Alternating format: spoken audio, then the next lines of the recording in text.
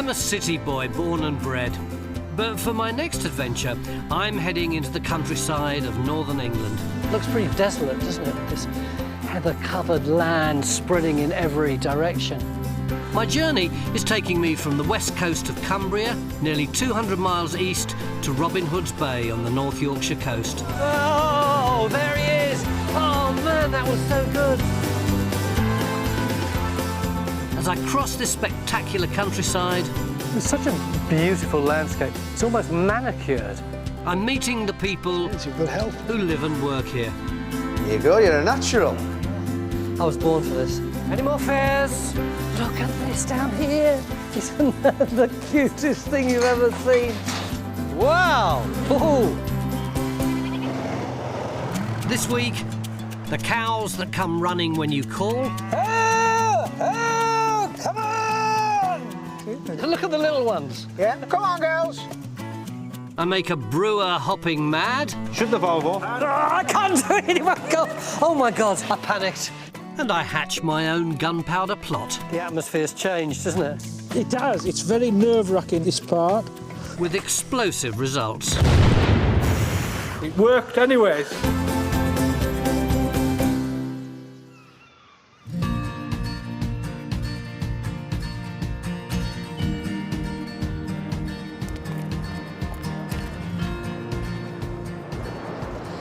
This is it. This is where it all begins, St Bees Beach. St Bees is just about the most westerly point in England. You've got Scotland about 40 miles in that direction, Ireland about 70 miles over there, London way over there, but I'm heading off east towards Robin Hood's Bay, which is about 200 miles away.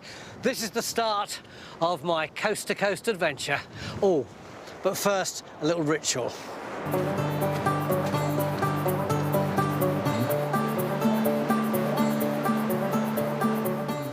There's this tradition, and nobody knows where it comes from, certainly I don't, which is that before you set off on this walk, you have to dip your toe into the sea, which is a bit of a pain for me, because as you see, I've got lace-up boots on, but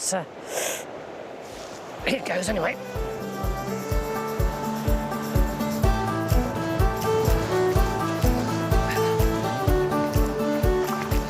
I think that's enough.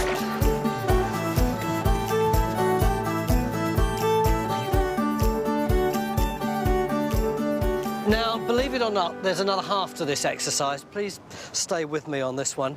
You're supposed to find a pebble in the sand, which you carry with you all the way to Robin Hood's Bay, and you drop it on the beach when you get there.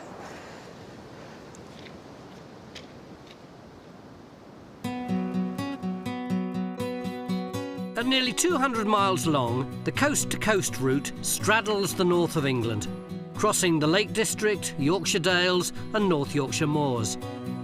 For the first part of my journey, I'm starting in the seaside village of St Bees, heading east towards the Lake District, ending at one of the highest points in Cumbria, the Honister Pass. Before I start my journey, though, I'm heading into the centre of St Bees to find out how this village got its name. Weird name, isn't it? I bet most of you haven't heard of St Bees before. So who was St Bee? Well, Bee is a corruption of the name Bega, and Bega was an Irish princess who, around about 850 AD, fled Ireland in order to escape from the threat of a forced marriage to a Viking, and indeed, who can blame her? And she sailed single-handedly across the Irish Sea and landed here and became a sort of saintly hermit. So St Bees has been a holy place for a very long time.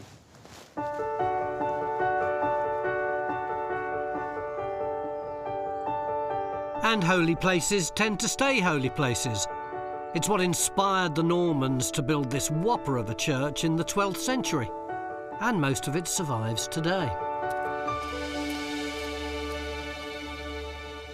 This is a very, very old church. They reckon probably the oldest part is this stone here, which dates from round about 1100. That's less than 50 years after William the Conqueror came.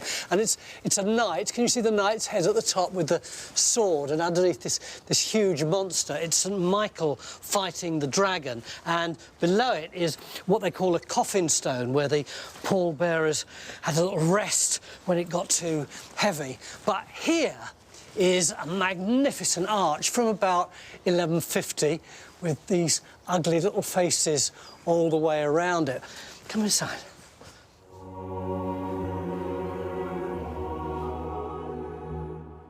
This is what's so weird about it.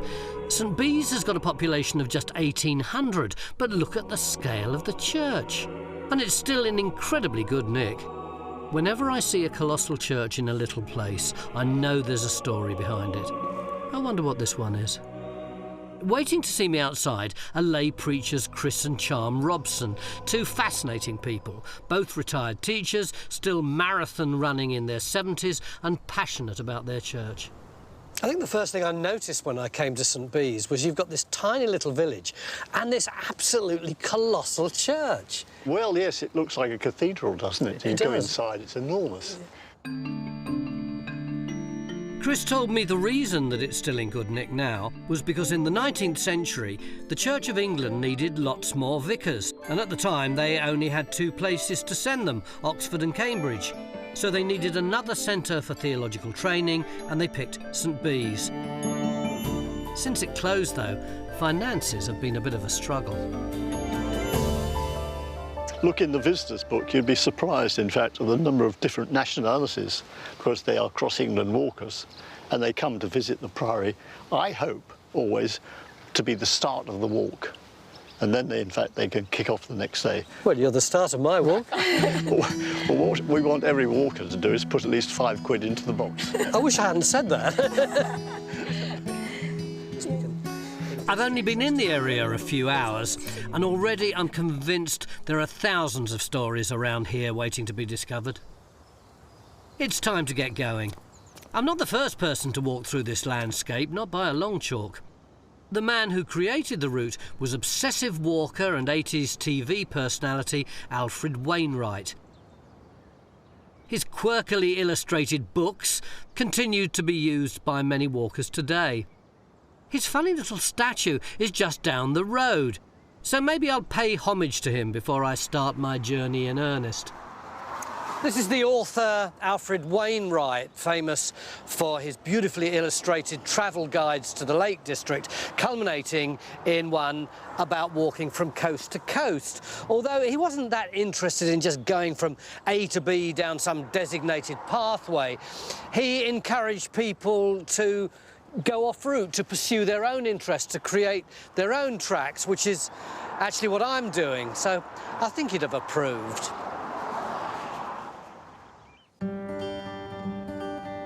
I've set out to cross England from west to east, starting in Cumbria. I've been on the flat at the coast and am now heading inland towards the lakes. But first I'm going to pick up some lunch. This looks promising.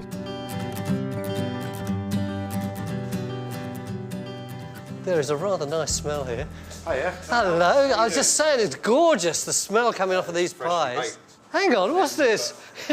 Haggis Scotch egg. Classic Cumberland Scotch egg, smoky bacon Scotch egg. Yeah, that's just a couple. We do over 40. Some of them are seasonal. 40? Yeah. What sort of things do you do? Well, the popular at the moment is the Mediterranean. You've got feta and Kalamata olive. Feta and olive, that's swanky. Yeah. Can I have a go? If you're up for it, we can do that. Yeah? Come on, have a go. Chef John Cameron is going to show me how to make the perfect Scotch egg. And it looks like serious stuff, as I have to wear chef's whites. Right, this is already a seasoned sausage meat. Yep. We need to chop up some feta and some olives. Sounds like Scotch eggs have come a long way since the last time I tried one. Why are you doing this? Well, a Scotch egg isn't just your basic bottom-of-the-shelf supermarket snack. Yeah. A Scotch egg is something to be enjoyed and respected because it is a great British snack. Posh London grocers Fortnum and Mason in Piccadilly claim to have invented the Scotch egg in the 18th century. Back then, Piccadilly was full of coaching inns from where many landowners would start their journey to their country estates and needed some sustenance. Tell me if these squares are all right. Yeah, they're fine. We need all of that you've got there. What, this whole block? Yeah, Oh, absolutely. God, I'll be here all day. Well, if you chop a bit faster, we won't be. Do you make these recipes up yourself? Yeah, it's... Have you ever made some and put them out and people have gone, oh, this is disgusting? I've tried some seafood ones. We had this idea of scooping out the yolk and then making a smoked salmon cream to go inside. But as you bit into it, it would burst and all the juice would just sort of fly out. When you're going down the high street. Whoa, salmon mousse. Yeah, so we've had a couple of disasters. Olives and feta prepared, they're ready to add into the locally sourced sausage meat. And it's an exercise in precision. So now what we're going to do is we need to weigh these into 100-gram balls. 100 grams each time, yeah. Each time. You've got to feel for it. Oh, 10 out. Oh, I thought I was going to do it then. Bing, bong, bong. There we go. OK, so try again, see whether you get the 100. Yeah, hey, there you go. See? Now for the stars of the show. These eggs have come from just up the road, and John's boiled them for 15 minutes exactly to give a firm yolk. How do you get that into that, John? Right, well, it's not magic, but it is exact. There's clearly more to this than I anticipated. Taking the meatball in one hand, John flattens the sausage with the other. So you kind of get a nest. If you think of the egg in the bird's nest. In a little nest. What we do now, straight into the middle. Bring that meat up around the egg. It's easier said than done. But I'm a fast learner, and in no time at all, we've a full batch ready. From here, we do a classic three-step dip. Flour, egg, and breadcrumbs to finish them off.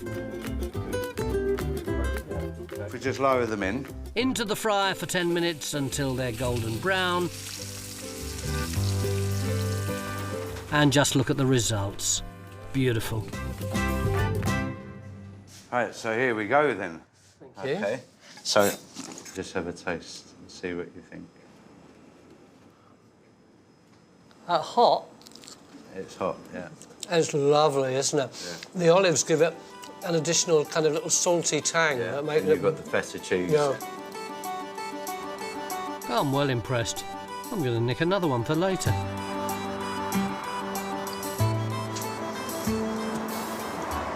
Look at that. Scotch egg, reinvented for today's connoisseur. It's brilliant, isn't it? This is the perfect transportable snack.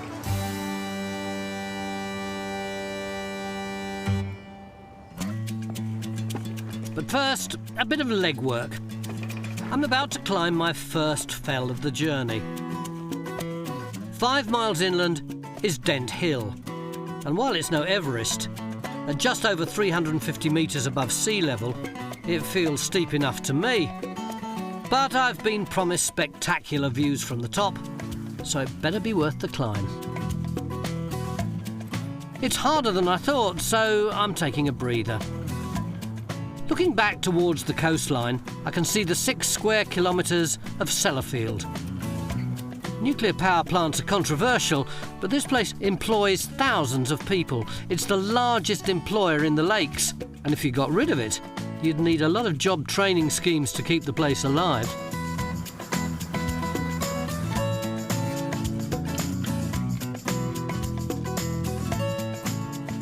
Whew. God, good, eh? Over there is the Isle of Man. There's the Stranraer Peninsula. There's the lakes where I'm going. And here is lunch.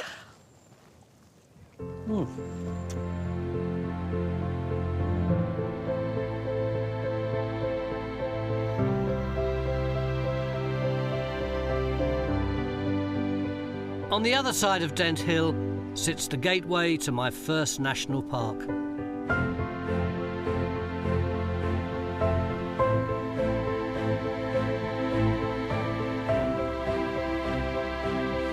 I've left the coast behind and I'm now in the Lake District. That's Lake Ennerdale.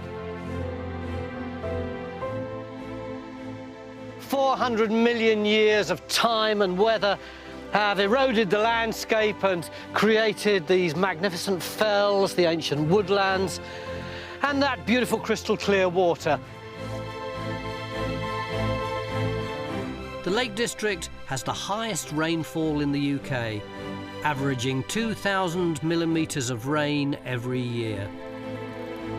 Lake Ennerdale is the most westerly of the lakes. It's also the most remote, being the only lake with no road running alongside it. This gives the whole valley a tranquility I've not experienced in a long time. The valley of Ennerdale has been home to an agricultural community since the Bronze Age. The steep landscape and wet conditions mean growing crops here isn't an option, so these fells and valleys have long been used for breeding livestock. Now, on a beautiful day like today, you're probably thinking that farming this land is the best job in the world, but it does have its challenges, particularly if you're adopting a pioneering approach.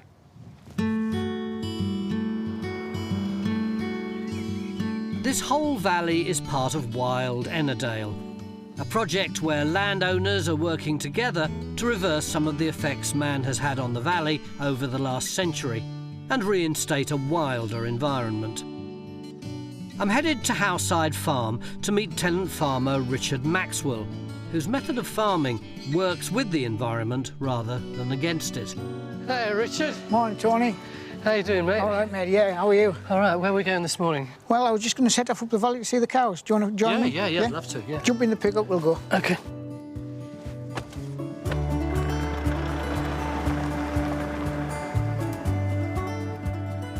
How long have you been farming? Well, we've been here on Howside. We've been here for 18 years. So what sort of farming is it that you do? We breed cattle, we breed sheep. We fatten very few because our type of land isn't suitable really for fattening livestock, but it's very good land for breeding livestock. This valley is dominated by swathes of pine trees, but they're not native to the Lake District. They were planted in the 1950s to provide both a timber supply and rural employment opportunities after the Second World War. For the last 10 years, the Wild Ennerdale project has been replenishing forests with the native broadleaf and deciduous trees which would once have carpeted this valley. As part of the same scheme, Richard introduced a herd of Galloway cows.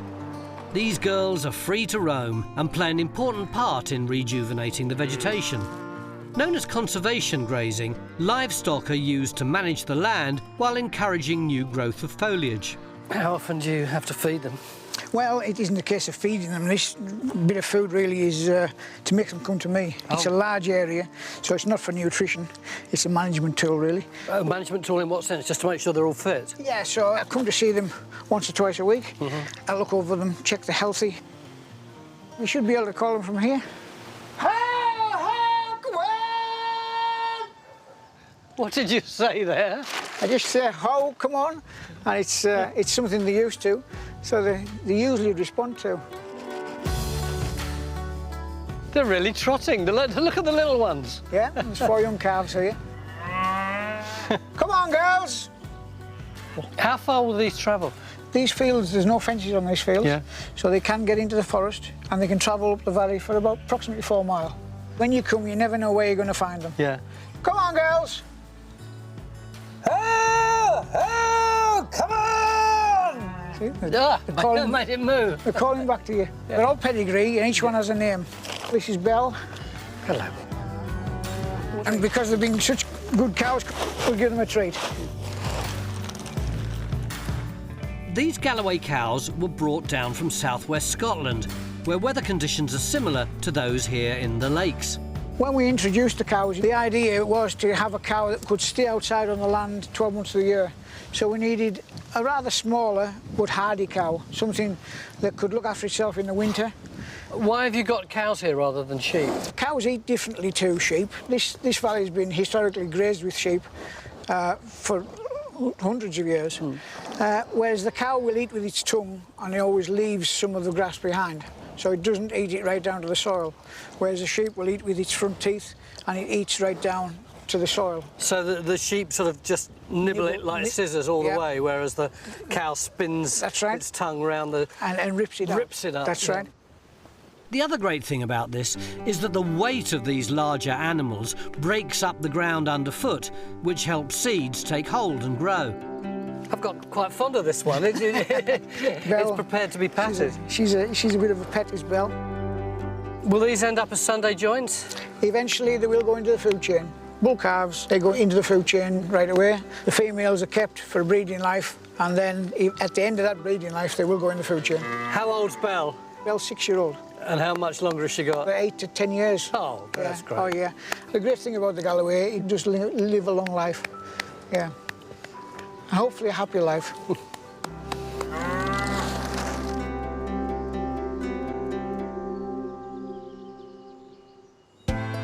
Coming up, I serve up a brew. Here we go, Mark. Nice penny. At a family-run firm producing craft ale for thirsty walkers. 9 gallon of our best beer inside the cask. How many pints a gallon? 72 pints in old money. I'm travelling the breadth of England from the west coast to the east coast, but I'm forging my own path, stepping off the beaten track to meet the people who live and work here. This travelling lark's thirsty work, so I've found the perfect place to spend the day. Just 3 miles from the shores of Lake Ennerdale, in the village of Rievaulx, is a rural business success story. And I'm rolling up my sleeves to try my hand at brewing the perfect pint. Would you please put these on now? It's a bit of health and safety in the brewery. OK. Barry Roberts started Ennerdale Brewery when his homebrew hobby outgrew the family garage. How did you start it? It was a passion between a colleague of mine who I work with, and we decided to build a brewery. That's a pretty ambitious thing to do, isn't it? It is an ambitious thing, and we went into it a little bit naive. Yeah. But in what way were you naive? Well, you need business plans, you need marketing plans, you need sales, you need lots and lots of things. And you thought you were just going to brew a bit of beer? And we thought we'd brew a beer and people would come in and buy it. But I'm afraid it's not as simple as that. They've clearly figured it out, as they're now brewing twice a week, producing almost 300,000 pints a year. Put that on there, please. Oh, my God. I did offer to help out today, but lugging 25 kilos of barley isn't quite what I expected. Oh, you'd stuck it on my left because I need my right to... Please keep all of the handrail. I'm not intending to let go.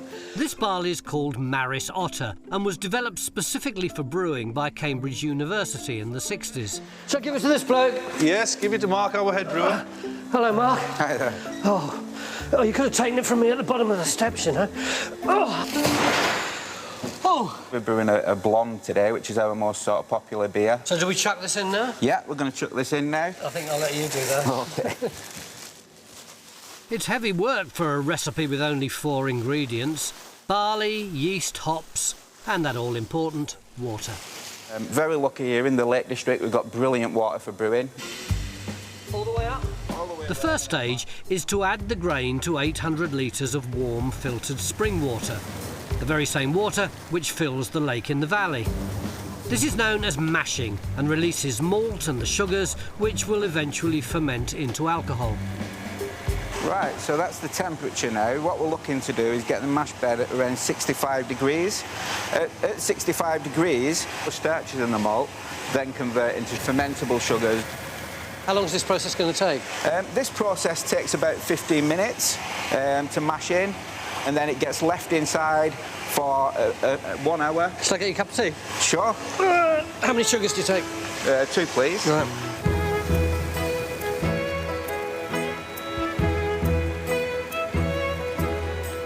Putting a brew on in the tea shop next door is Barry's wife, Doreen. Hello. Oh, Doreen. Yeah? Could I have a couple of cups of tea for the lads? Yeah, of course, Kirsty. Could you get a couple of cups of tea? Do you want to come in and help me? Help you? Oh, blimey. I just thought you'd have got enough staff. Just grab a penny. And if that's all right. This is a wind-up this morning. So how many days a week do you work here? I work here, supposed to be 28 hours, but I'm here every day. Because it's a family affair, I want it to work.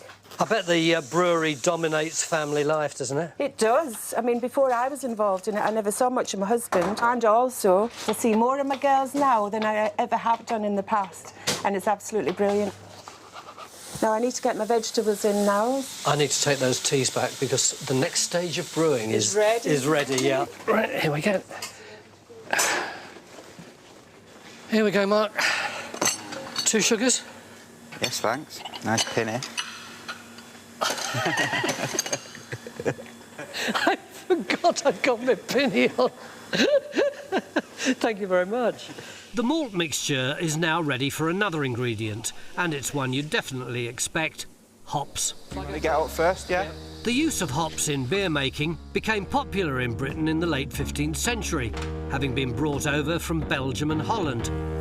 Originally used as a preservative, they also give beer its bitter flavour. Well, that's more than I thought they'd be. The beer, once brewed, is put into casks. We have 9 gallons of our best beer inside the cask. How many pints a gallon? 72 pints in old money. Shut the valve off. And I can't do it anymore. Oh, my God. Sorry? I panicked. The filled casks are left to settle for up to a week before heading off to pubs. I'm not done yet, though. There's some tidying up to do. The leftover barley grain needs to come out of the mash tub. Still quite a bit of nutrients left in there. So what we do is we take that out, put it into the bins, then the farmer comes, takes it away, and then he uses it as animal feed. So nothing's wasted. So this is your initiation for today. Yeah, it's quite satisfying. That's about it, isn't it? Whew. I think I deserve a beer.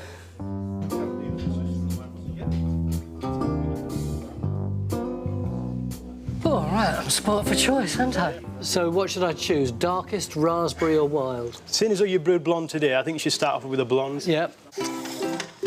It's quite a sweet beer. Yeah. Yeah, it's pale. Just let that settle a bit.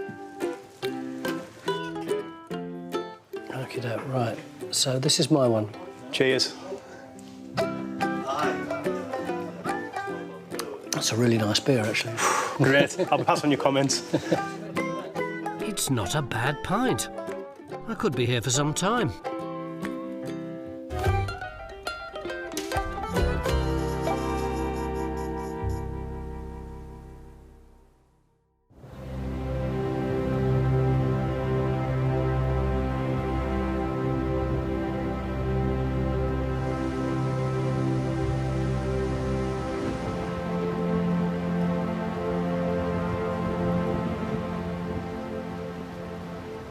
God, what a difference a day makes. That big ball of sun that was dominating the sky all day yesterday has completely disappeared. And when I woke up in the middle of the night, there was thunder, lightning, the rain was tipping down, which made quite a mess of my hotel room because I'd left the windows open.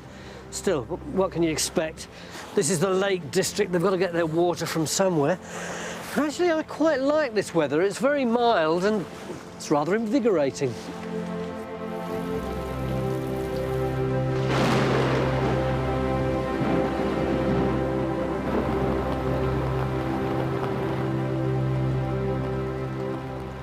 At 1,200 feet above sea level, Honister Pass is one of the highest roads in Cumbria. And deep in the mountains that flank this dramatic route is England's last slate mine. It's believed that slate has been mined here since Roman times, but the first records are from the 1700s, showing a large quarry on this site employing hundreds of people. In the 1830s, the mine expanded into the mountain, carving out an underground network. Today, those 11 miles of tunnels are owned by local businessman Joe Weir. Over 100 tons of slate are blasted out of the rock face every year, and today I'm hoping to blast off a little bit more. This is a block that I got out a couple of weeks ago now. What do you reckon that weighs? It's about 5 or 6 ton, I think, and it's too big. It's, I have to reduce this now. I have to try and get it smaller so we can get it out. How do you do that?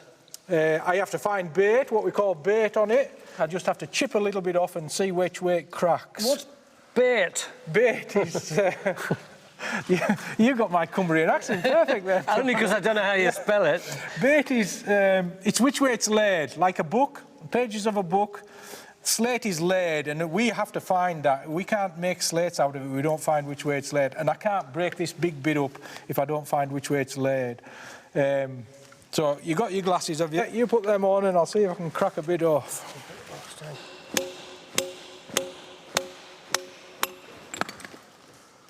And that's bait. That's the line I'm wanting. What happens next?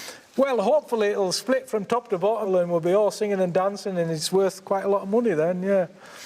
You say that as though that may not happen. I don't think it will, no. Maybe it's intuition or whatever, I don't know, but... You'll have a go for it? We'll have a go, yes, definitely. Come on then, let's see if it splits. There's no point messing around when you're 1/4 of a mile underground, so Joe's bringing out the big guns to get the job underway, drilling pilot holes into the slate.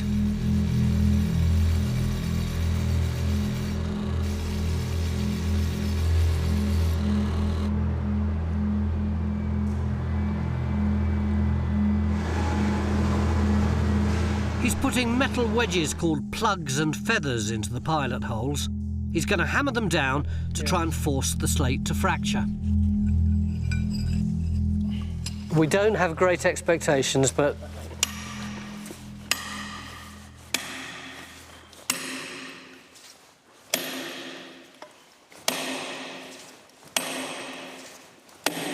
Whoa! Did you hear that? I heard that different noise. That's good. And I didn't expect that coming so fast. The crack's here, look, and it's following the right line, going straight between them 2 plugs and feathers. It's trickling along this way. In fact, it's better than I thought. I'm going to carry on. I'm getting excited myself now. I do.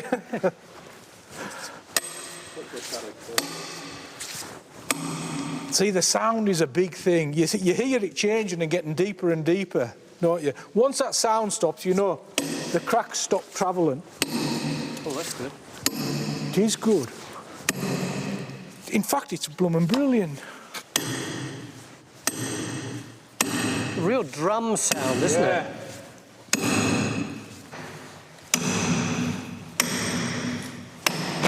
Way! There it went. Wow. Look at that, right to the end. That's brilliant. That's magnificent. That's made my day, that. Simple things make my day. For Joe, this is a fragile business.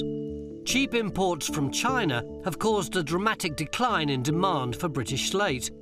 Honister's been able to keep going by diversifying with a workshop and tourist centre. Where does the money come from? Selling the slate or getting the people in? There's good money in the slate. The slate brings good money. The tourists do as well. And everything goes in phases. I mean, wintertime, you maybe don't see a tourist. So that's when we focus on the slate more, maybe. I think manufacturing is fantastic. To turn this bit of rock into a kitchen or something like that, or roofing slate that goes onto somebody's house, I think that's a fantastic asset to have. The next job is to extract another hunk of slate. We're laughing and joking around, but the atmosphere's changed, isn't it? And that means gunpowder. The plugs practically blew out. I'm at Honister Slate Mine in the Lake District, and I'm about to get my first taste of explosives. How do you get a great big lump like this off that wall? It's blasted off with gunpowder. Real gunpowder? That sounds like a 500-year-old technology. Why do you use gunpowder? It's softer on the slate. It's gentler. There's more rock to blast in this cave, so it's time to get out of the way. 1/4 of a mile of cable is laid back through the tunnel, and Joe's given me the job of detonating. You're good with that? Yeah. I will connect the wires now. It's very different now, isn't it? We were laughing and joking around, but the atmosphere's changed, isn't it? It has. It's changed for me too. Yeah, it's very nerve-wracking, this part. You never know how it's going to go, really. And if it goes well, it could keep us going for 2 months down in the workshed. Right, it's ready to wind up now. Yeah, so that goes like that.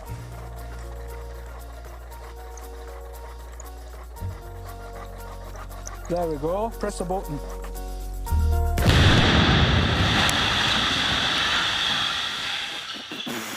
It worked anyways. The plugs practically blew out. Oh, yeah. You really felt it, didn't you? Yeah. Bloody hell. While we wait for the dust to settle, we head down to the workshop, where the raw slate is transformed into saleable products by Joe's team of skilled craftsmen.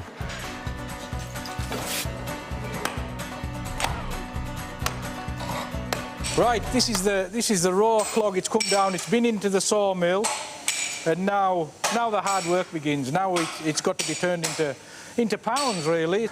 And hopefully, if the rock plays good with us, it can make it into the low mech floor tiles. But we'll see. You take it away, Paul. Have a go.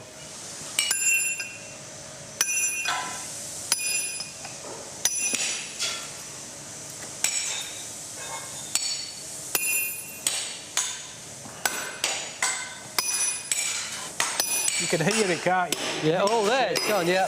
That's beautiful, yeah. So that's a good piece. That sounds good, doesn't it? Yeah. Now you'll half it again, so you get your 4 now. It's not just flooring. Honister also produce roof tiles, high-end kitchen worktops, and even headstones and memorial plaques. What's your output a year? How many roof tiles do you make? Yeah, roughly. We put about 100 tonne out, and there'll be 500 in a tonne. So roughly, you do the maths. I'm no good at maths. 500, 5,000, 50,000? 50,000, that's it, yeah. It's a skill. It's a fantastic Can he do skill. anything with the little bits that he hacks off? We do. We have stages all the way through where we make walling out of it, we make crazy paving. Then we put it on fill your boot, and people come and fill the boot with stuff. And then the last resort, it goes back up the mountain to get chipped into garden chippings. We waste nothing here. We're very hungry here. Yeah.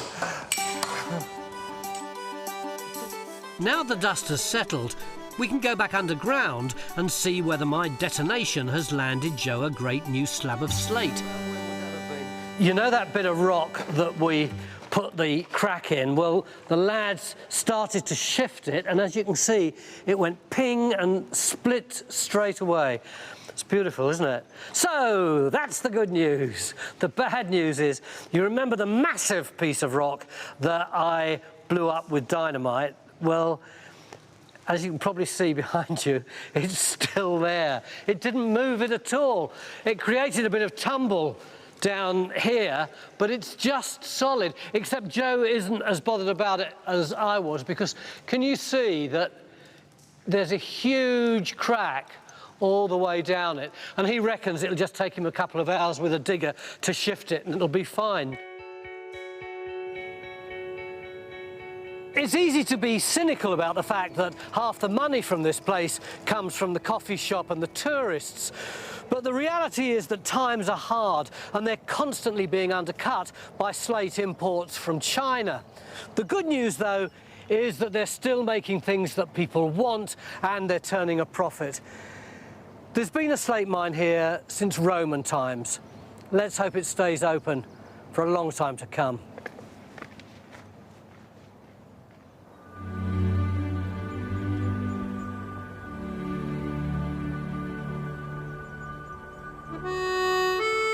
Thousands of people follow the coast-to-coast path every year in search of adventure and an escape from modern life.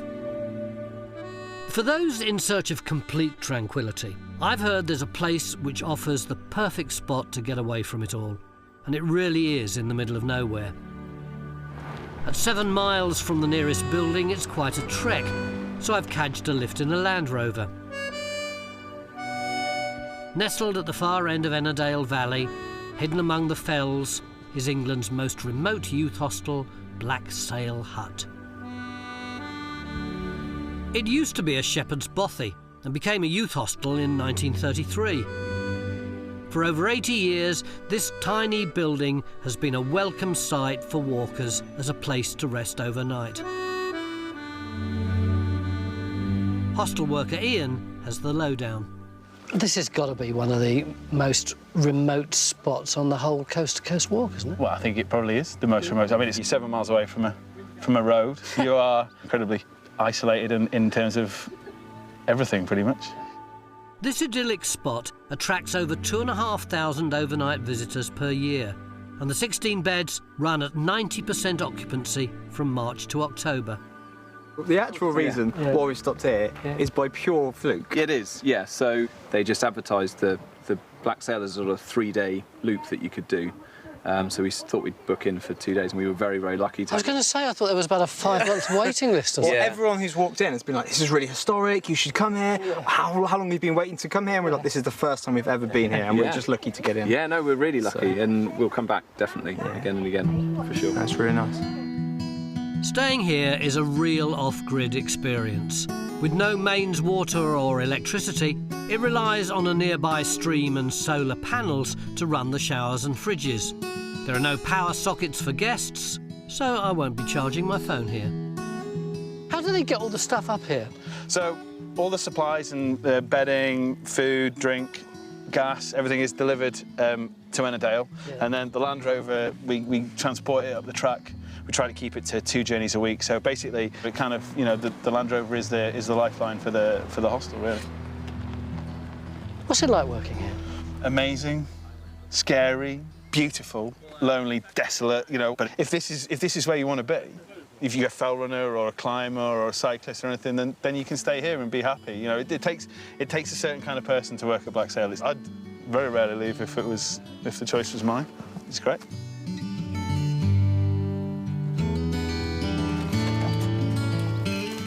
You trudge up that dirt pathway for about 7 miles, and then bang, you come to this huge, great bowl of mountains that seem completely impassable. It's like you've come to the end of the earth. And yet, here's this little bothy where they've got electricity, you can get a shower, food, beer. They even just gave me an ice-cold glass of Chardonnay. This may be isolation, but it's 21st century isolation.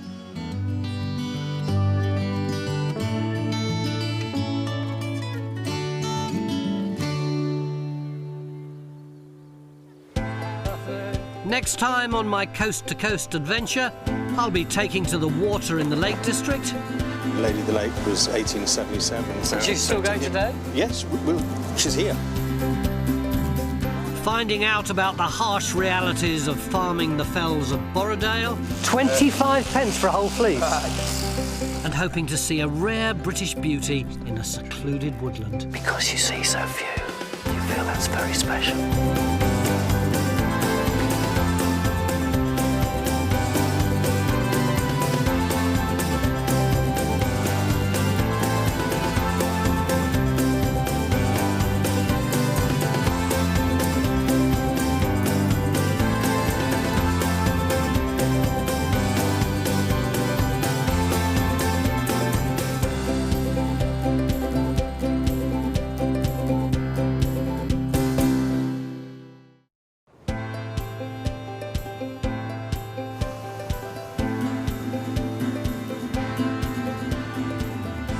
I'm a city boy born and bred, but for my latest adventure, I'm heading into the countryside of northern England. Looks pretty desolate, doesn't it, with this heather-covered land spreading in every direction.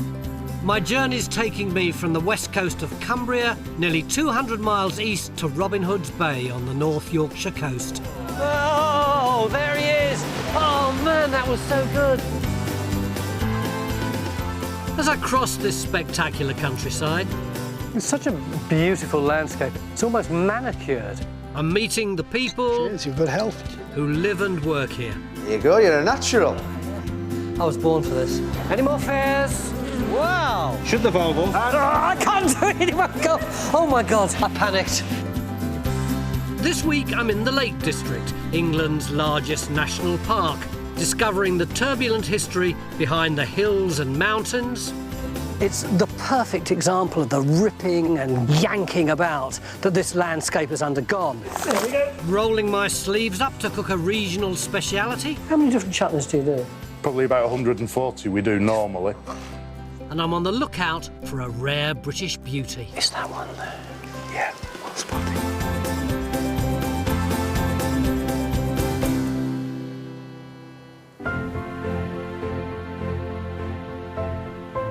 I'm 30 miles into my coast-to-coast adventure. At nearly 200 miles long, my route takes me across the north of England through 3 national parks. Ahead of me lie the Yorkshire Dales and North Yorkshire Moors. But for the second part of my journey, I'm setting off from the Borrowdale Valley in the heart of the Lake District National Park, travelling east across the landscape and ending in the remote village of Shap. During the summer, thousands upon thousands of people come here to yomp across the fells and enjoy the lakes, and it's easy to see why. But I want to delve a little deeper and find out more about the people who work this land and this water. So I've decided to stay away from the more well-known places like Coniston and Windermere and start in Borrowdale. The Borrowdale Valley runs for 10 miles, from the high fells to the shores of Derwentwater. The land has been worked by farmers for over 1,000 years. They've shaped a landscape of stone walls and green pastures for sheep. 80% of Borrowdale is owned by the National Trust, with land leased to farmers. I've come to Yew Tree Farm to meet Johnny Bland, whose family has been looking after these fells for generations. All right? Yep. Come on, Doug.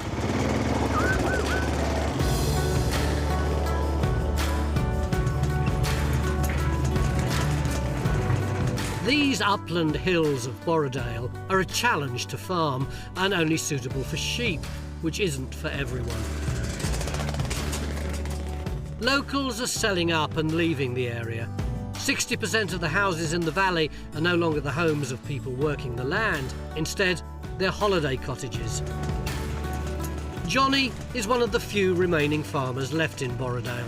With a flock of 2,500 sheep, he and his family are determined to keep working his farm.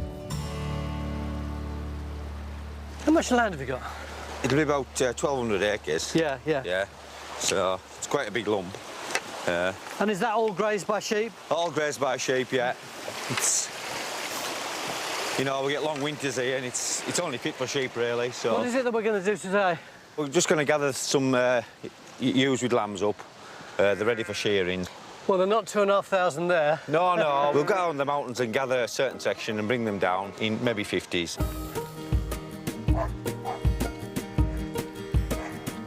Johnny's flock are all herdwicks, first introduced to the fells by the Vikings.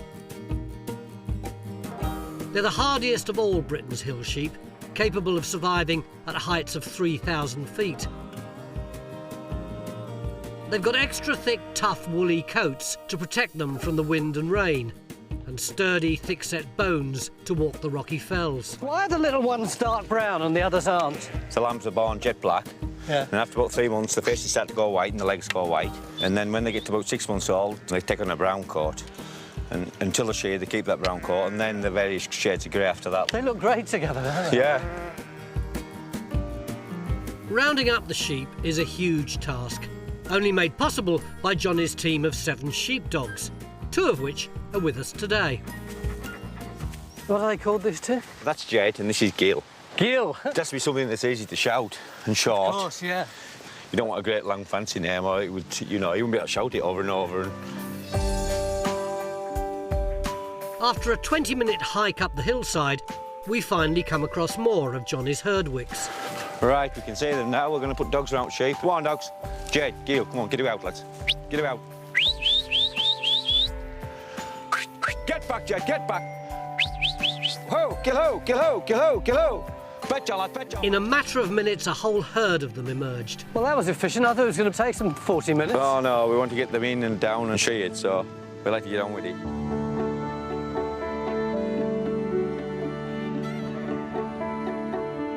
Johnny may be keen to get on with it, but I can't help taking a moment to enjoy the spectacular views.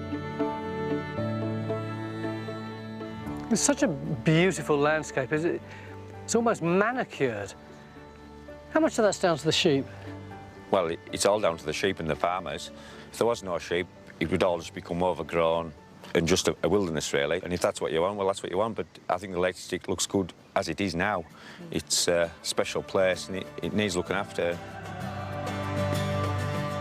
Without the sheep grazing the pasture, the grassland would be overtaken by scrub and coarse vegetation, which is why the Herdwick sheep have been described as the guardians of the fell.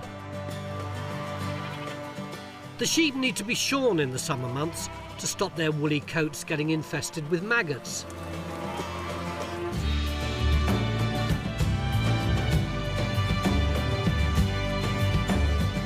Vast fortunes were made from wool.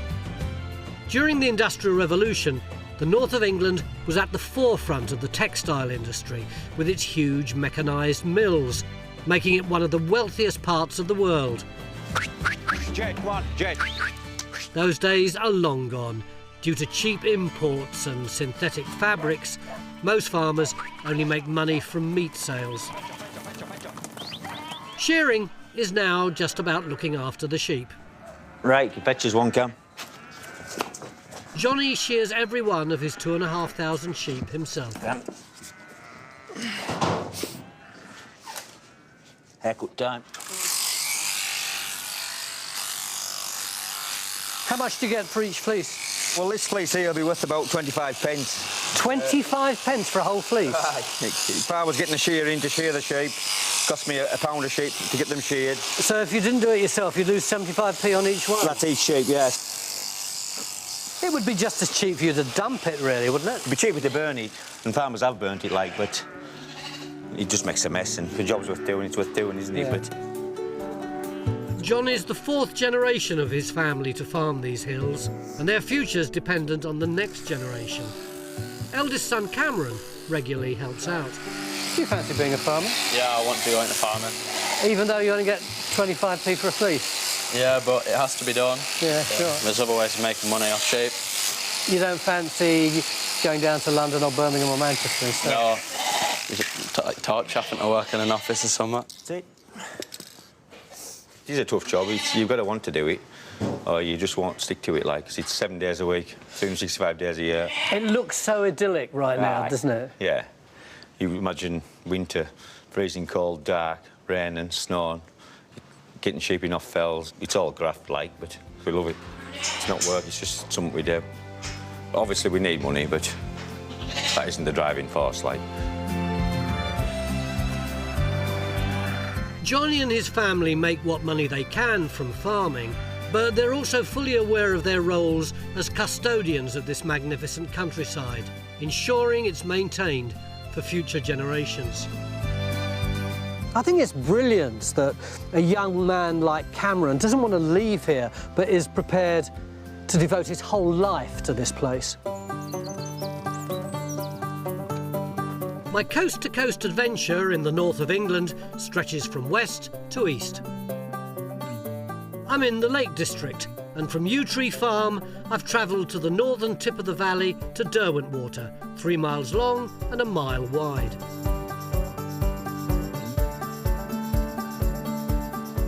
It's the Lake District's third largest lake and home to 4 islands. Hidden away on the largest is one of the area's most magnificent houses.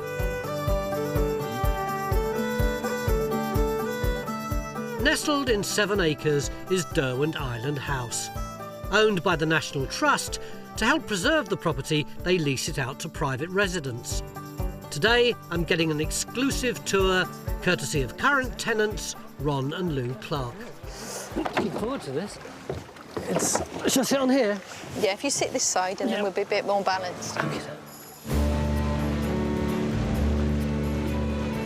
Ron and Lou recently sold their IT business and have a passion for living in and renovating old properties, although this is by far the biggest and the only one they haven't owned.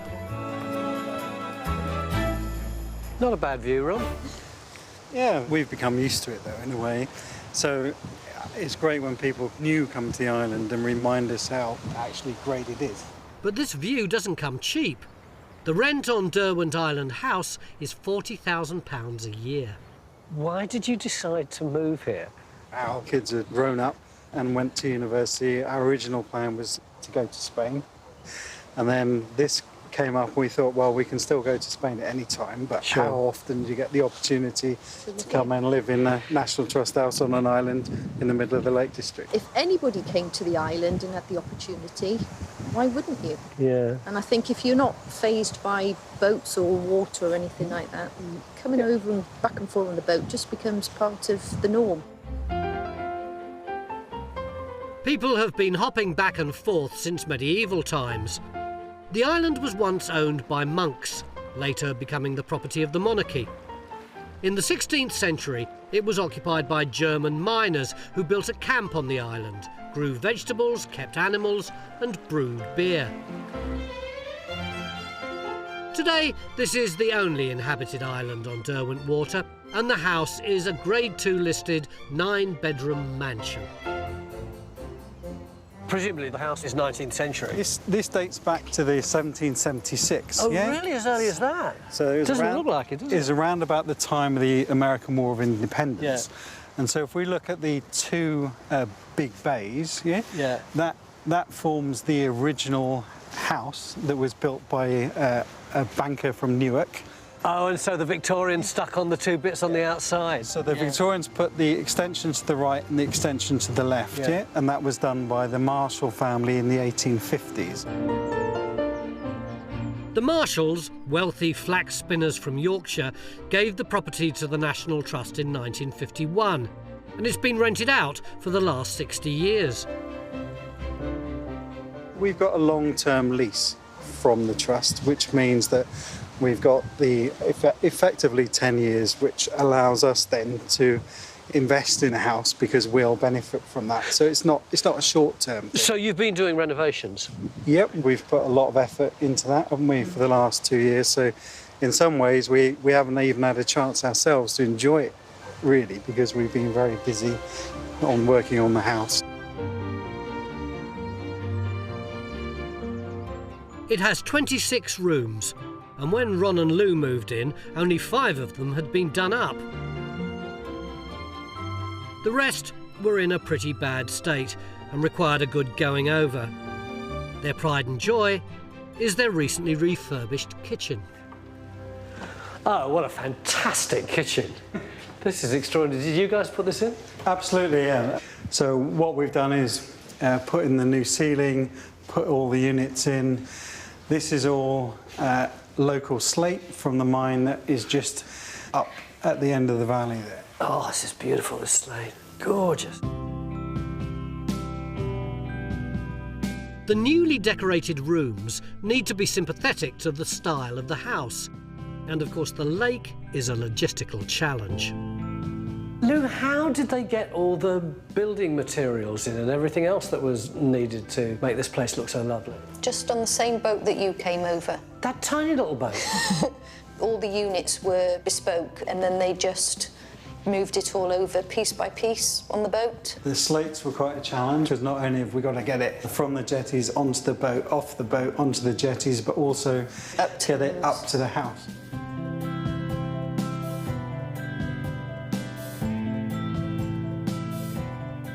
You've put all this investment in, all this time and trouble, and yet you may only be able to be here for 10 years. Why do you do it? The house deserves it. So in a way, it's a spectacular location, and the house itself is quite a spectacular place. And we felt it was very almost sad that, apart from the showrooms, the rest of the house was a bit like a 2-star bed and breakfast. Derwent House is one of 5,000 houses and cottages the National Trust leases out. Tenants have to pay for the upkeep and for any refurbishment, but they can't do whatever they like. Every change, no matter how small, has to be signed off. Supervising the work Ron and Lou are doing on the house is Tom Burdett. They've done quite significant renovations, haven't they? Do they have to do that, or are they doing it because they want to? No, they don't have to, but they sort of chose, really, that was something that they wanted to take on. I mean, they do have a great love for the building, and they look for a little bit of guidance from us in terms of what they can and can't do. Yeah. Things like the colour of the paint, you know, has to be a particular colour. I remember a discussion about the radiators as well, which kind of, you know, they need to be the kind of Victorian radiators. But everything is a bit of a negotiation because we need them living here, you know, keeping it in, you know, with the right kind of temperature and things like that, you know, making sure that, you know, it's not leaking and falling apart. So we do try hard to make sure that it's advice that we're giving them rather than necessarily instructions. Maintaining and renovating a house like this isn't for the poor or faint-hearted, but the results speak for themselves. By getting Ron and Lou to come here and invest their money and their time and their love in this place, well, that seems to be a pretty good model for conservation.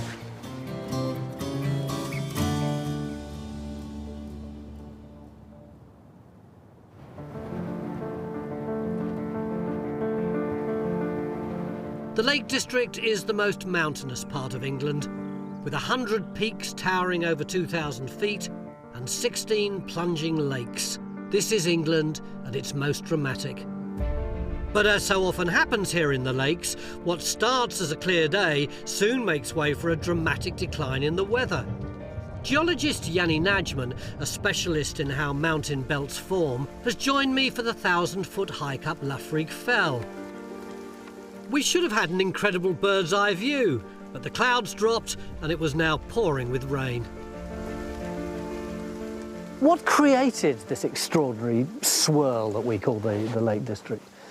We're actually in a collision zone where millions of years ago there used to be two continents that were apart and they were separated by a huge ocean called the Iapetus Ocean. As the two continents started to come together, eventually they collided and you got this massive mountain range which would have looked like the Himalayas do today, so really high. And then over time, it's eroded down. It's mind-blowing to think these hills are older than the Himalayas, formed some 400 million years ago. But the colliding continents weren't the only violent event in this landscape's evolution. What about the lakes? They weren't formed from that kind of activity, were they? No, it wasn't till about 2 million years ago the land started to become part of an ice age, and then we've got a lot of glaciers. And as the glaciers came through, they gouged out basins, and then when they retreated, it gets filled in with water. It's extraordinary, isn't it? It's covered in greenery now, but at one time, Armageddon was going on right where we're sitting.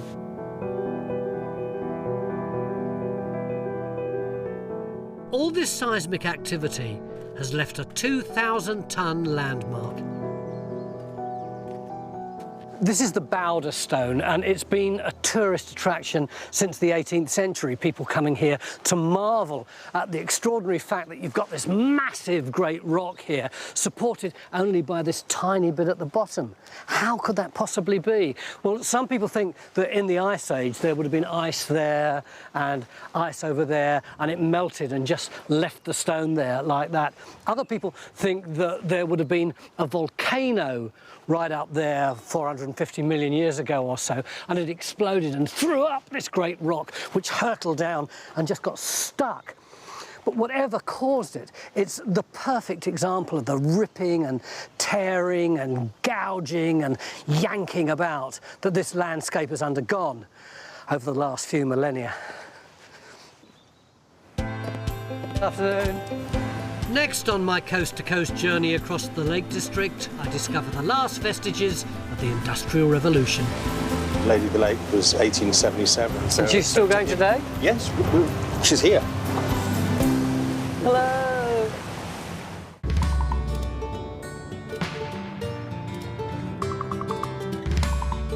I'm on my coast-to-coast adventure, travelling across the breadth of northern England.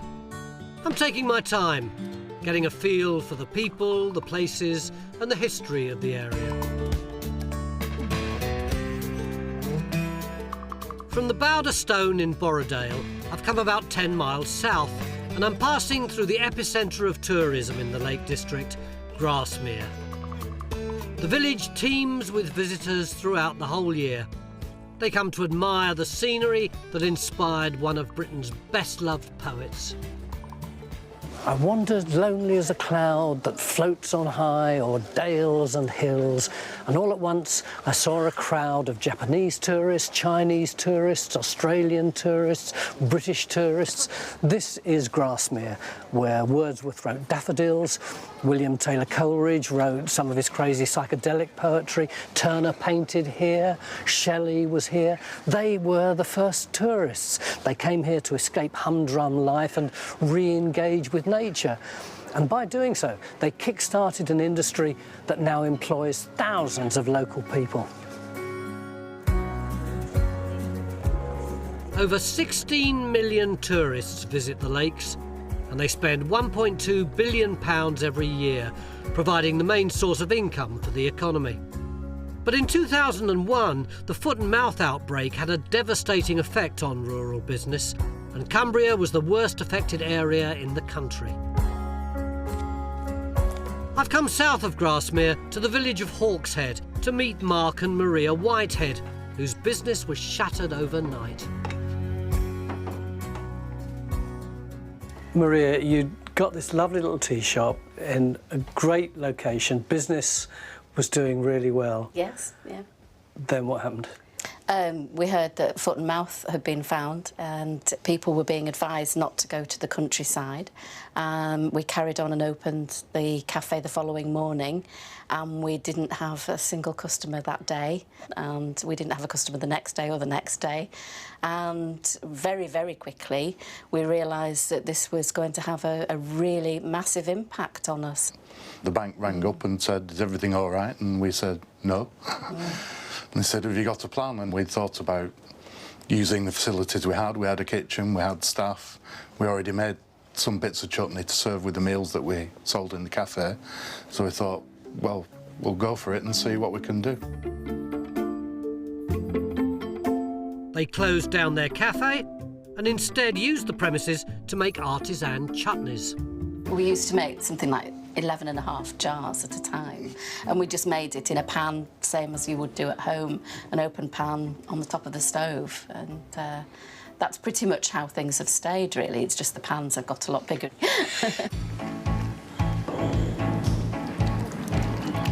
Business went from strength to strength. They now employ 25 people, supply over 500 shops and export to 35 countries. Today, production takes place at this restored 16th century barn on the edge of Esthwaite-water. I'm donning an outfit and learning how to cook chutney. Mark, I'm kitted up. Right, Tony, what we're going to make is our famous Westmoreland chutney here. I have never seen so much chutney congregated in one space. This is going to be 350 litres, so about 900 jars worth. So what have we got in? We've got onions and vinegar and a little bit of sugar in there, and we're going to put the rest of it in. Mark and Maria's business now produces over 500,000 jars a year, from beetroot and horseradish to Windermere Pale Ale jelly, and it's all made by hand. How many different chutneys do you do? Well, with jams and chutneys and mustards and a few other bits and pieces, probably about 140 we do normally. But then I have another repertoire of about another 270 that we can make to order. They slice their way through a colossal 20 tonnes of onions a year. Mark tries to use locally grown produce, although some of the ingredients are definitely not from round this way. I can see tropical fruit there. Well, unfortunately, as you found with the weather in the Lake District, it's not always the best, and some of the exotics we just can't get here. Yeah. However, we do always try and buy them through local suppliers wherever possible. Cumbria has a long tradition of using spices and exotic fruits in cooking. In the 18th century, ships from the West Indies, Asia and Africa unloaded their produce in the nearby West Coast ports. Inspired by these ingredients, Mark's developed a smorgasbord of new recipes. What's the difference between, say, this all goes in here, yeah? Yeah. Between a chutney, a pickle and a relish? Well, they're all basically the same thing. They come from different languages, though. There's your apricot. So chutney is what? Chutney is Hindi. Yeah. Relish, we think that might be German. Yeah. And then pickle comes from... That's German or Dutch, whatever, isn't it? Yeah. It's either Low German or Dutch, depending Yeah. on who you talk to. Is that all the ingredients in there now? No, we've got this to put in as well, Tony. Oh, this lot? Yep.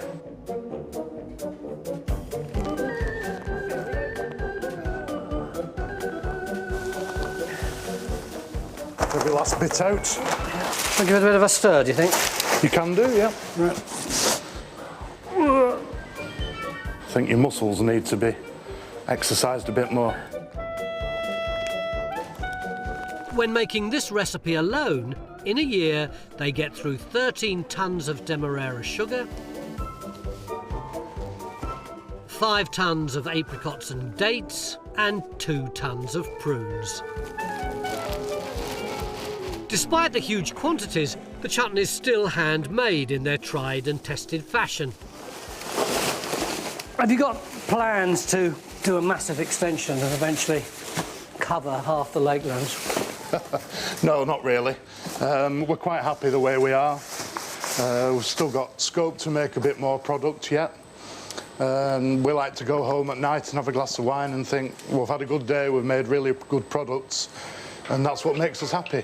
No desire to retire to the Caribbean just yet. Our chutney needs to cool for 5 hours, so conveniently, here's some they made earlier. Oh, look at that chutney. Look at it go. Next, we need to fill the jars, and Alison, head of depositing, is showing me the ropes. So what happens next? You plonk yourself down on here. Yep. This is a foot pump. And it just comes out like that. Alison, can I have a go? You certainly can.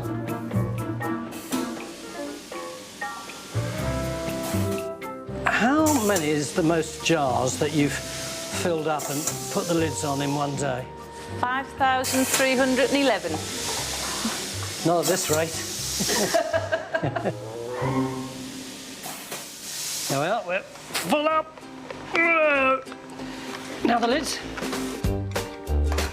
Every single lid is screwed on by hand.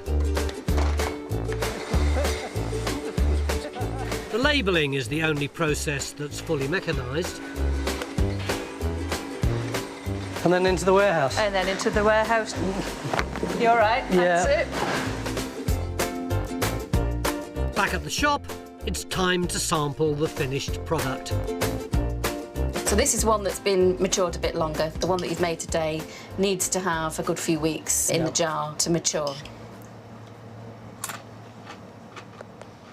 Just need a nice piece of cheese to go with it, don't we? What's very good is not very good. Yeah. We call it unctuous. It's just rounded flavour. Unctuous. Unctuous. It's unctuous. With a rucksack weighed down with chutney, I'm back on the road. And from Hawkshead, I've come 20 miles north to one of the most spectacular of British lakes, Ullswater.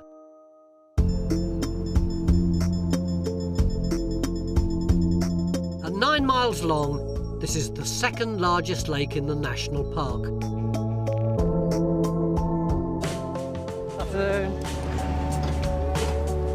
Towards the south of the lake at Glenridding is the home of Ullswater steamers. These elegant boats have plied the lake for over 150 years and have played an integral part in the industrial heritage of the area. I'm on board with Captain Christian Grammer. Why are there all these old boats on Ullswater? Is it just a bit of a touristy gimmick? No, not at all. They were put here for a purpose well over 100 years ago because there was a very, very successful lead mine in the village which produced some of the finest silver in Europe, and miners would come from Germany and various other places to mine there. So, you know, provisions for the mines, pit props, you know, lead ore would go up the lake the other way, up towards Pooley Bridge.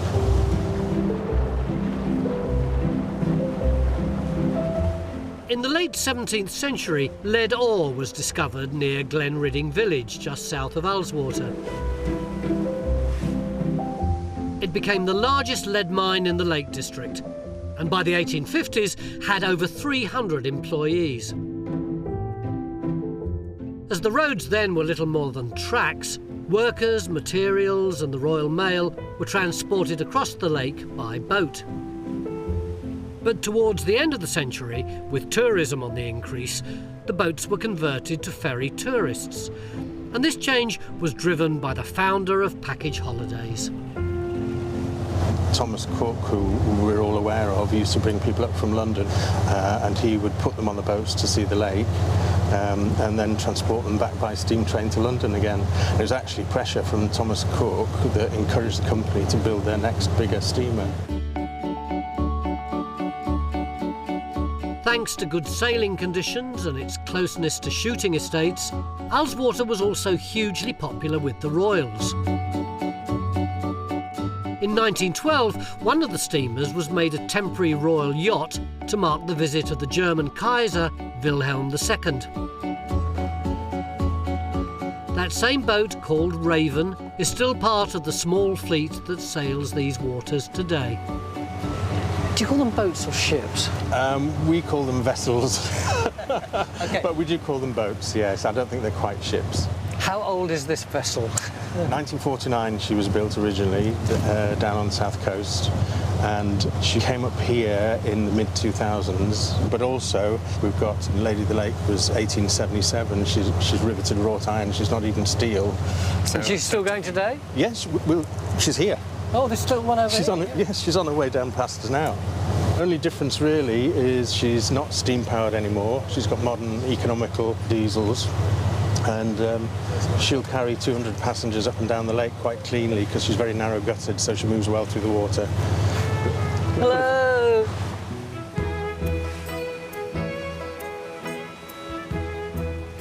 These boats are a testament to the ingenuity and durability of Victorian engineering. And I think it's brilliant that they're still in daily use on the water, paying their way.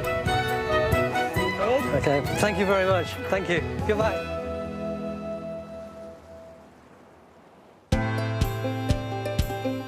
Coming up, a rare opportunity to spot a woodland creature that's been almost wiped out in Britain.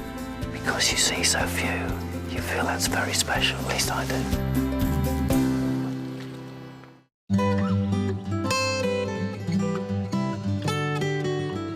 I'm continuing my coast-to-coast journey, and I'm in the Lake District, with its magnificent fells and crystal-clear waters.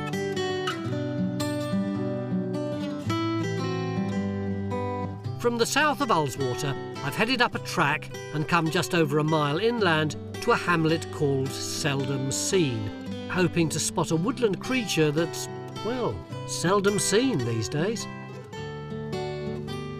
The red squirrel population has been almost wiped out in Britain, but thanks to careful conservation and habitat management, the Lake District is one of only a handful of places where they can still be spotted in the wild. I'm with squirrel ranger Christian Bensed, and to have any chance of making a rare sighting, we need to be very quiet. Where should we be looking? So we've got some feeders just up on the tree here, and on that tree over there. Oh yeah, I see. So yeah, that's where they'll hopefully appear. How many reds do you reckon there are? In this specific area, there's roughly about 20 or 30 red squirrels.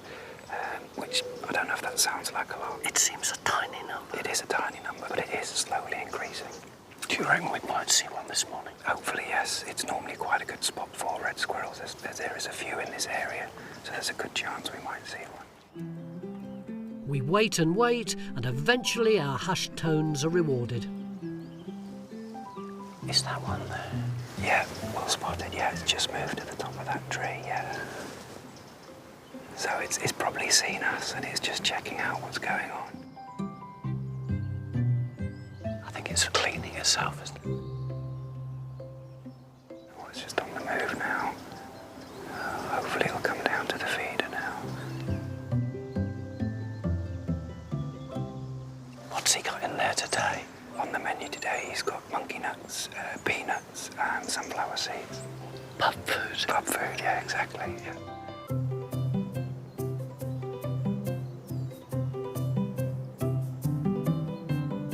The UK's red squirrel population has fallen from 3.5 million to just 150,000. They are considerably smaller than the greys, aren't they? They are, yeah, they are half the size, near enough. Grey squirrels were introduced to the UK from North America in the 19th century. Wealthy Victorians loved the novelty value they brought to their large estates, but the consequences were devastating. What is it that the greys do that chases off the reds? The main problem is what's called the parapox virus, or the squirrel pox. The grey squirrels carry this parapox virus, and it doesn't affect them. They can carry it, but it doesn't affect them. But if they come in contact with red squirrels, they pass on this virus, and the red squirrels die within a matter of weeks. To boost the numbers of reds in the area, Christian sets live traps. The reds are released, while the greys are classed as vermin and destroyed humanely. Oh, so cute. This may seem an extreme mode of conservation, but it's the only way to save our native red squirrel from extinction. I can see why you like them so much. The way it's eating is hysterical, isn't it? It is, yeah. They're very funny creatures, to be honest, and although they're solitary, they will play with each other at times. You will see them chasing each other up the trees, and I never get tired of watching them, to be honest. Because you see so few, you feel that's very special, at least I do. It is, no, you're right. For me as well, when I'm seeing the population building, when I'm seeing them coming back, it's really satisfying.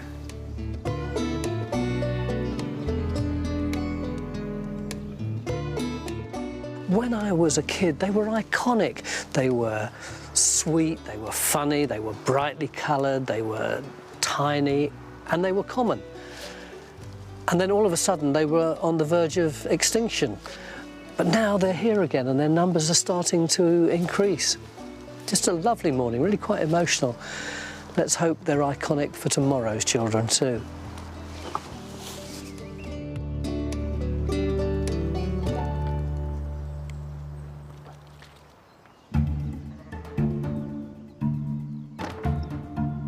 I'm at my final destination on this leg of my coast-to-coast adventure. From Ullswater, I've travelled right to the boundary of the Lake District to the village of Shap. I'm here to visit the last abbey to be founded in England and the last to be dissolved by Henry VIII. This is Shap Abbey, which was built in 1200 AD. During the Middle Ages, it was occupied by a rather obscure group of canons called the Premonstratensians, which is a mouthful, so they were commonly known as the White Abbots. It was pulled down in 1540 by Henry VIII's men. Actually, see that farmhouse over there? That was built from some of the rubble.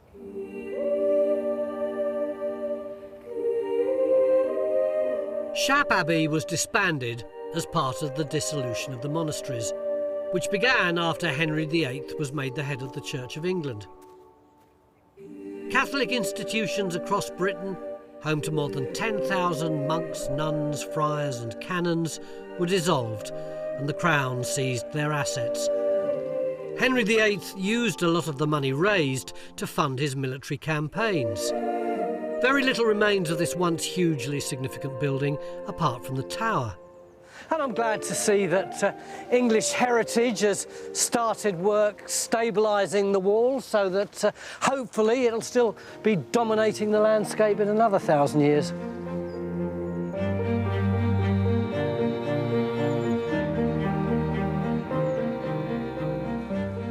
Next to Shap Abbey is the River Lowther, which is my finishing point for this leg of the journey. This river marks the official end of the Lake District, so I'm bidding farewell to the fells of Borrowdale, the boats of Ullswater and the tourists of Grasmere. Not that I'm turning my back on all the beauty and gorgeousness that this journey has to offer. Ahead of me are the rolling hills of the Dales and the drama of the Moors.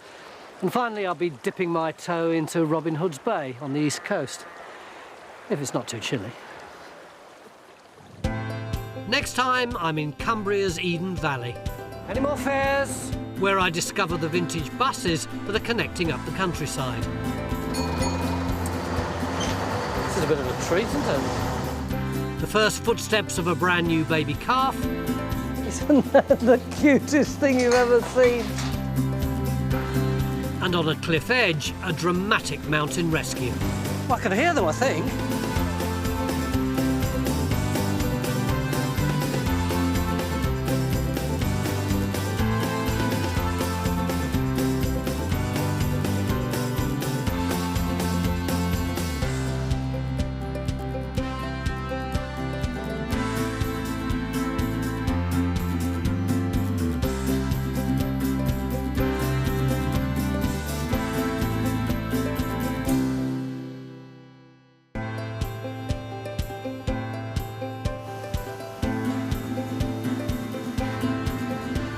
I'm a city boy, born and bred. But for my latest adventure, I'm heading for the countryside of the north of England. Looks pretty desolate, doesn't it, with this heather-covered land spreading in every direction. My journey's taking me from the west coast of Cumbria, nearly 200 miles east to Robin Hood's Bay on the North Yorkshire coast. Oh, there he is! Oh, man, that was so good. As I cross this spectacular countryside, it's such a beautiful landscape. It's almost manicured. I'm meeting the people Cheers, you've good health. who live and work here. There you go, you're a natural. I was born for this. Any more fares? Wow! Ooh. Should the Volvo? I can't do it! Oh my God, I panicked. This week on my coast-to-coast adventure, a 90-foot-high feat of Victorian engineering. It is pretty magnificent, isn't it? It's one of the only curved viaducts in the entire country. This is a bit of a treat, isn't it? Classic coaches providing a vital link. Your conductor of the day. Conductor of the day, yes! Get in! And the mountain rescue team on a race against time. The temperature's dropped and dropped, and the terrain has got more and more difficult.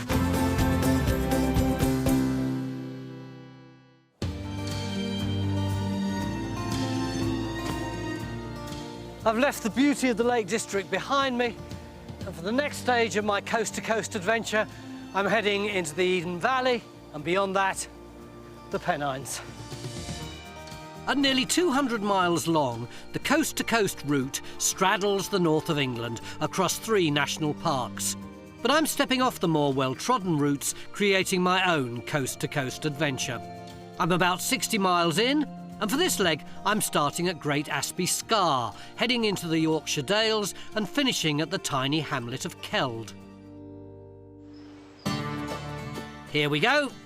The scenery along the River Eden Valley promises to be the most varied I've encountered, and to get to it will require a sharp intake of breath or two. I'm hiking nearly 400 metres up to the dramatic landscape of Great Asby Scar. Isn't this the most extraordinary phenomenon? It's like I'm walking on the surface of another planet. But in fact, all this is part of a natural limestone pavement. 300 million years ago, all around here would have been part of a tropical sea. There would have been trillions of tiny little shells and bones and creatures who would have drifted to the bottom and mixed up with the corals, and the sediment would gradually have become solid rock. But it's the cracks and crevices of this lunar-like landscape that make the limestone slab so visually arresting. The reason that this landscape is so broken up is because of erosion. You've got these big lumps of rock, which are called clints, but you've also got these big cracks, like this one here, which are called grikes, and they're caused by water seeping into the vulnerable parts of the rock over tens of thousands of years. They can be up to 5 metres deep. And from our point of view, one of the good things about them is that they harbour lots of little plants and flowers. Look down here. That's a wall lettuce. You can actually eat the leaves. There aren't any leaves on it at the moment, just these lovely little flowers. But this is really interesting. It's one of the rarest ferns in the United Kingdom. It's a deciduous fern, as you can see by the fact that the leaves are already starting to darken. It's called rigid buckler, which I think is a great name for a fern. Between the barren and dry rocks, life's still teeming in this prehistoric landscape. It's amazing, isn't it, that this is the last remaining evidence of a 300-million-year-old ocean. You certainly wouldn't be able to get a skinny cappuccino and an almond croissant around here, would you? Well, actually, you might. In search of a cake and a barista, I have to go a little further south and then make an unlikely stop for a walker. The M6 motorway was carved through this rural Cumbrian countryside in the 1970s, cutting through farmers' land. But Sarah Dunning's dad saw this as an opportunity to sell local produce to people travelling through the area. Sarah, you've got the most extraordinary family story. How did it all start? Mum and Dad are farmers. They settled here when they were married, and we're actually on their farmland here. This, of course, was before the M6 came storming through. The Department of Transport decided there was going to be a little motorway service area here, and my dad knew that he was going to have to do something else to make his farm sustainable. Yep. And they thought, well, it's on our doorstep, and I wonder if we should have a go and make a bid. So that's what they did. You know, the farmers and the food producers around here were the basis of what they sold inside. It was very small at the beginning, and... How big? It was literally a couple of petrol pumps, a very small cafe with 20-odd seats, and a shop which was probably no more than 5 metres by 5 metres. And then it grew organically as the motorway traffic grew. Travellers who stop at the service station can taste the delights of locally produced food. And they can try one of Cumbria's most celebrated products, made right here on the premises. I'm about to learn the secrets of one of these. That is a Cumberland sausage, and they're made through here. Dave? Hi there. Can you show me how to make a Cumberland sausage? As long as you don't go on telling everybody how we do it. I swear I won't. Are you sure? Yeah. That's all right then. What's the meat you're chopping? Shoulder of pork. Right, if you're okay to fetch that over here, Tony, we'll put it in this mincer. Yep. There it goes. Okay. You can see it's coming out there now. And now we add our seasoning. What's in there? Rusk, sage, black pepper, and I can't really tell you what else is in there. You can guess that. The secret ingredient. That's the one. It's in there somewhere. This now iconic product has been granted protected geographical status. So, like champagne and Parmesan cheese, Cumberland sausage can only be made in its place of origin. Right, we'll put the skins onto the filler now, Tony. These are natural hog skins. So what we're doing is cradling it with that hand. You don't want any gaps, you want a consistent thickness. Right, Tony, you feel confident to have a go? I'll have a go, yeah. Right, so you just support it with that hand. Support its weight. Yeah, just cradle it. Yeah. Oh, it's going too fast. Yeah. So you need your fingers just tickling it. Just tickling it, sir. Yeah. Tickling a trout. Yeah. There you go, you're a natural. Oh, yeah. I was born for this. I got a bulge then. Oh, yeah, a little bulge, but it's your maiden voyage, Tony. I could do this all day. Whoa! Oh, stop, no, stop, I've stop. got a split. Oh, has anyone got a bandage? So you've created a Cumberland sausage. So if you will, we'll just put it into a ring. Yeah, that's it. It's like a Catherine wheel, isn't it? I tell you what, this is a very big Cumberland sausage. You won't need many chips with that one, Tony. No. There you are, boy. I've got my sausage in a bun. I'll eat it on the bus. I'm crossing the north of England on my coast-to-coast adventure. I've now travelled 70 miles from the west coast of Cumbria and reached the village of Ravenstonedale in the Eden Valley. I could do with a lift to my next destination, and luckily there's a bus depot on the edge of the village, but it's certainly not what I expected. I haven't seen buses like these in over 50 years. Anthony Hamer has turned his passion into a business. Oh, Anthony, that is such a beautiful coach. Yes, this is Florence. Have they all got names? They've all got names, yes. They're all like part of the family. What about this one, Peter? Originally from Bamber Bridge near Preston. It used to go to the Leyland Motor Works in its heyday with the workers that were making the Leyland buses, you know. And what about those two? Those two, that's Daisy and Lawrence. Daisy worked in North Wales as a seaside bus, and Lawrence worked down around Manchester as a long-distance luxury coach. Cumbria Classic Coaches is home to a fleet of vintage buses. They provide a vital transport link for rural communities, as well as a trip down memory lane for their passengers. Can I have a sit in one? Of course you can, absolutely. Fancy sticking my leg in the... Oh, blige. Oh, it's like climbing Mount Everest, isn't it? Oh, this is amazing. I used to drive a coach that was sort of late 1950s. When I just left drama school, yes, there was a touring theatre company, went all around the country, and they got this old coach, and they got nobody to drive it. And I got a backhander of £2 a week to drive something like this. I used to be knackered. All that double declutching and heaving the steering wheel around. When we got to the show at the end of the day, I used to have to go and have a lie down. I was so knackered. For an hour I would be there before I got my costume on. But it is wonderful, isn't it? Oh, they're fabulous. King of the road. Well done. What now? Let's go and have a look at Harriet. Where's Harriet? Over there. With a 9.8-litre engine and a top speed of 40 miles per hour, this lovely 1954 model is one of only 2 left in existence, almost completely in their original condition. Who's driving today? I'm driving today, yes. So what'll I be doing? You're conductor of the day. Conductor of the day, yes! Get in! This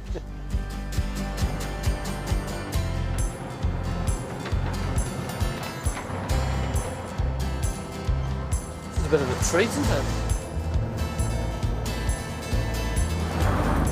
Hello, how are you doing? Welcome aboard. Thank you very much. Today we're on the weekly 569 route to Hawes, and we'll be winding our way through some outstanding countryside.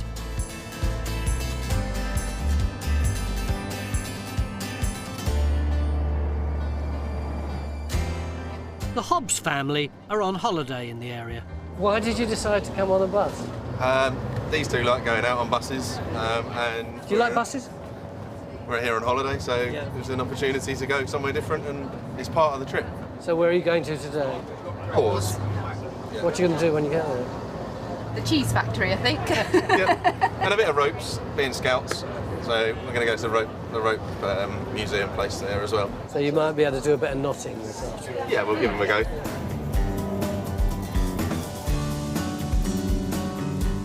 Any more fares? You paid up? No. I'll see you afterwards. Any more fares? These four-wheeled wonders aren't just for tourists. When the local bus service was reduced, the company stepped in and now runs a service connecting rural communities with the larger towns of Penrith and Kendal. Hi guys. Hello. Have you used this bus before? Yes, many times, yeah. We don't have any public transport where we live now, other than these buses. So it must be quite vital to you. It is, yeah. We don't have a shop or a post office in the village, so without this, we'd be a bit stuck at the moment. Today, Lulu and James are on their way to a family do. What have you got in there? I've got a crumble for James's parents. A crumble for the in-laws? Well, let's have a look. That's a proper way to use a country bus, to take a crumble to the in-laws. Yeah. It's like Red Riding Hood, isn't it? Yeah. It's fantastic how a brief bus ride can connect you with so many people, and a shame I have to get off. But I've earned my ride, and this is where I want to get to. That was really great. Thanks a lot. Bye. This is the Vale of Malastang, and at the top of this hill is a castle ruin. It's a place with a jumbled-up history of fact and fiction. That's the Eden River down there, and over here is Pendragon Castle. Uther Pendragon was the father of King Arthur, although quite frankly I don't think that castle's got much to do with King Arthur. It's 12th century. The keep's Norman and it's got 14th century and 17th century bits and bobs added onto it. Nevertheless, the notion that it had belonged to Uther Pendragon stuck. And myths and folk tales started to arise, like the one that said that Uther tried to divert the River Eden in order to fill up his gigantic moat, but failed utterly. And out of that came a local couplet which went, "Let Uther Pendragon do what he can, the Eden will run where Eden ran."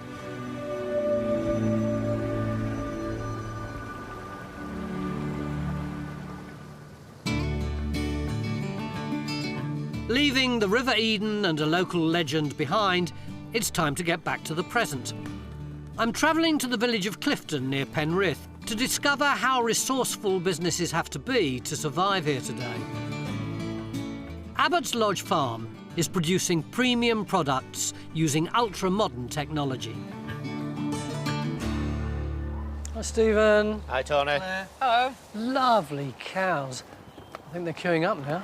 Yeah, I think it's about time we should go and milk some cows. Come on. Stephen and Claire Bland are tenant farmers with a herd of 300 Jersey cows, and milking time is a big job. What are they eating in there? It's concentrate feed, and the collars identify the cow. Each of Stephen's cows wears a collar fitted with a unique chip. During milking, the computer monitors the amount and quality of the milk.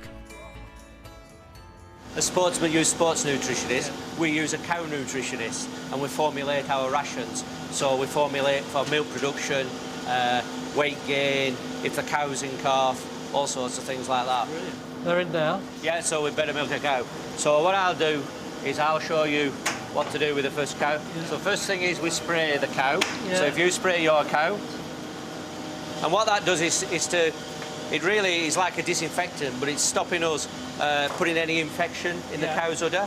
Then we strip the milk, and this is called thin the fore milk, and that's just to see if the milk's okay. So there's no. So if you can do that, try and keep your head up. That's it. That's it. Brilliant, brilliant. And then we have a nice clean cloth, and we clean the teats. And what we're actually doing is imitating what a calf would do. A calf nuzzles, and that stimulates milk flow. A lot of people think that cow's milk is sucked out, but it actually isn't. It's a natural reaction. The next step is to attach the milking unit. And away you go. Oh, it won't go in. That's it. Yeah, got it. Yeah. Yeah. And there we go. And you can see the milk now starting to flow. This technology is measuring every last drop of milk, calculating the volume per cow. A small electrical current then passes through it to check for bugs and health problems. Although it costs a lot, it's returning its investment, helps us make more money by improving our health of our cows, our yield of our cows, and ultimately getting our cows back in calf, and that's what we need to do as farmers. And what about the quality of life for the cow? Oh, that's far and away better. Everything's cared for. We've now got mattresses for the cows to sleep on in the cubicles. They've got automatic scrapers to take all the manure away. So life's pretty good for a cow. You look after the cow will look after you. For us as a Jersey producer, we're in a niche market, and our milk buyer sells his products into high-end milk, like gold top milk. So your milk is the Aston Martin or the Range Rover? Absolutely, well, whatever you want, yeah. What sets Jersey cows apart is that they're able to convert more of their diet into butterfat, giving their milk that famously creamy texture. We've milked these cows, everything's OK with them, so we'll let them go. Just press that top button and it'll open the front gate. Wagons roll.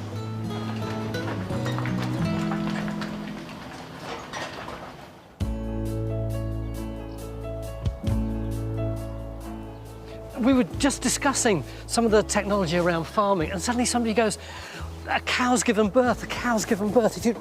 Look, sorry, mate, can you see her over there? It's actually happened just now. Look at this down here. Isn't that the cutest thing you've ever seen? And I can tell now from here it's a girl.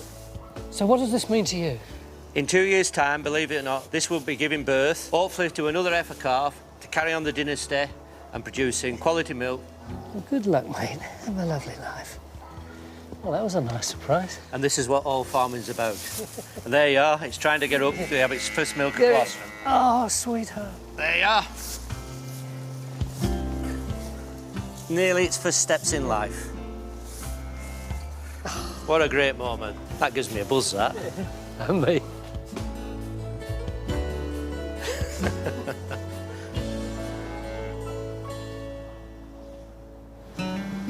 While most of the milk goes for sale as gold top, Stephen and Claire use some of it to produce Jersey ice cream. Right, what are we going to do first? This is the pasteuriser, so we start here. The milk comes just across the yard from the milking parlour where we've just been, and we add to that sugar and cream. What's the pasteurising process? It's just heating it up really quickly to kill any bugs that might be in the milk. But Stephen's very particular about the cows and the milk, so there's no bugs at all in there. In fact, it's cleaner than water. We want about 5 litres, or just under the 5 litre mark, so we'll have to turn that, yep. All right. Oh, I didn't expect that to come out so fast. Nearly went hurtling backwards then. This milk was inside the cow only a few hours ago, so it's super fresh.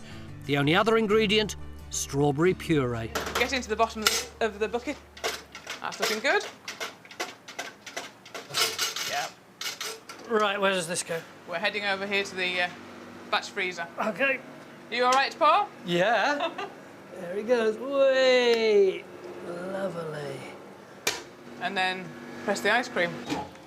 Hey! Oh, that's gorgeous. And there you are. You can have a spatula to sort of level it out. That's ready to eat. We'll make some nice patterns in the top. There we go. Ice cream. A la Tony. Shall I clean this? If you like. Good. That's not bad at all. That's not bad, is it? Next, I'm on top of the world. From the distance, they look like voices from across the millennia. And I meet the next generation of sheepdogs. I could train this one up, you know. Well, that one is still available. Oh, really?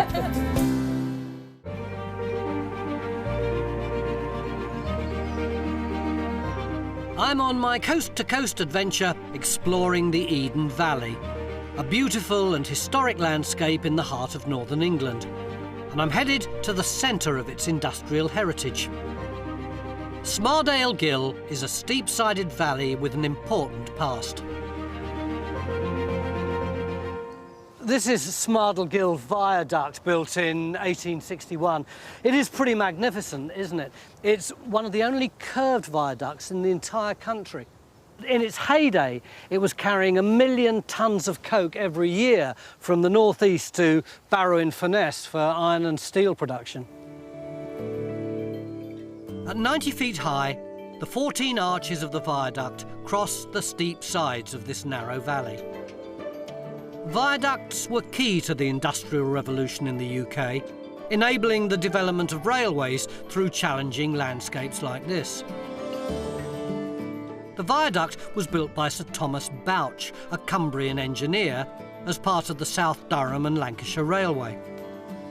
In use for just over a century, the line closed in 1962. It's now been restored and given a Grade 2 listing to ensure its preservation. There's another tribute to the Industrial Revolution right here. This may look like an ancient Greek rampart, but it's actually a lime kiln, and they used to shovel the lime out here, put it in the trucks, and then send it down the tracks to Barrow.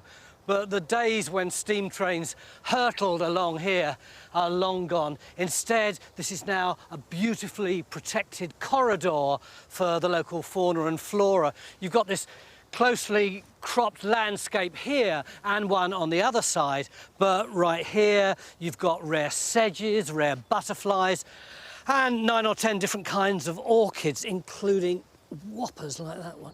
The common fragrant orchid.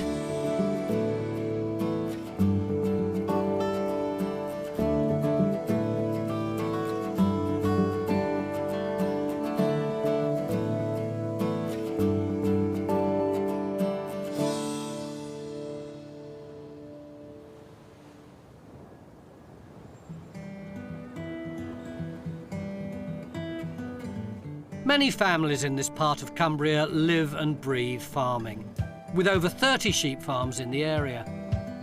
It's a labour-intensive job, but farmers often have a four-legged friend to give them a helping hand. 26-year-old Joanne Bentham has been training Border Collies for around 10 years. And today I'm getting a masterclass in working with these canine colleagues. Bye. Hi, Joanne. Yeah, I'll do. What's the name of the dog? Faye. Come here, good lass. Lie there. Hello, mate. You're beautiful, aren't you? So intelligent. And are they a particularly smart dog, do you think? One of the smartest breeds. But then maybe I'm a little bit biased, so. A lot of people struggle to walk the dogs on leads and stuff, but like you see them working on the fell and they're running like half a kilometre away in your control, and you just can't believe that they'd actually listen to you from that distance. Border Collies are working dogs, bred for their stamina, intelligence and obedience.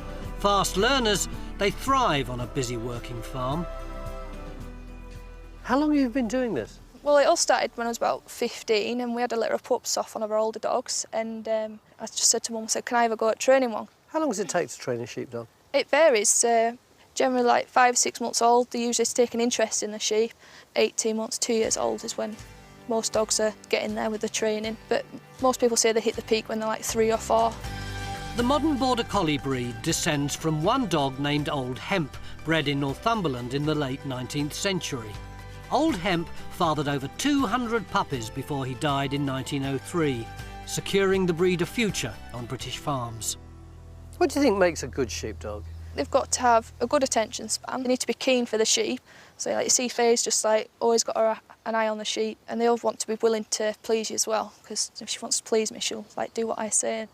With Joanne's training and skill at handling sheepdogs, she's got complete control over what the dogs are doing. She makes it look easy, but how will I fare asking Faye to round up these sheep? What are the commands? If you want to go to the right, it's away. And Away. If you want to go to the left, come by. Come by. And it's sit down to stop her. It's basically 3 things. Basically, yeah. Faye! Away, Faye! Away! Away! Should I set her off for you? No, I'm going to do this. Faye! Faye! Away, Faye! Oh. Away, Faye! The dog's obviously shy. I've never had this trouble before. I'll get her started if you like, and then we'll see how she does when we get Oh, all closer. right, you get them started. Away. Oh, look. Away. Come by's... Left, yeah. Come by, come by! Oh, there you go, you've got her. Come by! Good girl. Get her to stop. Sit. Sit. Away that way. Come by, come by. Nearly there. Well, I thought that was pretty good, one way and another. Faye's a hard-working sheepdog, so it's no surprise that she's in demand for breeding. Just 3 weeks ago, she gave birth to a litter of 10 adorable puppies. There, lie there, lie there. Oh. They are magnificently cute. Are we allowed to pick one up? Yeah, I'll get you one. Come on then.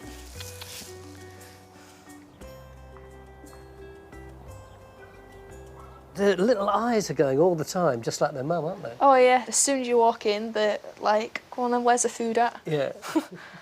Why did you want Faye to have puppies in the first place? She's like a really good working dog, and I found a dog that I really liked to go with her, and I just thought it'd be a good combination to have, really. Will you keep one? Yeah, decided which one yet though. And will you train it up? Yeah, and keep it as well, so it'll run alongside its mother, Faye. What will you be looking for when you choose yours? Been bold and sort of like not really scared of anything, so just ones that are a bit more feisty, I suppose. You're not charmed by the soppy runt? She's actually one of the feistiest. So oh, really? Oh. She's not really backing down that much, so... Do you think most of these will end up as pets or as working dogs? Well, hopefully we'll get them all off to working homes. We have had pups here before that have gone to be a search and rescue dog. You could get one to do search and rescue? That might be nice for them to go and do that, so something useful. I could train this one up, you know. These pedigree pups make fantastic working dogs, and today local farmer Sarah Hogarth has brought her 9-year-old daughter Fiona to choose one. Don't have to make your mind up until you've absolutely chosen which one you want. Which one do you like? Is it going to be That one. No, right, put that one to one side. Is it going to be this one? No. Is it going to be this one? Yeah. That the one? Sure? Yeah. Is it a boy or a girl? Girl. What's she going to call her? Jem. What's she going to be, a pet or a working dog? Working dog, yeah, on the farm at home. We have 200 rough fell sheep, so yeah, you can't manage your day's work without a border collie, so yeah, it's part of life. Who's going to train the dog? Me and Fiona together. I'll train Fiona how to train her. Are you as good as Joanne is at training them? Probably not. Might need some help and advice along the way, yeah. It's great being immersed in some of the fantastic countryside that Cumbria has to offer and chatting away to the people who live and work here. But there's one thing that's even better, and that is feeding 10 puppies.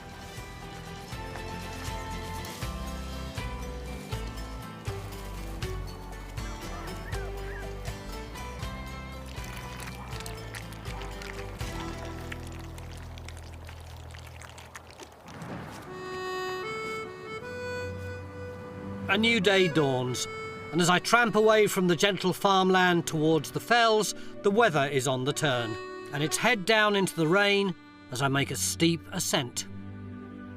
2,000 feet up on the backbone of Britain is Hartley Fell.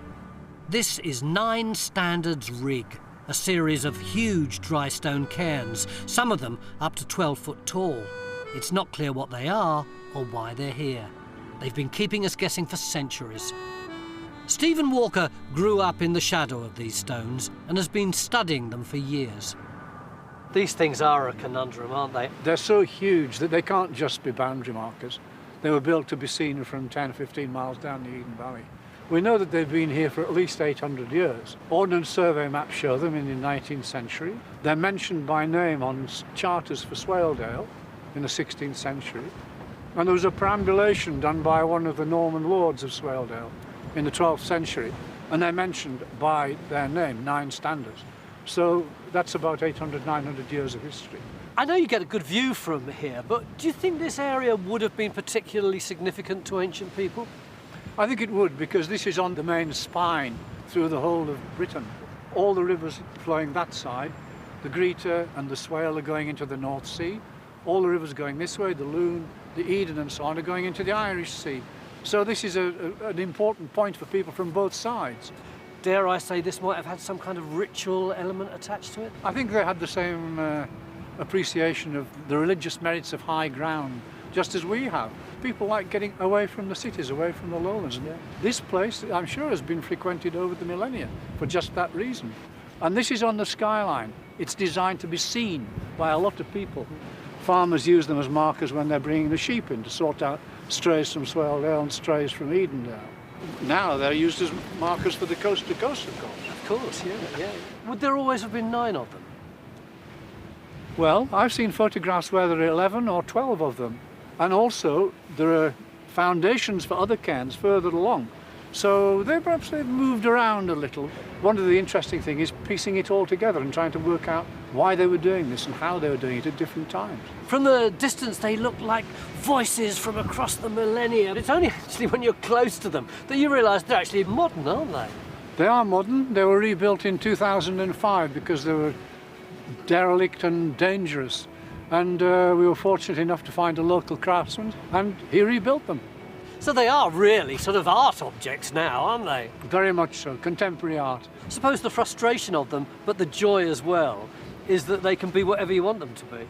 They've been all kinds of things to all men, and they're still performing a function as they have over the millennia. What I find so fascinating about this place is that these markers have always been here. All right, sometimes they've collapsed and been rebuilt, but it's always had meaning, it's always been important.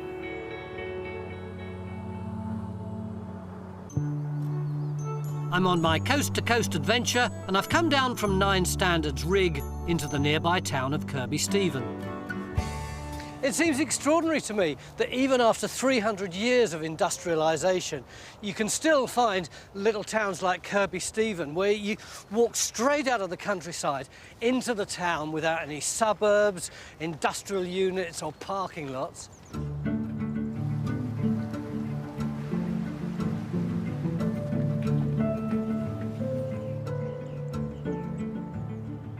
With just 2,500 residents, Kirkby Stephen's more like a village, but its location in the heart of the Eden Valley makes it a hub for the outlying communities. Which one are you supposed to put the money in? It's a quiet town full of rural charm. What do you do of an evening in a place like Kirkby Stephen? Well, some people play it really hardcore, and I'm about to join them. I'm joining Kirkby Stephen Mountain Rescue Team on a training exercise, but it's not in the classroom. Hiya. Hello, Tony. My name's Adrian. Nice to meet you. Hi there. Hi, guys. Even though it's just a practice, taking it seriously allows the team to really test their response to a call-out. The call from the police that they've heard from a party of geologists and 2 have injured themselves in the Gill up on Nine Standards Rigg somewhere. It will be a little bit of a search to do when we get up there.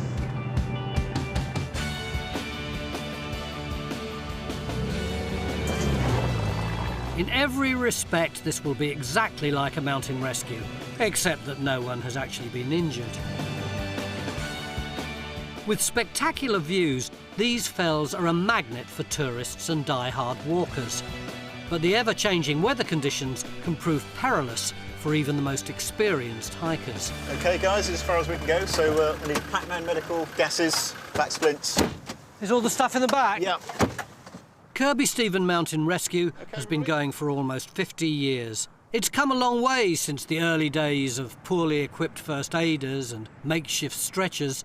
Today, it's a highly trained and committed team made up entirely of volunteers.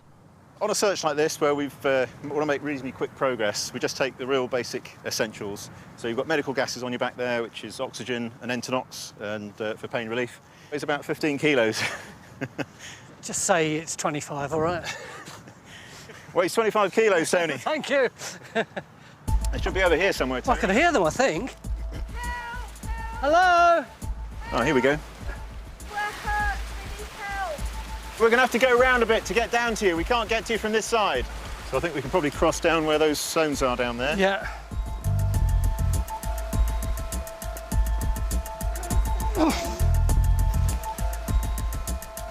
Hiya. Hello. Kirkby Stephen Mountain Rescue. Looks like you need some help, yeah? Like, how did you do this? Where did you fall from? What sort of height? Just over there. Yeah. Just over these rocks here? Yeah. Yeah. Put my foot and it dropped and twisted. And, Yeah. And I tried grabbing her and... OK, have you got some pain then? Yeah, I've got pain in my arm. Yeah. OK, Kath. We've got Chris and Jill here. I'll hand over to you. Adrian, why did you pass the baton on to Kath rather than doing it yourself? As party leader, I'd now take charge of the site. I'm site manager now. I'd wait for her to tell me what we need, and I'll radio that through to the rest of the team to start bringing gear up. What's happening, Kath? I'm just checking with Chris what's actually happened. Is there any reason medically this may have happened? She does look pretty cold. She is quite cold. If we could get the shelter, Adrian, if you could bring the shelter over, we'll put it over everybody and keep them warm. With the temperature starting to drop, this shelter's essential to protect the patient. We've got 2 casualties down here, so we could do with another casualty carer and buddy down as soon as possible, over. Yeah, copy that, over. Hello? Hello? We got a stretcher coming. Excellent. Could you ask for another buffalo bag or something to keep Jill warm? Can we have another buffalo bag or something else to keep her warm? Minutes later, the rest of the team arrive to help take care of the second casualty and move our patients to safety. You're OK. You're not going anywhere. You warm enough? Been warmer.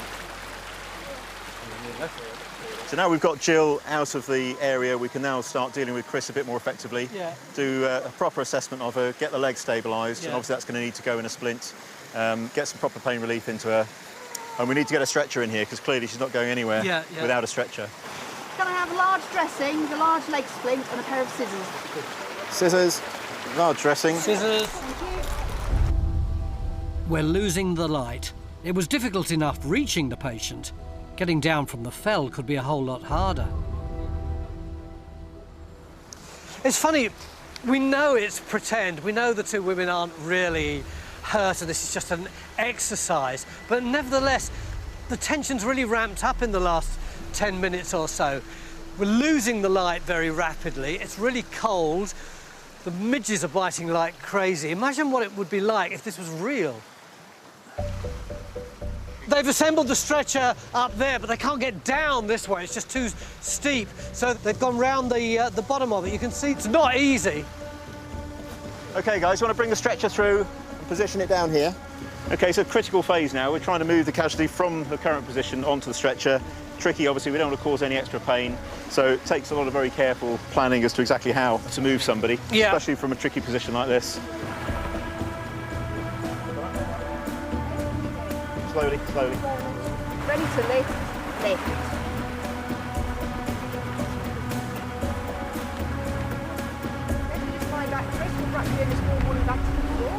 Too steep to go up the side, so we'll go the most logical route, which is down the beck. We've got some tricky ground to go over here with the rocks and boulders, some loose scree. That's going to be a bit difficult. You just assume that these are all full-time members of the emergency services, but they're volunteers, aren't they? Yeah, we're all volunteers. Nobody gets paid in mountain rescue in England and Wales. And we've got a right collection of people, you know, company directors, teachers, we've got a builder here with Jason, shopkeeper Grant, Steve there's got a fire safety installation business, gamekeeper down the end there, all sorts. Ready to lift, lift.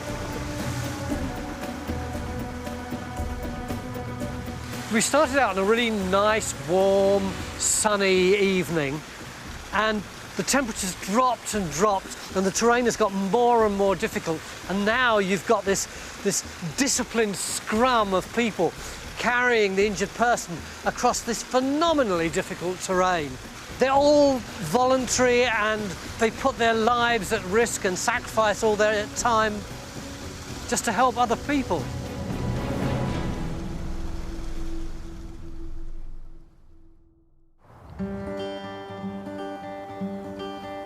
I've reached the end of this leg of my journey, marked by crossing the only county boundary on the trip, and I'm now halfway through my coast-to-coast trek.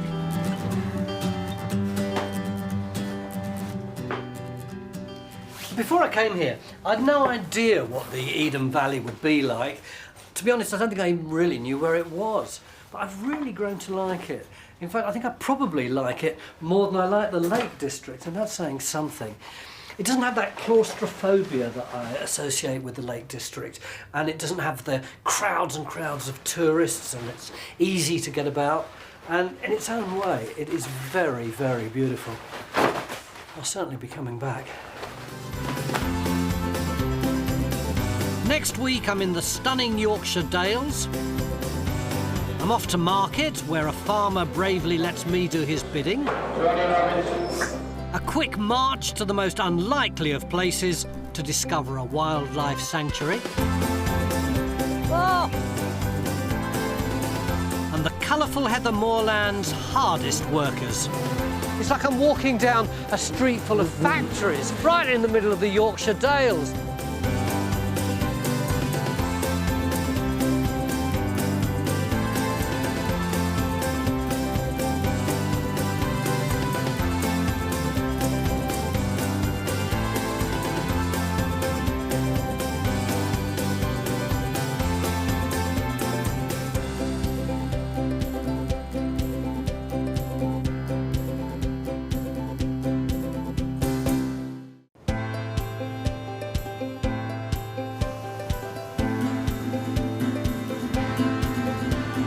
I'm a city boy, born and bred. But for my next adventure, I'm heading into the countryside of northern England.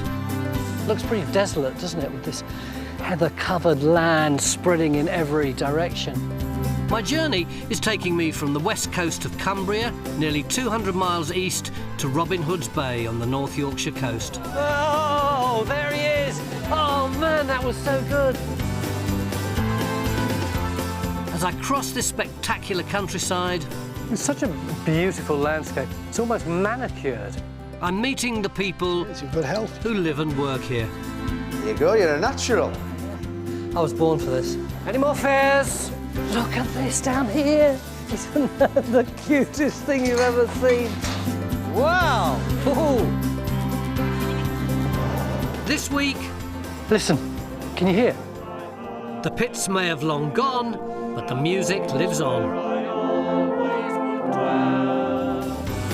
Up on the moors, there's an industrial level of activity. It's incredible to think that each of these hives contains about 40,000 bees. And the largest British Army training base in the world hides a remarkable secret. Oh! I think that was one of the loveliest things I've ever been involved with.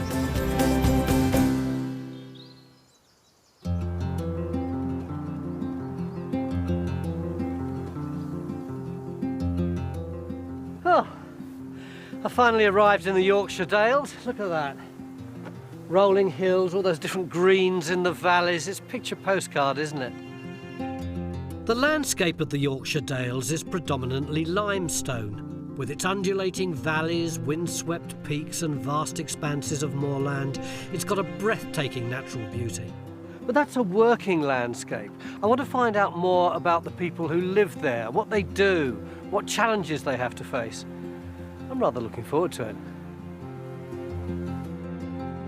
I've now crossed over the border from Cumbria to North Yorkshire, and I'm halfway on my coast-to-coast adventure.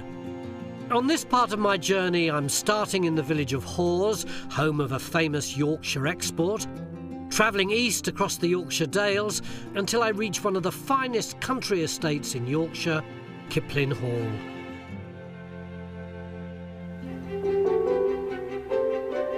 There's no better place to start than at the heart of the Yorkshire Dales, the home of Yorkshire Wensleydale cheese. Ironic when you consider its famous recipe was brought here by French monks at the turn of the 14th century. The Wensleydale Creamery contributes a whopping £10 million to the local economy. It's a far cry from 20 years ago, when it was about to be shut down because the then owners wanted to move production elsewhere. But the community was determined to save it. A buyout team, including local businessman Richard Clark, came to the rescue. When you started, that must have been quite a scary time. I guess so, really, but we knew that it could succeed, you know. Cheese has been made in this area since after the Norman conquest. People are passionate about the area. We're passionate about the area. We're Yorkshire people, you know, and we've got this grit about us. It would have been criminal to let it go. You've got 2 factories now? We've got 2 factories, yeah. We employ over 200 people now. All the milk comes from farmers within the given region, from the area which should be used for making traditional Yorkshire Wensleydale cheese. How much cheese are you making now? We make over 3,000 tonne of vat-made cheese a year. We strive to perfect what we're doing. What are your plans for the future? World domination. Cheese domination? Yeah. You heard it here. Yorkshire Wensleydale is famously handmade, so I think it's time for me to lend a hand. I'm about to enter into the hallowed sanctuary of true Yorkshire cheese making. But before that, I've got to get all kitted up. I'm not telling you this code either. Paul. Expert cheesemaker Paul Whitehead has been working here for 15 years. Earplugs. Now what? Hairnet back down over ears. Pardon? Oh, come here. Before I get to taste it, this Yorkshire Wensleydale has to go through 10 processes to turn the locally sourced milk into cheese. So here we're running our freshly pasteurised milk in, ready for the process to begin. Cool. It's a lot of milk there, isn't there? How much do you reckon? Well, this is one of our smaller vats. That'll be about 5,000 litres now. And what's that big arm doing? All that big arm's doing now is stirring the milk so the fat doesn't settle out. Yeah. The next step will be to add our starter cultures in. This is a special mix of bacteria that are added to the milk to make it sour. It's these that contribute to Wensleydale's unique, mild, fresh flavour and crumbly texture. So would that taste any different? Yeah, that would taste like natural yoghurt. Rennet's then added to set the mixture, and this becomes curds and whey.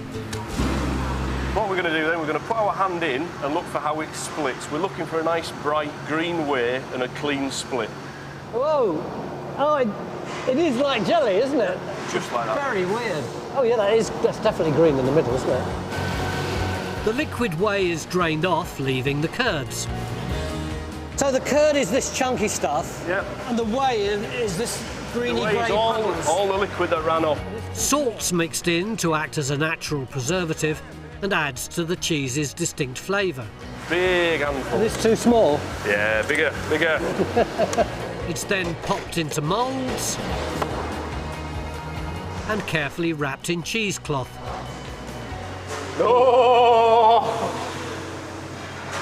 Oh dear. Am I going to go outside and wash now? Yes, please. I stuck my finger like that in order to separate the different bits of material, but not allowed to do that, so I've got to go outside and wash my hands again. And my tongue, I suppose. I think this is a good time to head to the storeroom and see some of the other varieties of cheese they make here.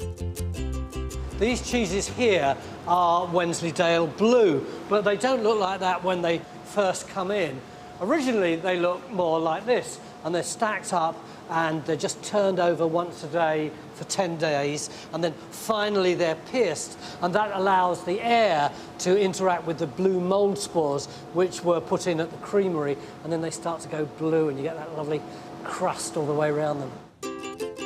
But I'm keen to try the type of Yorkshire Wensleydale that I've made today. This is put in the storeroom to mature for 6 to 8 weeks, and resident cheese grader Phil Jones knows exactly when it's ready to eat. This is our cheese iron. A cheese iron, of course it is. This is what a cheese grater uses to look inside the cheese. Right. Whoa. Then we pull out a bore, and then what you're looking for there is a clean back of the iron. It's clean as a whistle, yeah. Should be nice, clean on the aroma. Lovely. So if you'd like to take a little bit, and that should have a nice, clean flavour.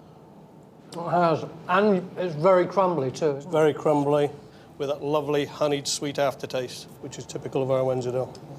That comes from the milk from the cows in this area. Absolutely fantastic. I'm continuing my coast-to-coast journey across England, and I'm now in the Yorkshire Dales. Like all rural communities, the farmers' market is where the action is. I've come to the market town of Leyburn, to one of the most notable calf auctions in the north of England.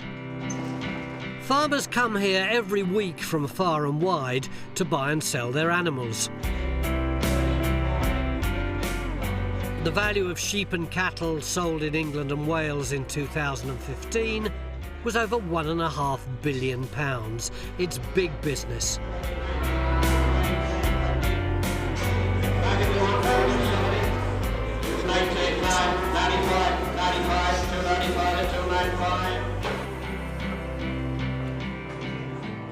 Breeders Richard Shuttleworth and Colin Whitlock have travelled 40 miles from Skipton to try and sell their 8 calves. Yes, please.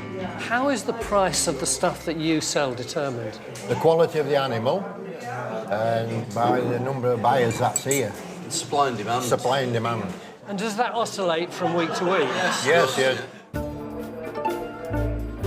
Calves are sold between 3 and 6 weeks old. Pen 3, Scarlett. Pen 3 goes to the ring first. Go on, Sammy. Richard and Colin need to sell for a decent price to make their trip worthwhile. So when you come here every week, in a sense, part of your livelihood's at stake. It is, very much so, yeah. That's his profit. And if we're not making profit, we can't carry on. Looking to buy some beef calves to fatten up for meat is David Albut. He's driven 90 miles from Driffield in East Yorkshire. I see a good pen of calves there that's been well looked after. How do you know that? Well, you can tell by the colour of the skin, the shininess of the skin. Yeah. He's alert and his ears are up and he's not drivelly down his nose. It's just all about its health and size, really. Do you think you'll be buying today? I've come maybe 2.5 hours, so I don't want to go home empty. May the best man win. The turnover can be anything between £50,000 and £250,000, depending on what's being sold and the prices the livestock fetch on the day. What was that, 145? 145 pounds, yeah. Last week, this would have made about 340 pounds. OK. Last week. The auctioneer's making sales of beef calves, but for the life of me, I can't tell who's buying. Are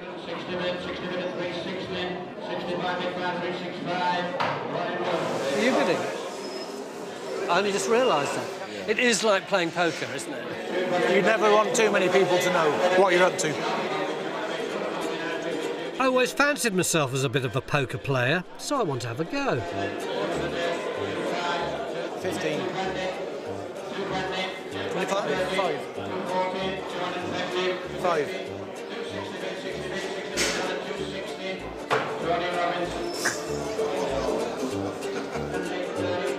For a newbie like me, this atmosphere is intoxicating.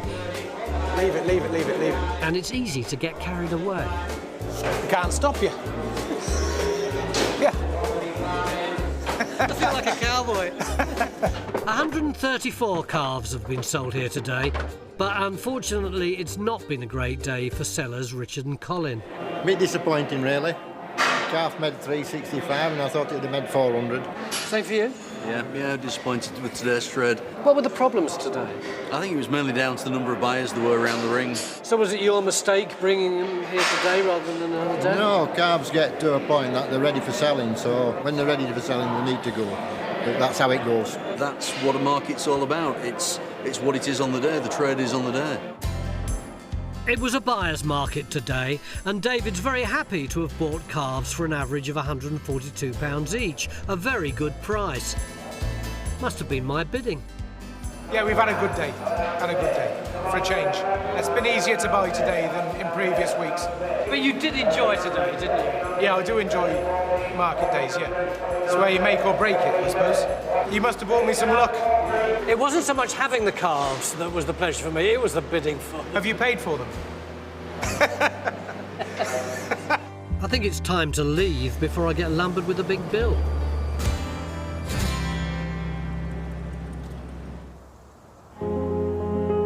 Yorkshire Dales National Park covers 841 square miles across Yorkshire and extends to small areas of Lancashire and Cumbria too.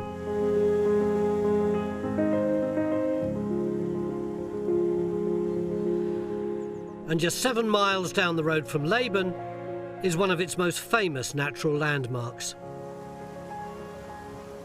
Throughout my journey across Cumbria and the Yorkshire Dales, I've constantly been bumping into people with innovative new small businesses.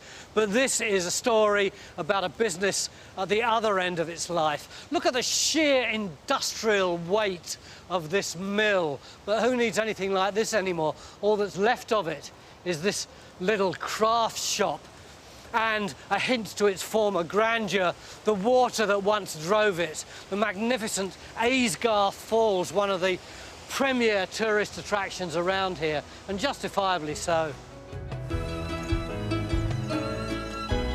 This triple flight of waterfalls carved out of the River Eure stretches for almost a mile and dramatically drops 30 metres.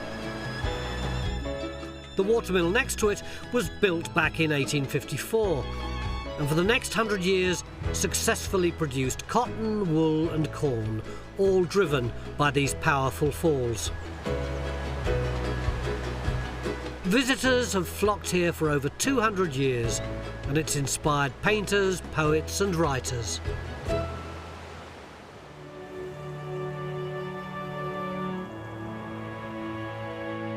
I've now left Aysgarth in Wensleydale and headed just 10 miles northwest up to the neighbouring valley of Swaledale. Built on a hillside above the River Swale is the pretty village of Muker, home to around 300 residents and a surprising local group. Listen, can you hear?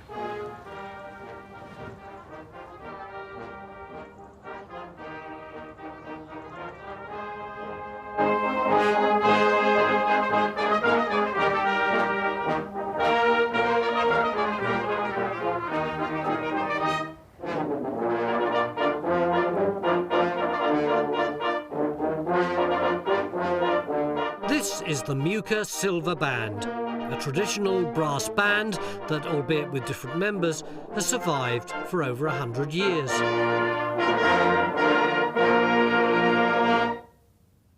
Oh, that was fantastic. I love the way the bass notes hold it all together. I love the twiddly bits at the top as well. But, how long has this band been in existence? We formed in 1897. You weren't there at the beginning, were you? No, but those two up there were. Are these guys Two here? of Yeah, those, yeah, they yeah. were. There are 15 surviving brass bands in the Yorkshire Dales today, but back in the early 19th century, there would have been many more. The local workforce were lead miners, and every mining community had a band. Today, Muker's current bandmaster is Norman Guy. It started because of Queen Victoria's 60th Jubilee, so our vicar of the time decided why didn't Muker have a band to play for the anniversary of Victoria. So that's how the band was formed. Back in 1897, residents wanted their own band so badly they raised £50, a small fortune at the time, and bought some second-hand instruments. The band was born. But less than 20 years later, unable to compete with foreign imports, the lead mining industry virtually collapsed. The mines may have gone, but the band played on. Although some things have changed, as Dorothy Guy and Judith Dower explain. Were there both men and women here from the beginning? No, not in 1897. So when did the women come in? Well, I started in 1971. But you were one of the first. Yes. One of the suffragettes of this band. Well, the others weren't far behind. And you've been on tour too recently, haven't you? Indeed, to Southern Ireland. We played in Adair and Bunratty Castle. How did it go? Very well. You sure, all the time? Well, what goes on tour stays on tour. Sylvia Crooks has played concerts with the band all over Europe. They continue to give regular performances in nearby Richmond and across the Dales.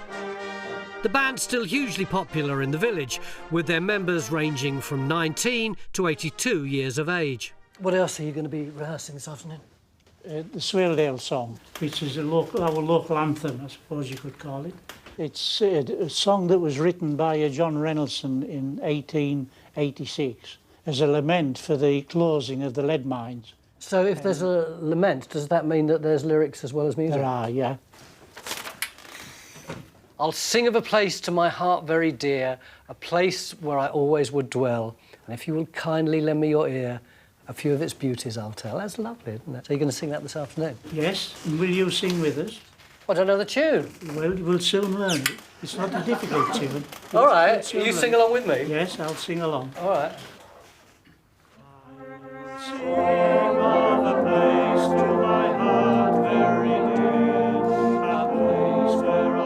It's great to see this traditional music isn't only surviving, but thriving. The mining industry here may be long gone, but the Muker Silver Band is ensuring that this part of their cultural heritage is here to stay.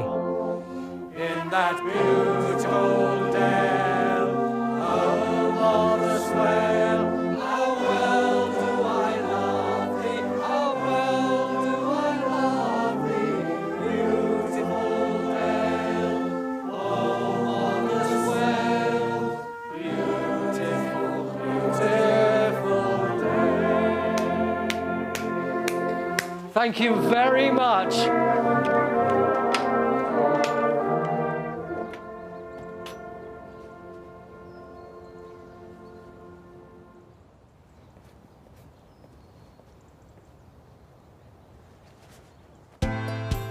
In the next part of my journey, I'm heading 25 miles north to discover another industry thriving on the heather moorlands.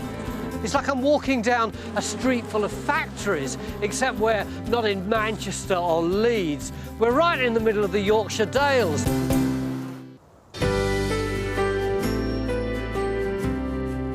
It's a peaceful dawn. I'm up early and heading to a remote part of the Yorkshire Dales, 12 miles north of Laban.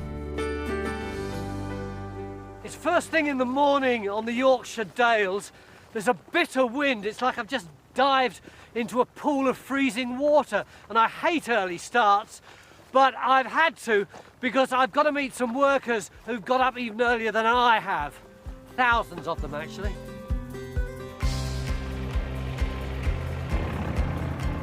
Scott Varley and his brother-in-law Paul Went are bringing 50 hives packed with bees to these moorlands. Hi guys. Morning. Morning. To infuse their honey with the scent of late summer heather. During the summer, the bees are obviously on farmland. They obviously get different flowers and crops, which they help pollinate. This time of year, the only flower that really is available is the heather. We then put them on the truck and bring them up to the moors so they can try and get some of this lovely heather. How many hives have you got? We have about 1,700 beehives. There's probably roughly somewhere between 30 to 40,000 bees in each hive. In each hive? Yeah. I thought there'd be about 10,000 in total. So this is a big business. It is, yeah. If I've done my sums correctly, that's 2 million bees around me right now. So here we go. Oh, smart. And, hopefully that should keep you protected. Time for me to go undercover. Yeah. I've no idea where I'm going most of the time in this hat. Throughout the year, Scott and Paul move their hives to different sites across Yorkshire and Durham. Working with local farmers, the bees have access to the best flowers in bloom and help pollinate the crops. Bees can drift quite a lot from hive to hive. They locate themselves by the surroundings in front of the hive. Oh, I see. All the homes look the same to them. What's important to them is the garden. The bit That's right, yes. I love the idea that a load of them can't find their way home, so they all hang out in the wrong hive. Yeah, it does happen, yeah. The British bee population has been declining by over 30% since 2007. An alarming rate when you consider a third of what we eat relies on pollination by them. Wow! Ooh. So we give them a little bit of a smoke. Yeah. This will calm the bees down. Smoke confuses the bees and stops them from getting agitated. God, amazing. Yes. This is actually honeycomb. It is honeycomb, yes. This is what honey looks like prior to extracting. Worker bees can take anywhere from a few minutes to a few hours to collect the nectar from the flowers. They then take it back to the hive, where the nectar is made into honey and stored in honeycomb. These bees only visit heather, don't they? While they're up here, yes. So does that alter the taste of the honey? It does, yes. Each honey from each flower tastes different. Heather honey is very strong, almost has a burnt sugar caramel taste to it. It's incredible to think that each of these hives contains about 40,000 bees, and each bee is constantly beavering away to produce food. And already today, we've put down about 50 of these hives. It's like I'm walking down a street full of factories, except we're not in Manchester or Leeds. We're right in the middle of the Yorkshire Dales, surrounded by this frenzy of production. After 5 or 6 weeks, the bees in each hive will have made enough honey to fill up to 20 jars. How long does it take from the moment one of these bees flies off, gets a bit of nectar and comes back with it, until the moment we unscrew the jars on our table? The bees are up here for about 5 to 6 weeks.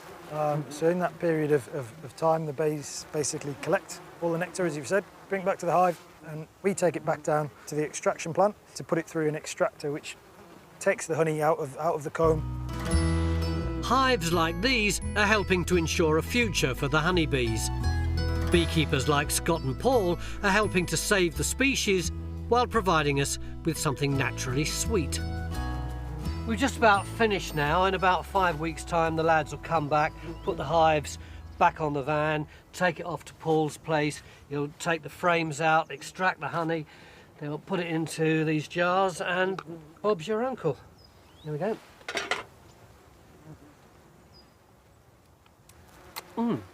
Heather honey. Absolutely gorgeous. Mind you, I've stuck my finger in this now, so I have to keep it, won't I? See you, lads.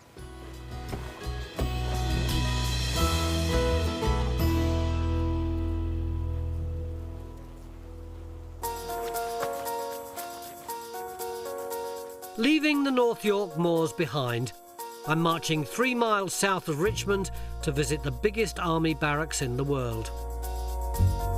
Catterick Garrison covers an area of 4 square miles and is home to 13,000 personnel. Good morning, sir. Good morning. Foxglove, sir? Yeah, that's right. Write your name there, please, sir. Thank you very much. Have a nice time. I'm not here to play soldier, but to visit one of its disused training grounds that has now been transformed into a wildlife haven. The man behind the whole project is Major Tony Creese of the Royal Scots Dragoon Guards. Tony, hello. Major Tony Creese. Welcome to Foxglove Cover. Thank you. Great Yeah, pleasure come to have you see. here. Really nice to have you here. Looking forward to it. I'm really intrigued. When army training left the site, the land lay wild for 20 years. But when Major Creese returned from the Gulf in 1992, he saw its potential and, driven by a passion for wildlife, set about its transformation into a nature reserve. What did this look like originally? This place originally had lain fallow for 20 years. It was really a wilderness, it was a jungle. Today, I'm getting the chance to join a team of volunteers who are building a new feeding point for birds and otters in the middle of the lake. This is the volunteers just clearing up now before we start taking the... It's a lot of brush, isn't there? A lot of brush. Shall I give him a hand? Yeah, absolutely. Right, here we go. Oh, thank you. Around 100 volunteers help at the site every week. Oh, my word. An even split of military and civilians. This is one way of bringing the garrison and the local community together. As befits his rank, Major Creese is overseeing operations. Right, ladies and gents, if you could finish off now, please, and make your way back up onto the boardwalk. Sean and Lee, you ready to go? Good to go, Tony? Yep. Roger, you fit to go with a wind shover? We're going to start up now then, over. Roger out. Right, well, we're ready to go.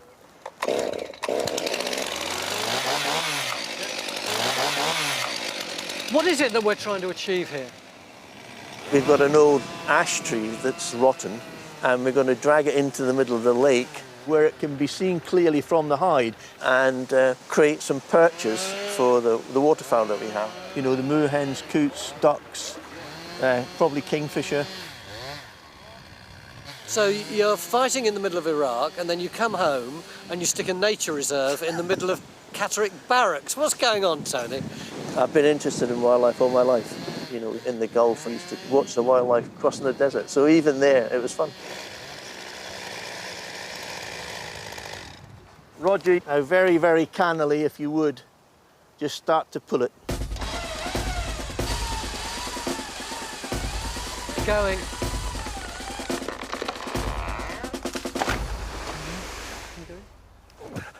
Well done. Jobbed. That was incredible. Good job, Sean. Good job. Do we want to get it out further, or is that just what you wanted? No, we want to take it now. From there, we're going to have to bring a winch onto here and drag it round so that the whole piece of timber finishes up in the middle of the lake.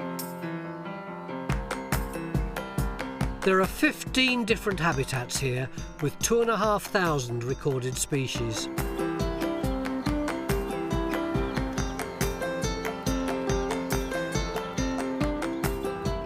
These include over 100 species of birds that are carefully monitored by a team including Sophie and Stacey, including this tiny willow warbler.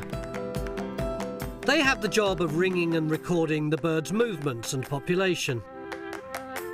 So he has a ring number of AKN109. Perfect. So he has a wing length of 56. So he can be released and off you go. Hello. What have you got in there? This one is a siskin. Oh, it's a lovely colour. Where did you collect it? So we've collected these this morning. As you can see, we've got a few more. These are all birds? These are all birds. Hi, guys. So we catch them using a process called mist netting. So we put up these really fine nets sort of between the trees, and then the birds fly into the nets. Yeah. To date, the Foxglove team have ringed 57,000 birds, ranging from the common blue tit and robin to ones as rare as the yellow-browed warbler and the icterine warbler. L365383. They don't get distressed by the rings? No, it doesn't distress them. We have different sized rings for the different sized birds so that we can get the lightest ring possible for each bird.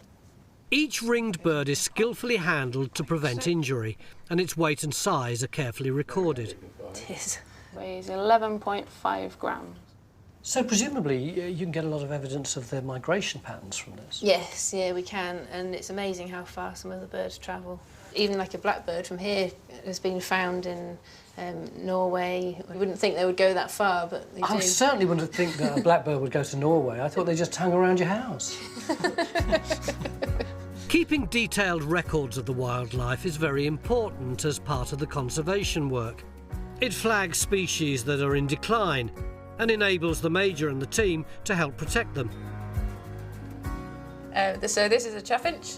Tony, would you like to release this one? I'd love to. Back into the wild. I don't know how to hold it. Well, if you can see, there's a natural hollow between these two fingers here. Yeah. So if you place that over the bird's head, Oh, that's it. That's called the ringer's grip. Oh, look. Aren't you gorgeous? And then you just need to take the top hand off when you're ready. Oh! I think that was one of the loveliest things I've ever been involved with. It's gone. Thank you. We might find out where to one day. It's time to see how Major Crease and his team are getting on. It's well into the afternoon now, and the guys have been working all day to get the winch in place and lash the ropes across the tree to make sure they get it where they want, so it can become a sanctuary in the middle of the pond for birds and otters. Willie, when I give you the go, really slowly, just start to pull it. Full go, over. OK, Willie.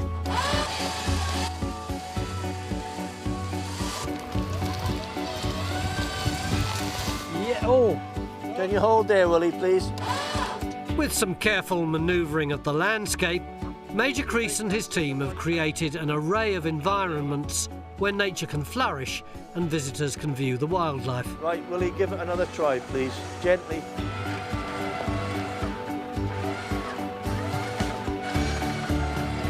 No, stop. Whoa. Willie, I think that's good there. Willie, can you hear me? Yes, I can hear you. Send over. Looks really good from the height. It's really central. Over. Really pleased with that. Thank you very much indeed. Thank you. It does look good, doesn't That's it? Good. Yeah. Well done. Brilliant. I'm very Thank you grateful. very much. Thank you very much to all of you. Foxglove Covert has become an important place for scientific study and preservation, but it's also a wonderful wildlife haven for visitors to enjoy. A military operation conducted with typical British Army efficiency in order to help conserve Yorkshire's wildlife. Pretty good day, I think.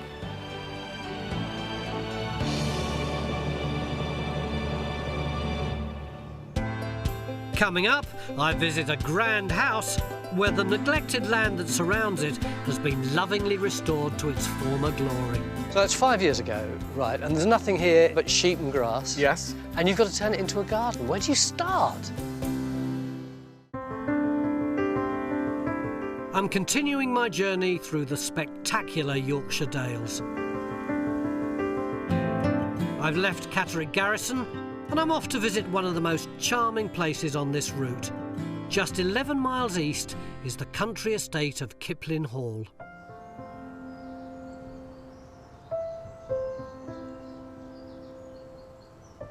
Typical sunny Saturday afternoon at a stately home. Look at it, wonderful Jacobean, Victorian mishmash that makes us all feel as though we're looking at history. And over there, can you see that enormous country park? And over here, beyond this wall, is, of course, the archetypal walled garden. Except up to 5 years ago, beyond there wasn't a garden, there was a load of sheep and a lot of grass.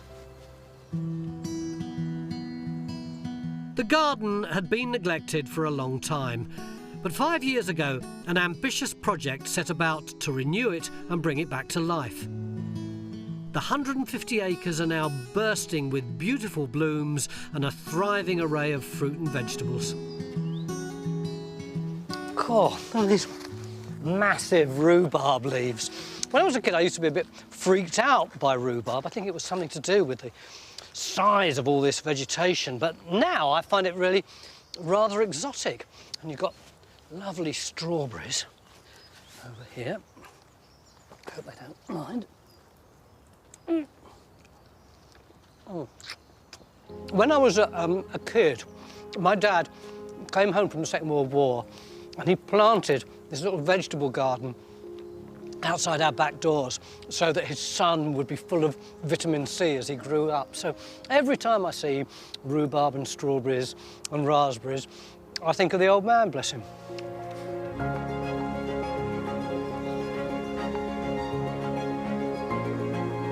Head gardener Chris Baker took on the challenge to transform the dilapidated estate gardens to their former glory.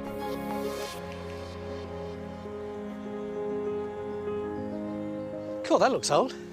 That's the only existing apple tree that was in the walled garden when I came. When you first came here, so it was a model for what was going to happen up here? That's right, yeah. Soon, I guess, the branches will be touching and you'll have a real avenue of trees. So what kind of veg were they growing in the Victorian times? Well, not too dissimilar to now. I mean, we've got pickling cucumbers, Savoy cabbages, peas, you know, and beans. It's similar things, but different varieties. Throughout its 400-year history, this Jacobean country house has been owned by just 4 families. Kipling Hall was originally built in 1619 for George Cavett, the Secretary of State for James I. During the Second World War, it was requisitioned and converted into flats for RAF officers. Like most requisitioned buildings, Kipling Hall's condition continued to deteriorate after the war, and it's been an ongoing restoration project ever since. The last owner was Bridget Talbot, who was determined to save it from demolition and set up the Kipling Hall Charitable Trust in 1968. It's still run by the trustees today. It wasn't just Chris's green fingers which brought the garden back to life. To get the details right, he had to turn detective. So that's 5 years ago, right, and there's nothing here but sheep and grass. Yes. And you've got to turn it into a garden. Where do you start? Well, first of all, you've got to look at the maps. It's all in the archives. It's in the North Yorkshire, in the Records Office, and of course the archives that we have here as well. Chris was able to study the Ordnance Survey maps that were drawn in the 1890s.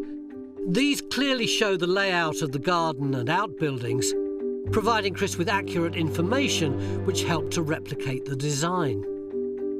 So, according to the OS maps, what they had here were one greenhouse, which was a show house because it was next to the main path. They had another one over there, which was grown subtropical ornamental plants. We've got seed lists which date from the 1770s, which would indicate that they were actually growing vegetables. Later on, in about the 1890s, we're looking at photographs of how the walled garden looked, which then gives us a general layout for the actual beds themselves. Walled gardens reached peak popularity for large houses during Victorian times. These walls not only protected the crops from the elements, but also from scrumpers stealing their prized produce. We then see whereabouts the nails were in the walls, whereabouts the fruit foreman was putting his nails, tying his fruit in, looking for labels on the walls, because once you have the lead labels on the walls, then you know what variety of fruit they were actually growing on the wall. Old lead plant labels? Yeah, so we've got Kirk's plum, which is down there. So we research, can we still get hold of Kirk's plum? Yes, we can. So we buy it. In its heyday, there would have been at least 7 full-time gardeners tending to these plants.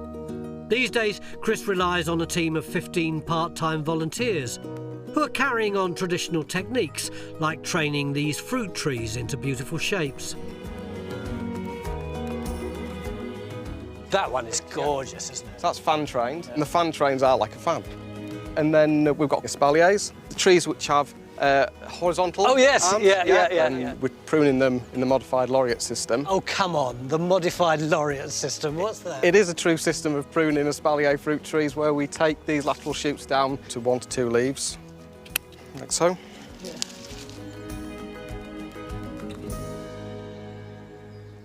What's this garden for? Is it just for tourists to come and see how gardens used to be in the old days? Primarily, it was built to serve the house to provide self-sufficiency in fruit and vegetables and cut flowers for the hall. And so that is realistically what we're trying to get back. So at the minute, everything that's grown here is produced for the hall, for the cafe in there, and anything excess, then we sell to the public. Well, that sounds like a cue to me. Time to head inside and try some of the produce from the garden for myself. Look at this. You've got local Wensleydale cheese in the quiche, which is delicious. In the salad, you've got nasturtium leaves and marigolds from the refurbished garden.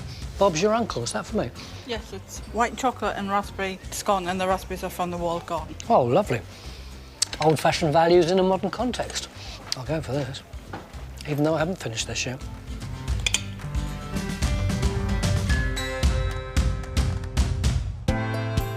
Next time, I'm in North Yorkshire, where I get a bird's eye view of the moors.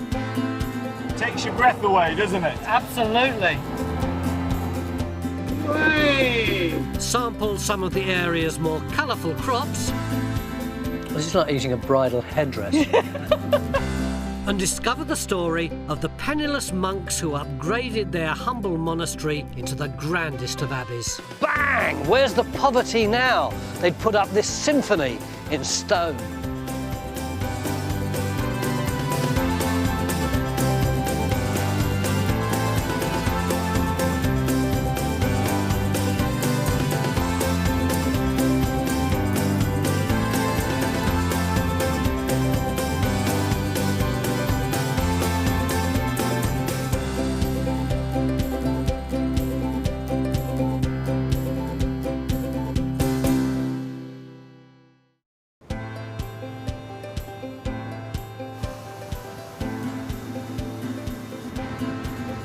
I'm a city boy born and bred, but for my latest adventure, I've headed into the countryside of northern England.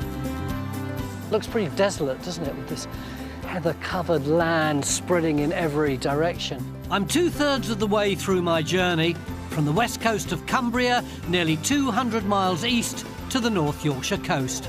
Oh, there he is! Oh, man, that was so good. As I cross this spectacular countryside, it's such a beautiful landscape. It's almost manicured. I'm meeting the people. Any more fares? Who live and work here. There you go, you're a natural. I was born for this. Wow! Oh! Should the Volvo? I can't do it! Oh my God, I panicked. On this next leg of my big adventure, Whoa, we're off the ground. I'll be taking to the skies, uncovering the story of penniless monks who went power mad. Bang! Where's the poverty now? They'd put up this symphony in stone. And working the land, but it's no 9 to 5. In my job, it's the variety. No 2 days are the same. I love the idea that this is your office. Pretty good office.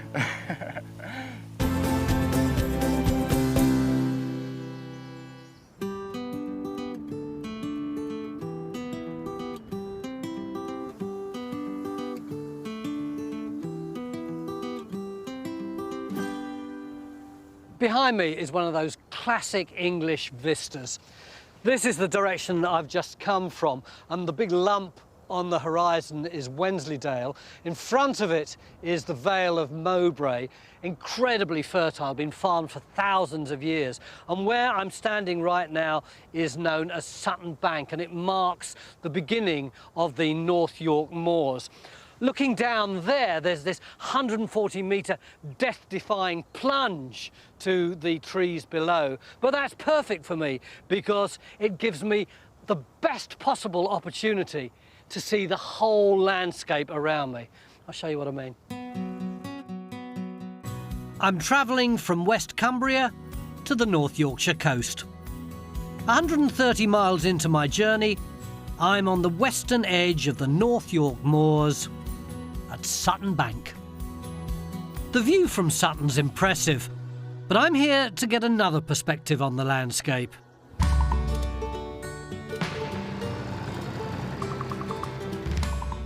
This part of Yorkshire has been a launch pad for gliders for the last 80 years.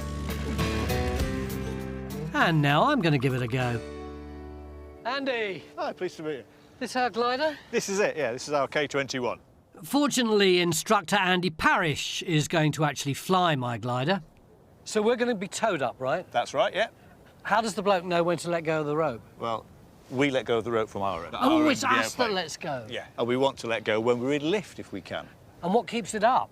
Well, that's the magic of the wing. What we need is air that's going up faster than we're coming down, and that's why you see the glider parts going round and round in little circles.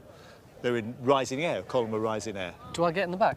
No, you're going in the front seat, because that's the best seat in the house. Oh, fantastic. You get the best view out of the front, so I'll be going in the back. And what's this? We always wear a parachute in a glider just in case. Well, I don't even know how to operate one. Neither do I. But I think you'll find out if it all goes wrong. So, if we have to jump out of the airplane, look down, grab it with both hands, yeah, and pull it downwards. Downwards, i.e.? Yeah, that way, down towards your crotch. Yeah. Yeah. After that, you'll be on your own. I've never done a parachute jump. I don't want to start today. There we go. Yay. Yeah, comfortable? Very snug. Yeah, it's like being in a baby seat. I really, really don't like heights. You're sitting in a really comfortable armchair. Yeah. It's just like looking down at Google Earth, something like that. Best view you'll ever get of Yorkshire, I'll tell you.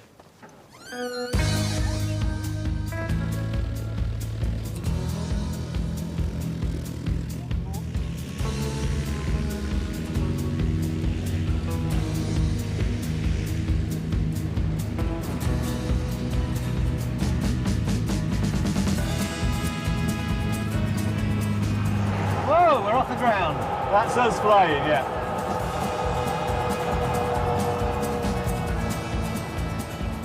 Sutton's flat top and steep drop make it a perfect launch pad. That's extraordinary as we go over the lip. 1 minute we're just like 100 foot off the ground, and then it feels like 1,000 feet off the ground. It takes your breath away, doesn't it? Absolutely. More typical of coastal cliffs, it was created by moving ice knocking the tops off the hills in the last ice age. And there's another landmark that catches my eye. And then you can look back and see the White Horse there, and our airfield. Oh, the horse! It's so sweet, that one, isn't it? It's only 19th century, isn't it? 1850, 1854. Chalk horses have been around since the Iron Age. The Celts considered them divine. This is the biggest in England, but not the oldest, created by a determined Victorian schoolteacher and a group of locals. A great navigational feature for finding your way back here in a glider. I bet. You can see that 40 or 50 miles away. Yeah. Whoa, it's a bit bumpy. We released the tow rope and we're properly gliding. Whoa.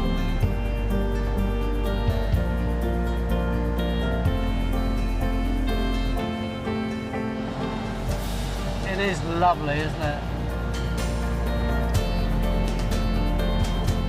I can really see my journey laid out beneath me now. It's extraordinary how it changes from this incredibly fertile land, but then when you see the moors ahead of you, they are immediately darker and more glowering. They're moorlands rich in history. Rievaulx Abbey was once the most powerful monastery in the north. I'll have a look at that later.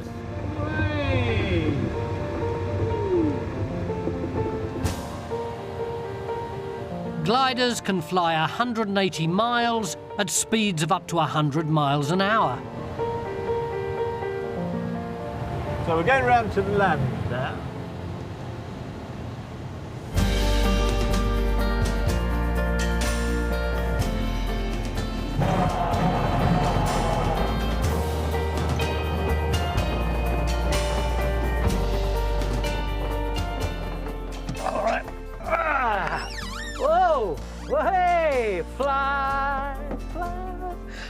The first few minutes, I was actually cacking myself a little bit. And then the higher you get, the more calm it gets, and then suddenly you're a big bird looking down. Yeah, it was pretty good. I'm continuing my travels across the breadth of northern England, and I've ventured into the North Yorkshire Moors National Park. 3 miles from the village of Helmsley are the ruins of Rievaulx Abbey. Pretty impressive from the air, but nothing quite prepares you for the epic scale of the ruins up close and the epic tale they've got to tell. Rievaulx sounds pretty exotic, doesn't it? And that's because it's a French word, as the Normans built this place. Basically, it means valley of the River Rye, Rievaulx, which is pretty straightforward. But 1,000 years ago, this was a powerhouse of a new brand of monk who set up here in order to transform monastic life in the north of England.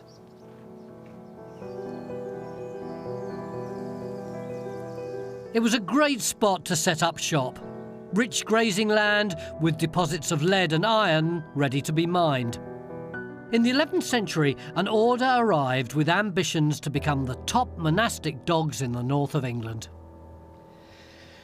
A few decades after William the Conqueror invaded the south of England, a handful of monks arrived here. These were the Cistercians, and their mission was to bring poverty, chastity and study back to the church. These were seriously austere guys.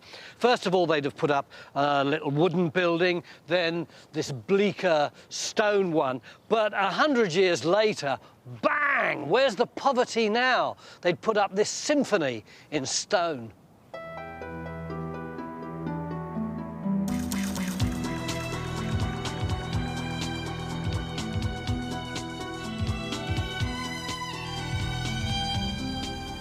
At a time when the Catholic Church was hugely important, the Abbey was one of the most powerful in England, with 150 monks and 500 lay brothers who did most of the farming and mining.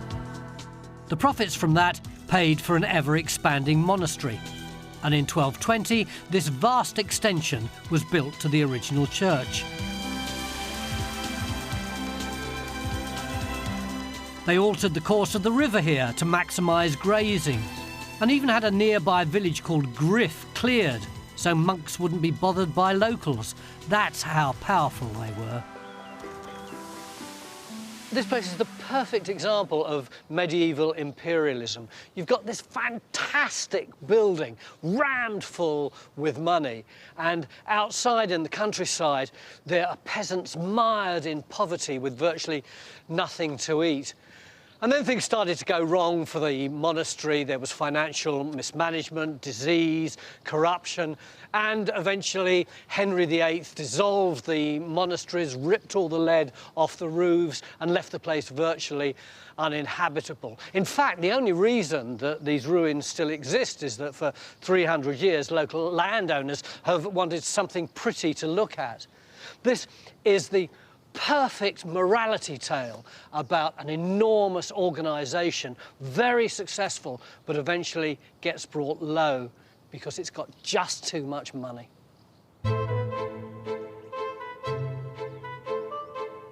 When you look at Rievaulx, you don't think of it as a place for people going about their business. It's imbued with the romance of ruins. But I'm going south of Rievaulx, to a place on the edge of the moorland at Ampleforth, a living, thriving, modern monastery. Two ends of the monastic story, side by side.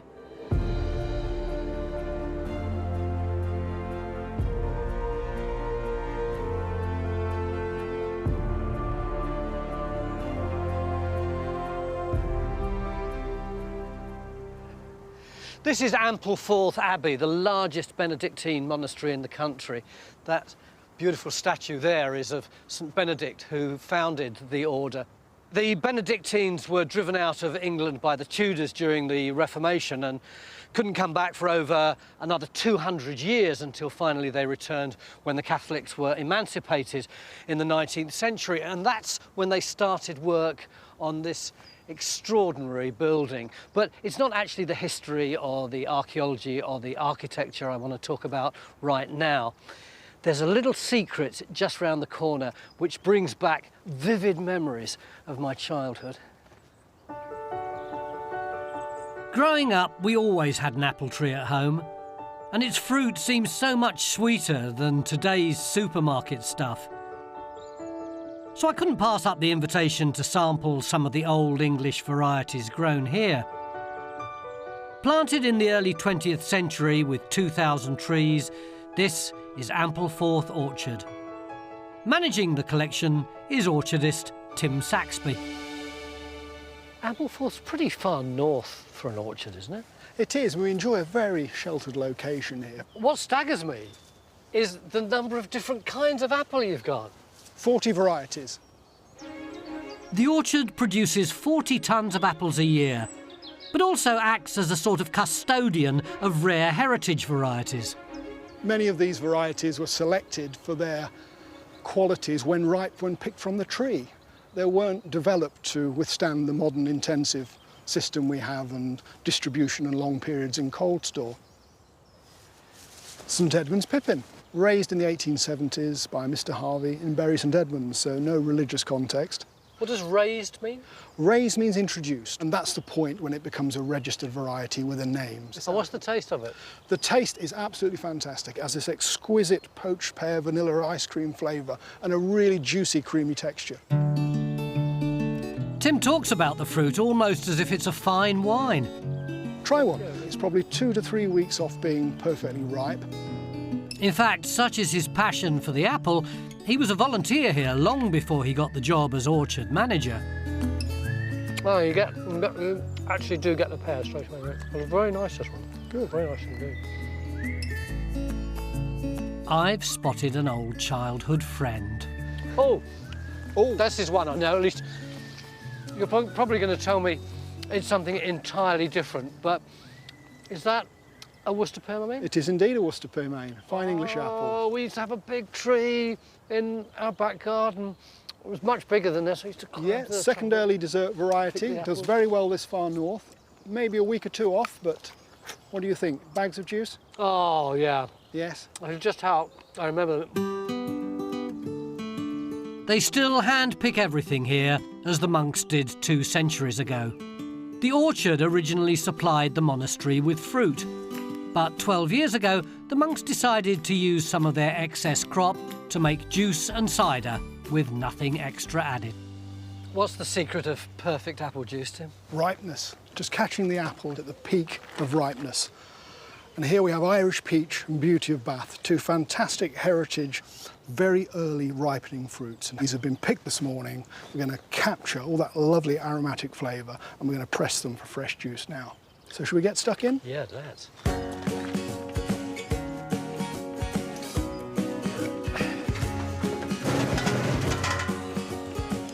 Stage 1 involves milling the fruit ready to be pressed.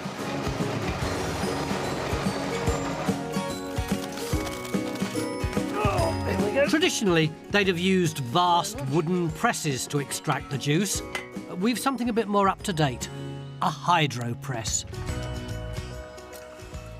So what's happening inside there now? There's a neoprene bladder in the middle that's filling up with water. Yeah. As it fills up with water, it'll exert outward pressure on the pomace, the milled apple we've just put inside, and as you can see, it's already starting to flow. They make around 30,000 litres of cider each year and 50,000 litres of juice. And that's all there is to it. And the sales help raise funds for the monastery. The press is almost done. Yep. And the best way to enjoy this fresh pressed juice is straight from the press. I've really come to admire the local growers who found unique ways to make the most of this fertile land. Cheers, your good health. Cheers. That is very good. It's not bad, is it? Very good. On the tree this morning. Apple orchards are a rarity in these parts. But I'm travelling south to Sand Hutton to meet a grower who specialises in an even more unexpected crop: Mediterranean herbs, coriander, chives and mint. All being grown by Alison Dodd. Alison, the smell coming up of this crop is fantastic. I can smell it from miles away. Yes, it's really lovely fresh mint, actually, just ready to pick at the moment. It's extraordinary. Until about the age of 15, I thought herbs were brown, crumbly things in the back of the cupboard. Well, they certainly used to be, like dust, weren't they? Yeah. With several years' experience as a chef, Alison spotted the growing trend for cooking with fresh herbs back in the 90s and established Herbs Unlimited. It's a pretty big business now, isn't it, what you're It's doing? just amazing, really, you know, how it's developed. How many herbs do you reckon you sell a week? Well, we do salads as well, actually. So, all in all, we sell about 15 tonnes a week. That's a lot of greenery. It is. It takes a lot of organising, actually. The crops have to be picked, packed and delivered, all within a matter of hours.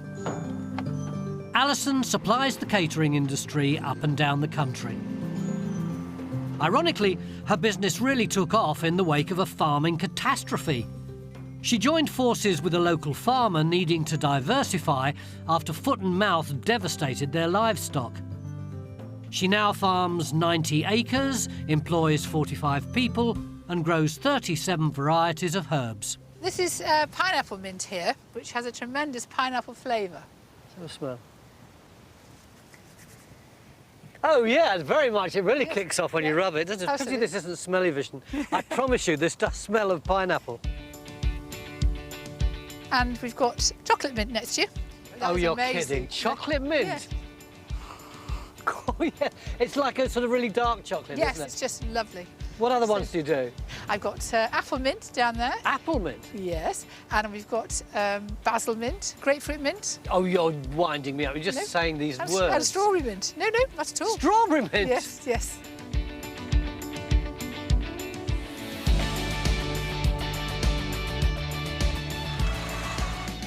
And this tunnel is one of my favourites. It's the speciality tunnel. This is where I grow anything a little bit different. One thing that's really apparent to me at first glance is this fly paper.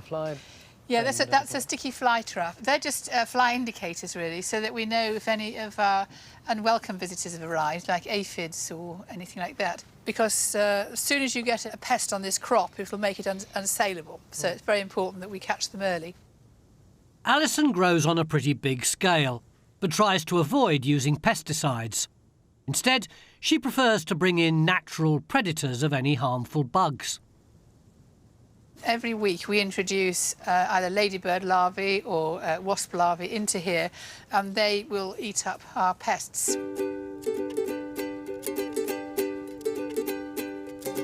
Food fashions heavily influence what Alison grows, and in recent years there's been a high demand for colourful produce. This, apparently, is going to be my main course. Am I really going to eat all these? No, you're not quite a rabbit yet, are you? This is an amazing collection of all the flowers that we grow that are edible, which is quite surprising because some things on here you would never expect to be edible. We've got nasturtiums, begonias, cornflowers, violas and borage. But this is a begonia flower, which I think I'm going to make you eat because it tastes very lemony. Gosh, that is good. It's a surprise, isn't it? That is a very big surprise, Yes, yeah. exactly. Or a nasturtium flower, which is quite peppery. Here you are. Here's a peppery nasturtium. Here you are. Yeah, it is pepper, isn't it? Yeah, very peppery. This is like eating a bridal headdress. What else have we got? This is a borage flower, and it's so pretty and dainty, isn't it? I'll give you that. There. Oh, the middle. Oh, that's nice. Not the way Now, that will came go out. well in your cocktails. It'll be very nice indeed. And the last one we have are the violas, of which have got lots of different colours of those. Blue and whites, blues, yellows. I'll have a yellow. You'll have a yellow. Yeah. There we are. There's a white. You're enjoying these? It's just mad. It's all a far cry from those neglected jars of brown dust that used to sit on the spice rack forever. Alison was really ahead of the game picking up our changing appetite for new flavours and continues to produce fresh and surprising combinations. There's a long and noble tradition of farming in this area, but I bet it's the first time anyone has ever grown here chocolate, mint, pineapple, sage and orange thyme.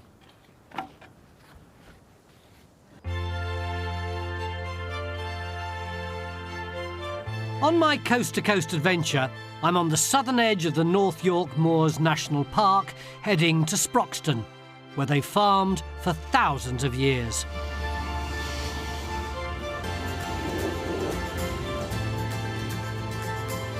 Farming's the world's oldest industry, but today it uses the latest technology, and in late summer, they're revving up.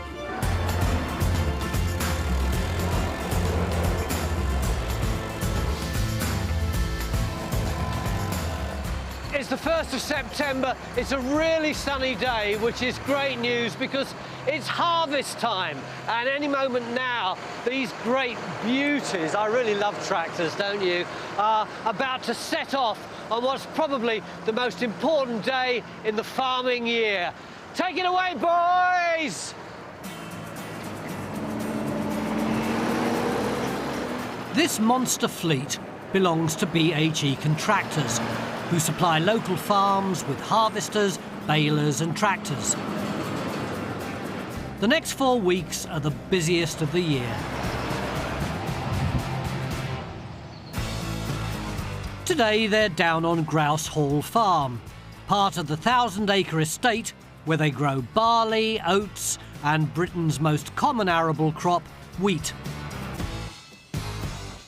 The UK grows 14.5 million tonnes of wheat a year, and Yorkshire is one of the country's breadbaskets, producing more wheat per acre than anywhere in England.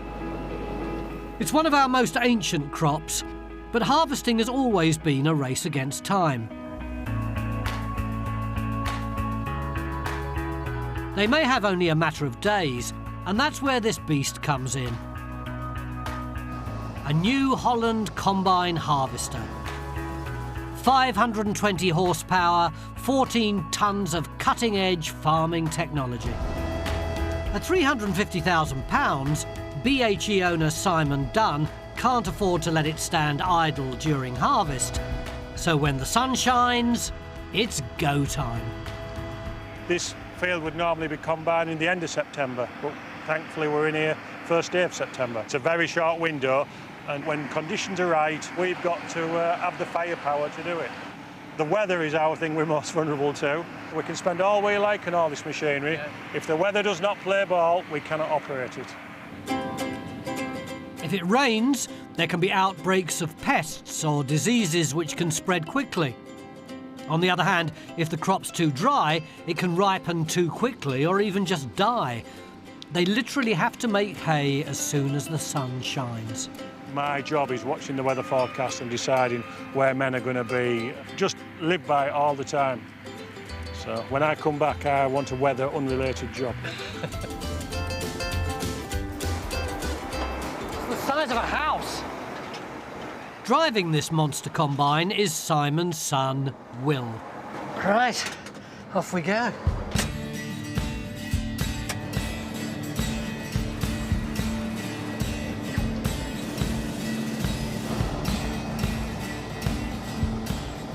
High-tech machine, this, isn't it? Yeah, obviously, as you can see, by the way I'm not steering it, it steers itself.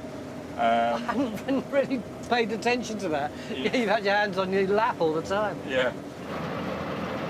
Will can go hands-free because the combine is steering itself, guided by a GPS and the onboard computer. They also keep the header, which cuts the corn, at the most efficient angle and check how much is being harvested. They can even tell Will where the most fertile spots are.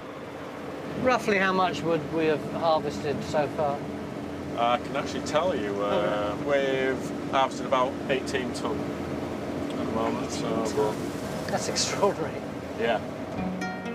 As early as the 1830s, there were mechanical harvesters that combined the cutting of crops with threshing that separated off the grain. Originally, they were drawn by horse or then tractor, but the first drivable ones were used in the States in the 1930s, although it took until 1951 to develop something compact enough for smaller European fields. The old combines could harvest 5 tonnes a day. Modern ones can deliver 10 times that in an hour. Over the next 5 days, the harvest arrives here at the estate's huge grain store. 2/3 of today's harvest will end up as animal feed. The rest will be made into flour, about 1 million loaves worth.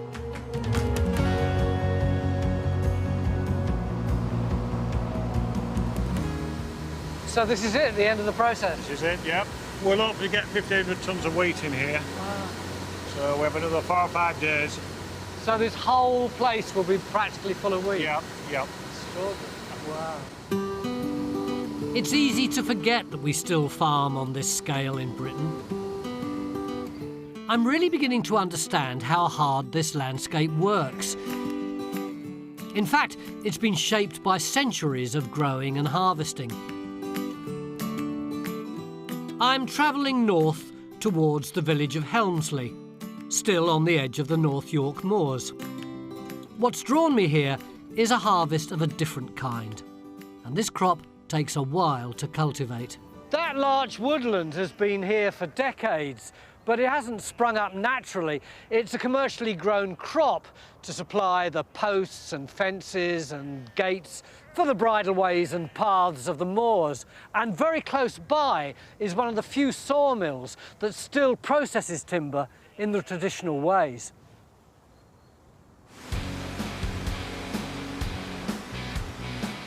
There have been sawmills near Helmsley since the 1850s.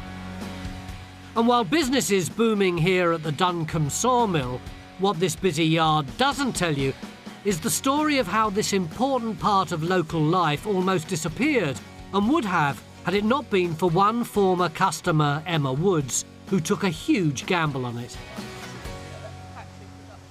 My husband received a letter saying that the sawmill was closing, and as he was a customer of theirs, it had been such a part of the local community, so for it to just close seemed such a pity, so decided to take it on. That was 13 years ago and haven't looked back, really. What were you doing before that? I was a silver specialist and I inventoried the Queen's silver collection. So you actually worked in Buckingham Palace? I did. It was a very spoiling and fascinating job. Yeah, it was wonderful. And then you marry a Yorkshireman and you come up here. That's right. And buy a sawmill. That's right. Did you do much carpentry before that? No, I knew nothing about timber at all. My first day here was terrifying. I didn't know the difference between a fencing rail and a post, and so it was just the biggest learning curve. Very brave and barking mad. Well, I'm very lucky. I have been supported by people who have got that knowledge. It's been great fun. It really has. 250 tonnes of trees pass through the mill every year, all of it local. The timber comes from within a 10-15 mile radius from sustainable woodland. I think where we're fairly unusual is that we actually process all the timber ourselves. We cut them ourselves, we pressure treat them, and then we turn them into gates, fence panels. They then can go locally up into the moors or wherever. So yeah, local is very important. Yeah, local and traditional. It all, of course, starts with the tree.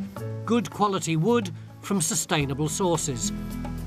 Forester Paul Craven keeps a careful eye on the timber coming in. What are these trees, Paul? These are larch trees.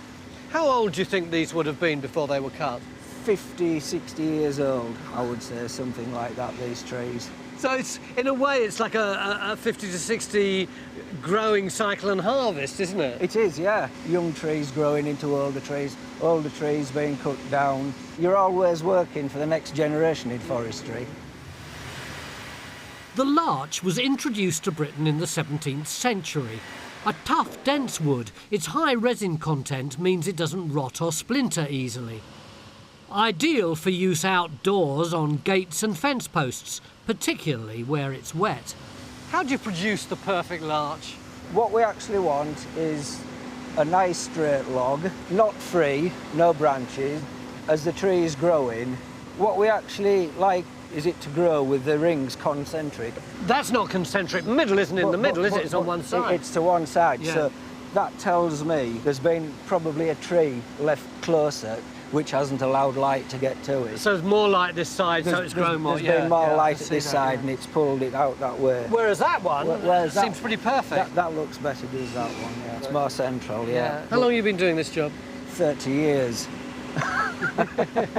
It's one of those jobs that gets into your blood, if you like, so I plan to carry on as long as I possibly can.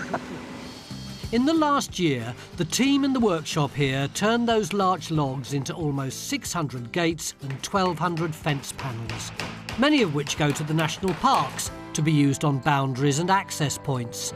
Joiner Eddie Garbett is going to let me put the finishing touches to one of his gates. Hello there, Tony. Hi. Looks to me like it's nearly there now. It's a proper gate. Yeah, it's very nearly there. It's all been pressure treated, all planed up timber, all mortised and tenant jointed. Just the braces to fit and ready to go to the national parks. Excellent. How long have you worked here, Eddie? 27 years. I've got this diagonal brace drilled out. If you're able to pass me some bolts. Right, these bolts here? Yeah, 3 short ones going to there. They just hammer them out? Yeah, just hammer them in, yeah.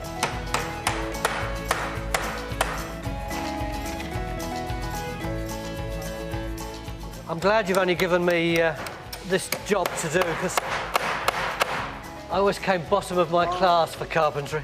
You're doing very well. Turn that over. So we need nuts now? Yeah, so we need the washers on first, Tony. Right. Fantastic. Spot on. How long do you reckon this gate will last? I would say about 20 years or so. Must be quite a nice feeling, creating something that's going to last for so long and be used by so many people. Yeah, it's really satisfying. There could be thousands of walkers go through this gate during its lifetime. That's it. And one final touch, the Duncombe Sawmill badge. Oh yeah, yes, gotta have that. Fantastic. There we are, Tony. One finished gate.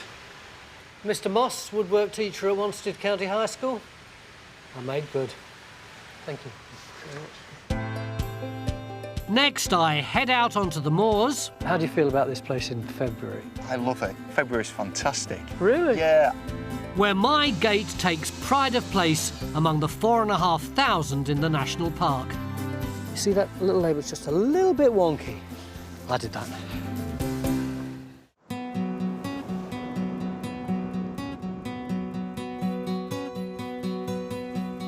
I'm on my coast-to-coast adventure and I'm exploring the North York Moors National Park. These parks were born out of a campaigning movement in the 1930s to encourage landowners to make Britain's countryside accessible to everyone. With the fresh, clean air coming across the hills and dales, and the rivers and lakes, there are thousands of square miles of country and coast which should be made into national parks. Through mass trespasses, the campaign challenged the idea that landowners could determine who had access to our places of outstanding beauty. In 1951, an Act of Parliament saw the creation of 15 national parks.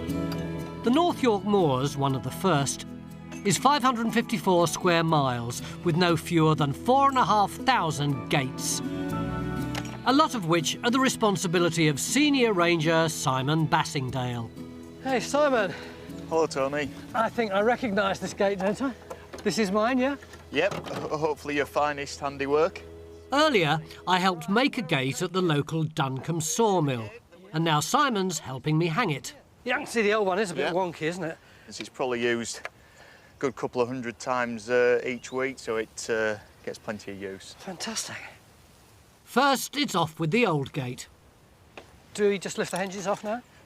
Not on this one. It's been tret so that no one can tamper with it or lift it off or... What was that word? It's been tret? Well, it's had a treatment, hasn't it? Yeah. Oh, you're like a Viking. Although the gate goes, the hinges stay firmly bolted to the gatepost. Believe it or not, people will steal these fantastic gates. They're not having my gate. Definitely not. No. Yep. Perfect. Yeah. So, if you can now knock the coach bolts through. Yeah. Go on, like you mean it. We'll try and reuse this if we can. Yeah. We'll take it from this high use area and use it in a lower use area. So there's probably another 10 years of life left in this gate yet. Somewhere else, a little less busy. Whee! Right, there we go. That's the top done. There we are. It's done, it's off. I'll take that back with me later on this evening. So are we going to put on brand new door furniture? We're going to try and use this top band just because it's already fitted in here and it's... It's been tricked. It has. So, are you any good with a... No, you do that, all definitely. Right. With almost 7 million visitors a year walking these pathways, my gate's going to get a fair old bashing and needs to be sturdy and safe. Lift it on and see if we can get it lined up. Hey! Right, it's looking pretty good. What is it that you like so much about it? Because you've been doing this for 13 years now, haven't you? In my job, it's the variety. No 2 days are the same. We look after something like 2,400 kilometres of footpaths and bridleways. By having good, well-maintained paths like this across the moors, it just keeps people on the straight and narrow. Yeah, but how do you feel about this place in February? I love it. February's fantastic. Really? Yeah, absolutely love being up here. Nice and quiet, and you get a beautiful crisp day and you can see for absolute miles. My favourite time of the year.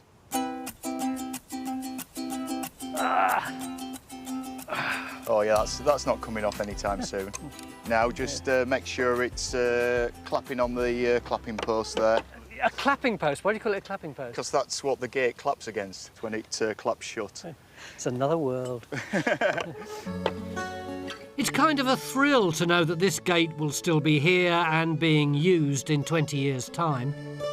I don't usually need to find an excuse to get out the office. There's always something out in the big wider office that needs looking at that I can come out and have a check on. I love the idea that this is your office. Pretty good office.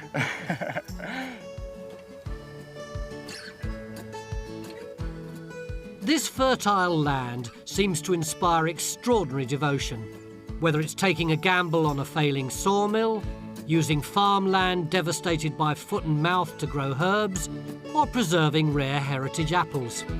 There must be something in the soil. Well, this is just about the end of this leg of my coast-to-coast adventure, and I must admit I never for one moment thought I would discover as much variety as I did on the North York Moors. But now, take a look at this. Way over there in the distance, that is the North Sea. My first glimpse of the end of my journey.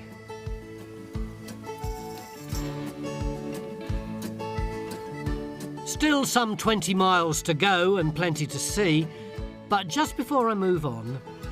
If ever you're walking down the Cleveland Way and you want to know which gate it was that I helped make, it's easy to spot. You see that little label's just a little bit wonky. I did that.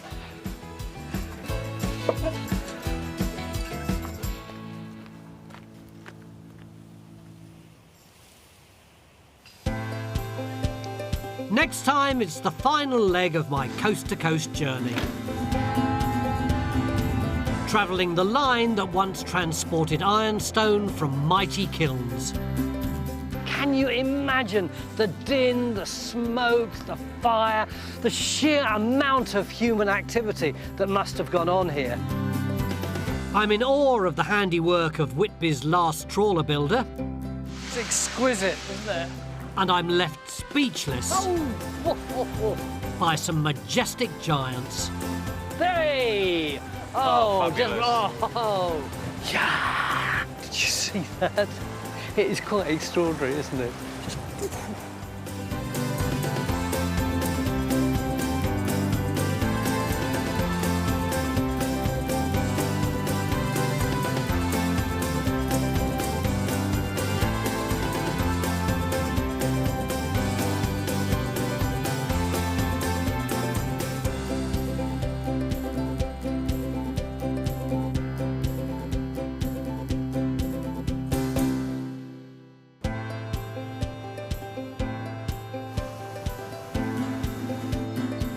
I'm a city boy born and bred, But for this adventure, I've been travelling the breadth of rural northern England, coast to coast, starting at St Bees in West Cumbria.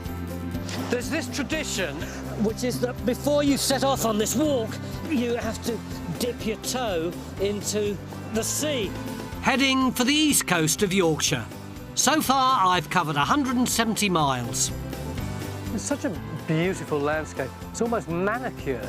Oh, come on! Look at the little ones. Yeah, come on, girls. The final stretch of my west to east journey will take me from the old mining area around Borrowdale Abbey to Robin Hood's Bay. Along the way, the North Yorkshire Moors reveal their sci-fi secrets. Could be the future of Britain at stake, couldn't it? It's a thing of beauty, really. The number of objects that we track on a daily basis and detect, it never ceases to amaze me. An industrious past that continues with a hidden shipbuilding industry. I got refused apprenticeship at the shipyard. I started in a small garage. From garage to shipbuilder. That's right, yeah. And majestic giants. Oh, woof, woof, woof. Put on a show that leaves me lost for words. Hey! Oh, just, oh, yeah! It's quite extraordinary, isn't it? Just...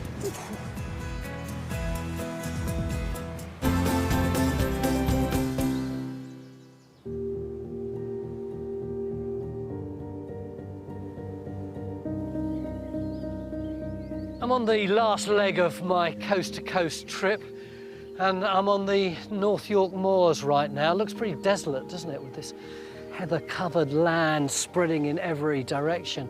But in fact, there have been people living here for at least 10,000 years. At that time, this whole area would have been covered in trees, massive woodland.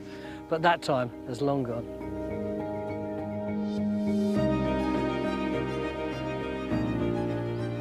There's always been little pockets of industry here, but it really took off in the 1850s with the discovery of this.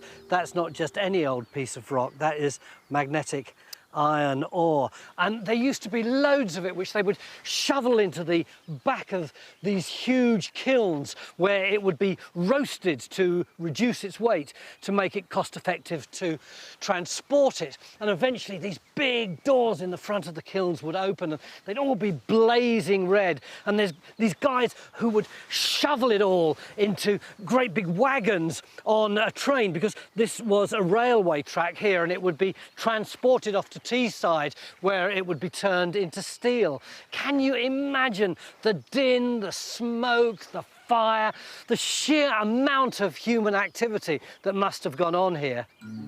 At their peak in the 1870s, these kilns were producing 500,000 tonnes of ore a year, and North Yorkshire supplied a third of all the iron mined in Britain. It was carried by steam railway to the rapidly expanding steelworks on Teesside, 30 miles up the coast. By 1879, Britain was producing 40% of all the world's steel. We don't make nearly that amount anymore, but the steam trains still run here. This is Gromont Station on the North Yorkshire Moors line, which runs from Pickering through to Whitby. It's the longest stretch of steam railway line in the country. It originated around about 180 years ago, but it's now run by a small army of volunteers and a dedicated team of engineers. But it almost disappeared completely. In the early 60s, Britain's railways were struggling. The end of wartime petrol rationing and better roads meant more and more people were using cars. The infamous Beeching cuts, named after Richard Beeching, the head of British Rail, closed a third of Britain's railways, including the North Yorkshire line in 1965. But in a testament to true Yorkshire grit, the locals gave up their free time to preserve it, and a decade later it reopened. It's now the country's largest functioning heritage railway, with 120,000 visitors a year. The heart of the operation are the sheds at Gromont. They're not just maintaining locos here, they're rebuilding them, reviving old skills like wheel tapping to check if the steel is cracked. Kelvin Whitwell, David Wilkinson and Dave Chumley are all trained engineers. So what did you do before you did this then? We worked at SSI, the Steelworks, Teesside. Up in Teesside? 3 of us, yeah. It's closed down? It did close down, yeah. There must be mates of yours who still haven't got a job.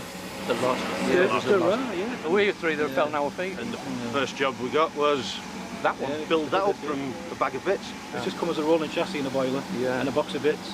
Yeah. And it's going out and it's actually pulling trains now for the public to enjoy. Right, that's right. How did you work out what to do? Because presumably that knowledge is virtually dead. There isn't much of that knowledge. There's other heritage railways that will help you along. It's a small industry, the heritage railway, and everyone will help each other. You must have been pleased as punch when you first saw it go down. Right. Definitely, yeah.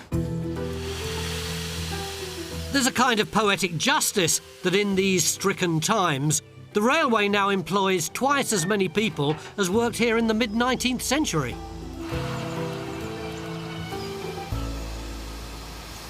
These are beautiful, these old trains, aren't they? Never mind walking, this is the perfect way for me to get to the East Coast and the final leg of my adventure. I can't think of a better way to get to the coast. The original track was built in 1836, and in those days the wagons were pulled by horses, a vital supply route to the coast because the roads at that time, frankly, weren't up to the job. A decade later, it was converted to steam. But before I leave the moors, I've a little detour to make, a last secret to uncover. On my west to east adventure across England, I've been traversing the vast expanse of the North Yorkshire Moors on the old steam line. But I've got off the train for now with a mission in mind. And in this particularly secluded spot, that's not something they usually encourage. I've headed inland for a very important reason. Finally, last night, after months of toing and froing and emails and phone calls, I finally got permission to see the inner workings of the largest, most iconic building in this entire landscape.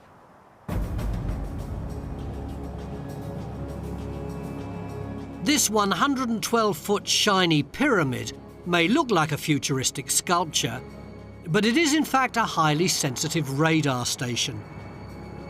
RAF Fylingdales is an essential part of the UK and US military defence strategy. A sophisticated early warning system to detect, track and report missile attacks. They don't let anyone wander in. I've been given a special pass, and I can't wait to see what's behind those vast panels. Morning, Tony. Good morning. Leader Tim Adcock. Pleased to meet you, and welcome to RAF Fylingdales. Thank you.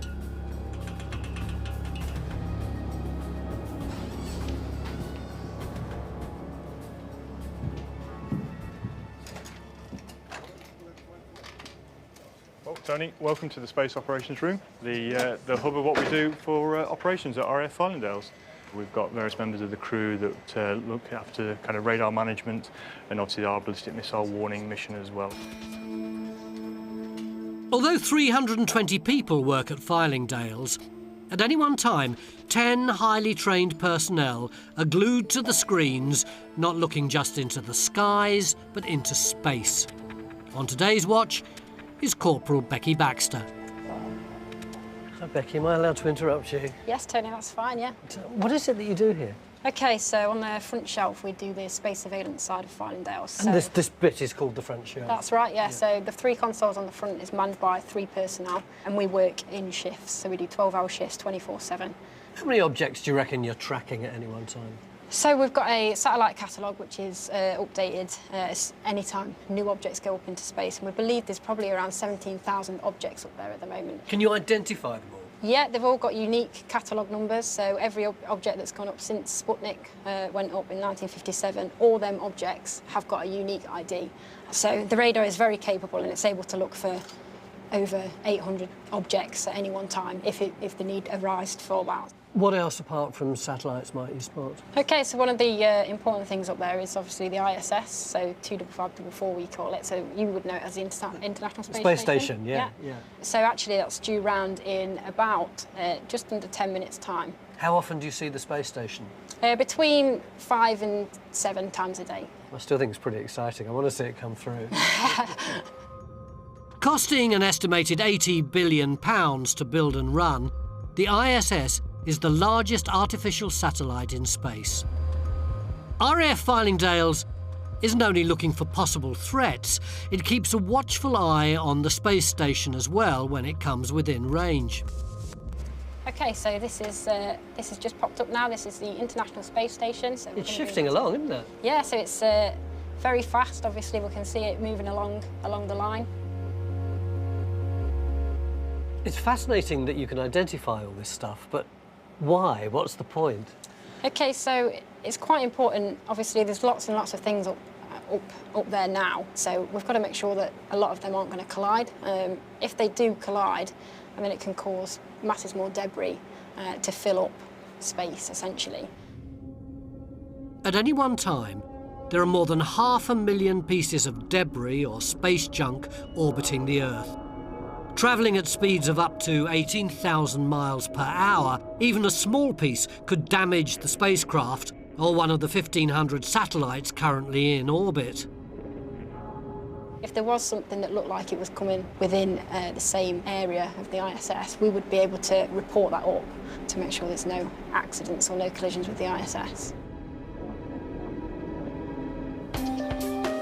Fylingdales looked rather different when it was opened. Its 3 giant golf balls became a distinctive landmark, but were replaced 25 years ago by the newer, more sophisticated system.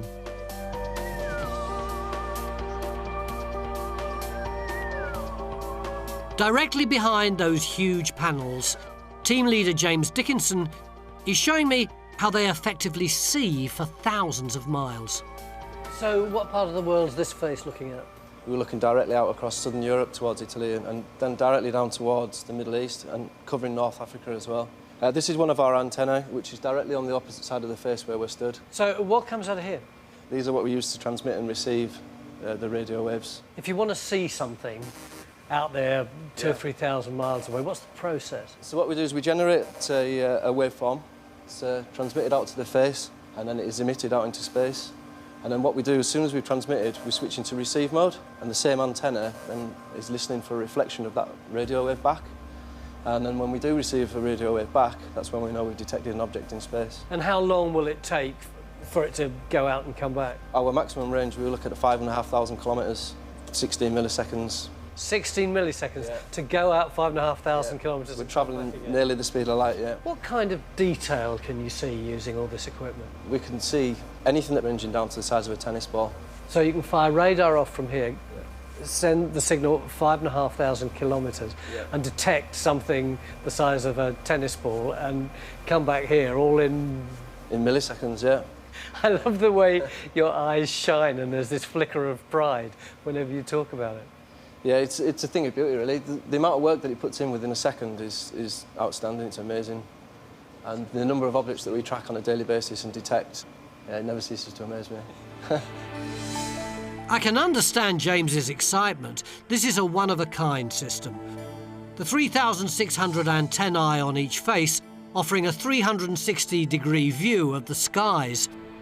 But for a Cold War kid like me, Fylingdales has a particular significance. After the Second World War, tensions between the US and the Soviet Union escalated. An uneasy peace existed for many decades, largely because of MAD, mutually assured destruction. It worked on the idea that if each side had enough nuclear firepower to wipe out the other, they'd never use it. But MAD relied on being able to launch a counterattack before the weapons hit their targets, and that's where RAF Fylingdales came in. Funded by the US, this secluded spot was chosen because there was less chance of the system being affected by other radio signals. The Cold War between Russia and the Allies may be over, but Fylingdales' main job remains the same. Launch notification message received. Bay of Biscay. Warrant Officer Dave Pike is in charge of a training exercise, and he's let me listen in. Clock is running. Copy missile warning. Down, standby for starting points. Copied UK. Commander, DPs and SPs are nominal. Equipment is within tolerance. Fylingdales site report is valid for 1 missile. Acknowledged. In the event of a real attack, this would be the front line of the UK and US defences, looking for long-range ballistic missiles launched from land or sea. Okay, guys, we have an AC of no for a launch from the Bay of Biscay. Line close to US missile. Copy that. Line close. Spock and 345. Okay, listen in. Fylingdales has no further mission indications in the system. Crew chief inform missile and request permission to reset the missile count, please. Copy that. Fylingdales, no further mission indications in the system. Mission to reset the missile count is granted. You've got my proper consent. Thank you. Okay, globe is clear of LMPI tracks. Line close to Spock and 345. Line close to missile. Eyes on for globe clear. What does globe clear mean? It means we've got no further mission indications in the system, so the missile's technically landed somewhere. On this particular event, it's landed in the Atlantic Ocean. So you now wind everything down? That's correct, yes. Okay, back into 1-1, guys. Yes. Okay, Fylingdales, no further mission indications in the system. Crew chief, inform missile and request permission to reset the missile count, please. That was so exciting, but I had no idea what was going on. So initially, when we got the first indication, we got this little red cross. Yeah. It's a launch notification. Basically, the sensors in the sky, the satellites, have picked up a large heat source. Then that launch notification will display to all the guys in the ops room. Once it's identified it's a missile, on the screens will be displayed a launch point and an impact point, a predicted impact point. All this talk of launches and impacts is rather chilling. So I wonder how it affects Corporal Chris Cornish. How do you feel when you're doing that? I mean, I know it's only an exercise, but it could be the future of Britain at stake, couldn't it? We practice regularly, so we don't make any mistakes. Obviously, nerves are kept to a minimum, so we can read the correct data quickly and efficiently. Does this ever really happen to you, that suddenly you see what appears to be a missile that you knew nothing about that just appears on the screen? Usually we do get intelligence, so we are aware of a missile launch. We go into a period of interest for a specific area. But it does happen. There's also testing going on all over the world as well. Some testing in the UK recently. So we do usually know what's going on. We're aware of everything that's going on in our surroundings. But now and again, we do get the odd one that flies out of nowhere. Born out of troubled times, RAF Fylingdales still quietly watches the skies. It's also become a major local employer and manages the 2,000 acres of moorland that surround it. After 50 years, it really has become part of the landscape.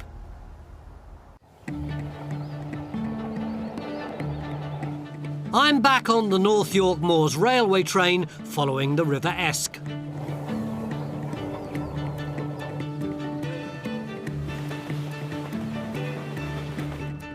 I'm on my way to Robin Hood's Bay, but the river and the railway bring me first to Whitby.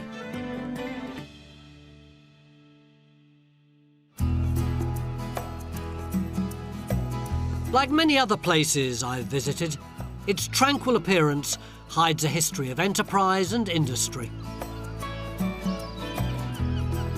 Whitby was a major fishing port, but in the 19th century its maritime fortunes waned and a new phenomenon hit town: tourism.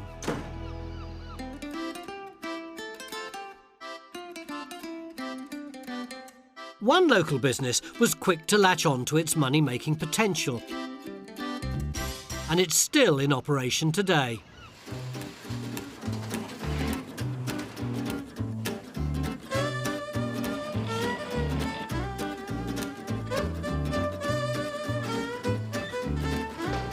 This is Botham's Bakery, something of a Whitby institution. Founded by a formidable Victorian entrepreneur called Elizabeth Botham, it's run today by her great-grandson, Joe. How long has it been running?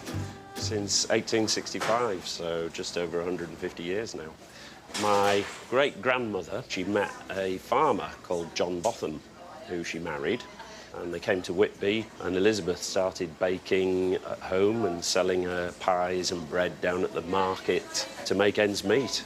And from those humble beginnings, she rented from the local brewery, and she ran an ale house at the back called the Hole in the Wall, and she sold her bread and cakes at the front. Elizabeth Botham must have been quite something. Not only did she run a business, but she raised 14 children. She'd seen how the town was changing. In 1845, the Whitby steam line opened and brought huge numbers of people from the factories of Leeds and Sheffield, all eager to treat themselves. These days, tourism brings £62 million a year to the town. Botham's still baking for tourists as well as the locals in the same buildings. This may just look like a manky old storage area, but here is writ large the history of Botham's. In here was Elizabeth Botham's original shop, and behind it she had her ale house. You can see the trapdoor where they would lower the barrels in, and you see that equipment up there for lowering stuff down. Looks like something out of Hammer House of Horrors, doesn't it? This whole area here was known as Forester's Yard, and it was completely open except for the doors here, and you can see where the flour lorries used to whack the sides of the doors by accident as they reversed in to the block and tackle, which was here, and you would get the hook over the flour sacks, yank them up there because the bakery itself was up there. Now, though, of course, the new bakery is in here, and that is precisely where I'm going now. I'm going to help with some of the daily orders. With 11 direct descendants of Elizabeth Botham working here, David Arnott is one of the few bakers who's not a relative. 747 white bread biscuits. We better get going, shouldn't we? Yeah, we've got a few to make.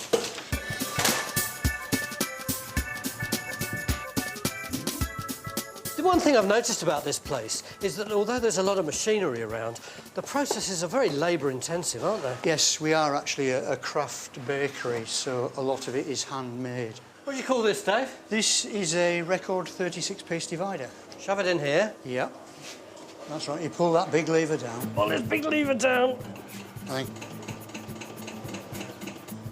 Lift the lever up. Yeah, fingers crossed.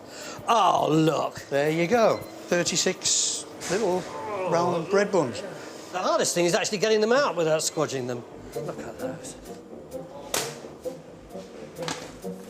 I'm going to have a go at one of their specialities with another Botham descendant, Liz Roberts.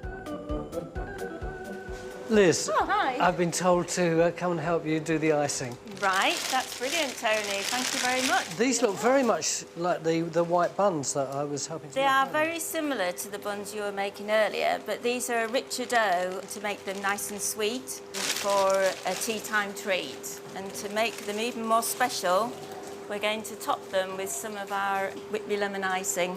So you just hold it on the top, put a bit of pressure on. It looks scarily easy. Is that all right? Yeah. It's a bit wonky then. Just hold it a bit closer to the... All right, yeah. Hold it closer to the bun. That's it. It's getting the last bit off I'm struggling with. Look, Lois, look at the difference between that one that I did and that one that you did. Yeah, it's very good for a first attempt. You two are related, aren't you? We are. This is my niece, Lois, the next generation of the Botham family. So you're the 5th generation? I am, yes. Yes. What are these buns actually called? Whitby lemon buns. Yes. Except I don't think they're going to eat mine, which look more like the Whitby lemon car crash. Look at the mess I've created. That's hideous. Do you reckon these are similar to the ones that were being produced here 100 years ago? Oh, certainly, yes. The recipe hasn't changed at all in 100 years. Are we going to have to bin these, or will you be able to make those a bit neater? No, I can adjust them for you. Adjust them. Slightly adjusted buns, and then they'll be for sale. So I haven't exactly excelled at cake making. Maybe I'll do better at cake selling. Can we help you? What would you like? 2 pork pies, please. surprise. You just know he's doing all the work, isn't that? Thank you very much. You've got the job. I don't think I have. And how long are you going to be working here? Oh, 5-10 minutes. Cherry Bakewell, to Ice Fancies, is doing ever so well, isn't he? There we go. Is he training? He is. He's doing very well. Hey, well, look at that. You just split the bag. No, it was like that. How much is it? Possibly I need a bit more practice, like 150 years worth. Maybe I'll stick to the one thing I know I can do with pastries. This is the world-famous Whitby lemon bun. Now, most people will buy one and eat it like that, obviously, except for the locals, who go like this, and then go like that and eat it as an icing sandwich. I'm trying to think. It's a pretty sensible way to eat one of these. It's a taste for Whitby's seaside delights that has really kept the place afloat in the last decade, as tourism is the town's top earner. There's still lobster and line fishing, but the last of the deep-sea trawlers sailed away a few years ago. But Whitby hasn't quite given up on its nautical heritage. Hidden away behind tarpaulin on the quayside is something remarkable.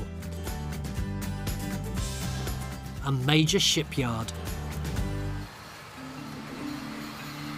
Parkhall Marines has weathered the storms of the last 40 years, steered by its owner and founder, Jim Morrison.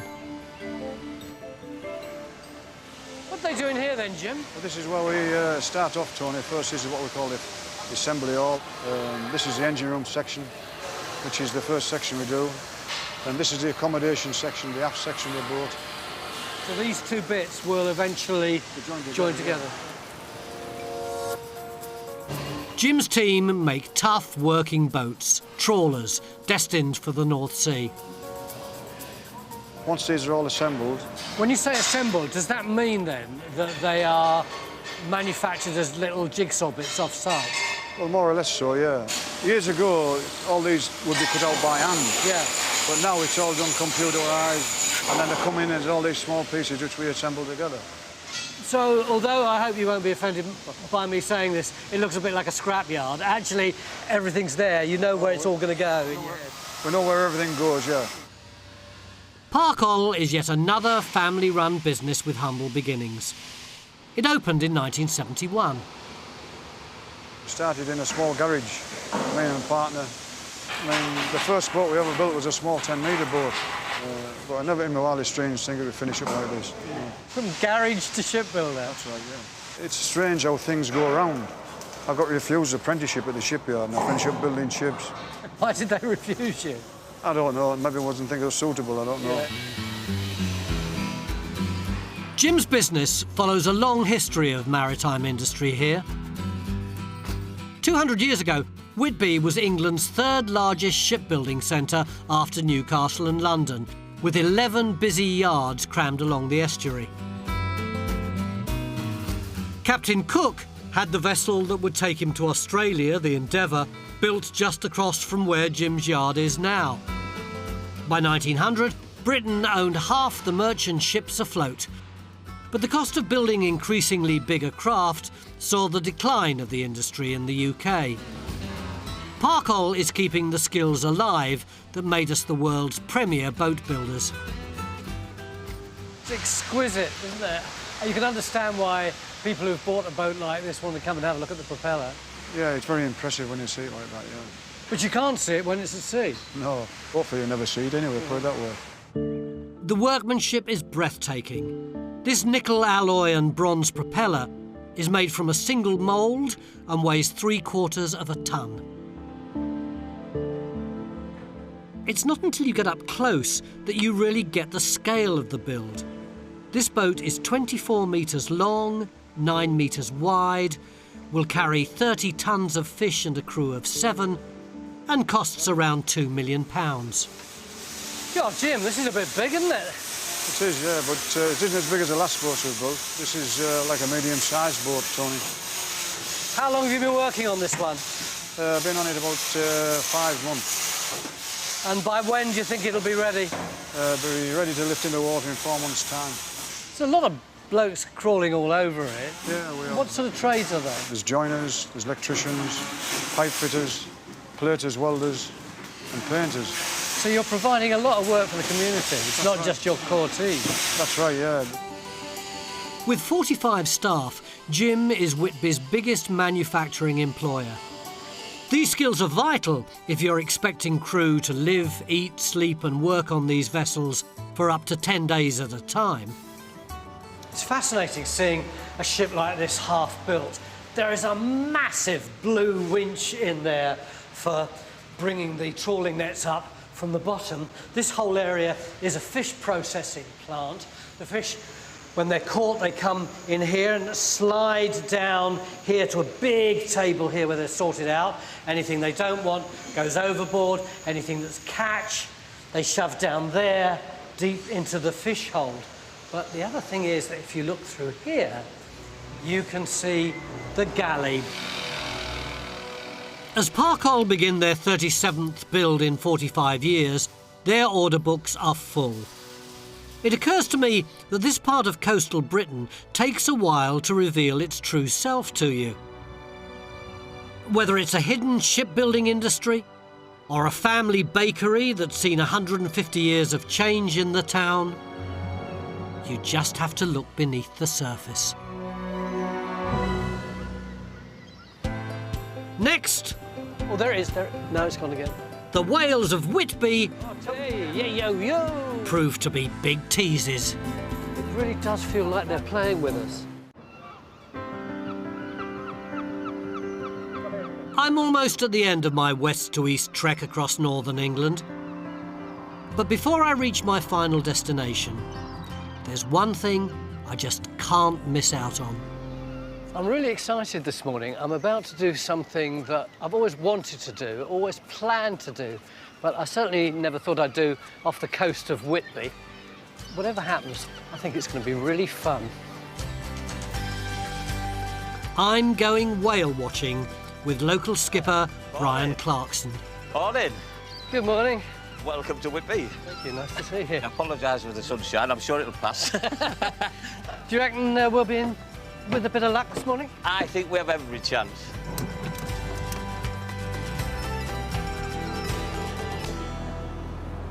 What kind of whales might we find?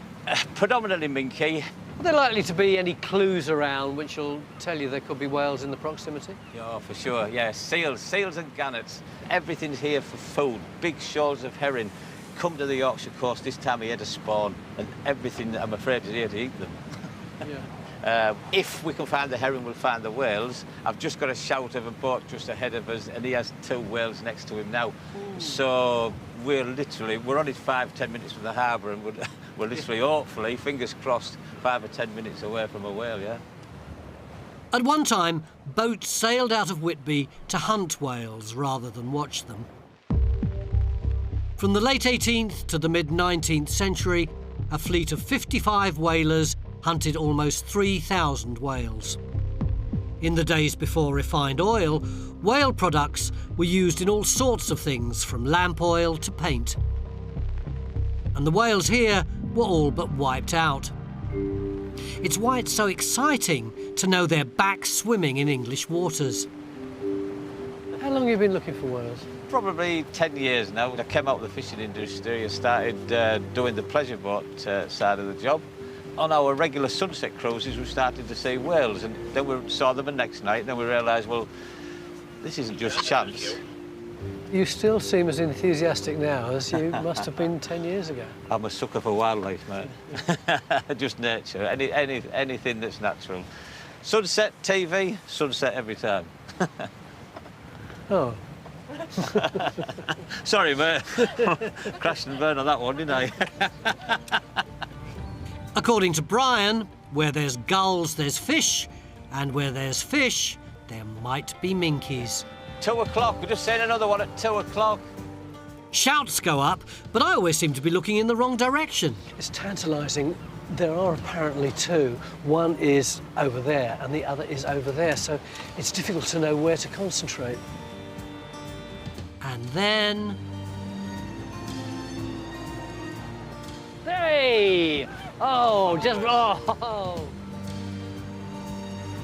Oh, there he is! Oh, man, that was so good. It was just, 20 yards away from us. Suddenly, there was a... and it arched out of the water, and you saw that fin.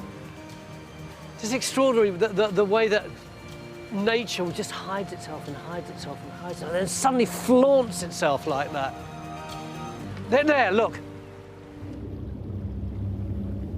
The minke grows up to 10 metres long. It feeds on fish by scooping up huge volumes of water and sieving out the food through the plates in its mouth. Having got a fleeting glimpse, I really want to see more. They're only up for about 2.5, 3 seconds, aren't they? It's really tantalising. Someone points out one, and by the time you've craned your head round, it's gone. Do they ever stay up for much longer? Oh, yes, we get... Just occasionally, we stop the boat and they'll actually roll around next to the boat, and they call it spy hopping. They'll actually stick their heads out of the water and check us out. Oh, there it is. No, it's gone again. It should come again any second. There it is. There it is. Yeah. Straight again, ahead of us. Not a deep dive. So just like an arc like that. There, yo. There, another one further out. Hey, yeah. I know it's ridiculous, but it really does feel like they're playing with us. Oh, woof. Goodness. Yeah. Did you see that? It is quite extraordinary, isn't it? Just... Hey. We're within a breadth of them now, which is a kind of mixed blessing, as the minkies are fond of their fish. Smell it? Yeah. Yay! Got the smell then. Where's the dog's breath? Stinky minky. The excitement on board has certainly got my fellow whale watchers fired up. I think I heard you squeaking a bit. Yes. Well, it's just the best experience of my life. I trained as a biologist originally, and I've always loved animals, and just seeing a cetacean up close, alive instead of dead, was absolutely wonderful.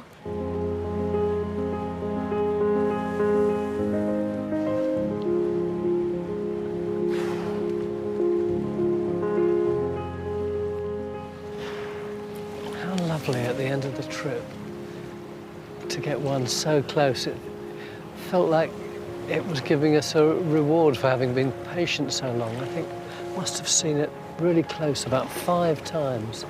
It's coming up, going down. There it is again. Oh, thank you.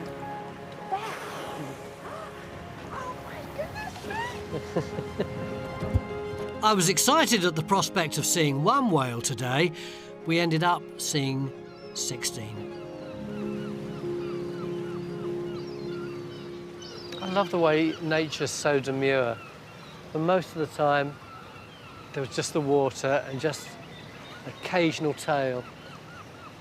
And then suddenly, it wasn't demure anymore. Then it was like the whale was flaunting itself, just showing off. Bam, bam, bam, bam.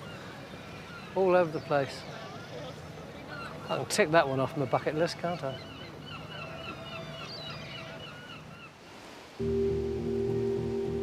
A short hop from Whitby, just 14 miles down the coast, and I'm finally arriving at my end destination. Robin Hood's Bay has seen many outlaws as a major 18th century smuggling centre, but has nothing to do with the great man himself from Sherwood.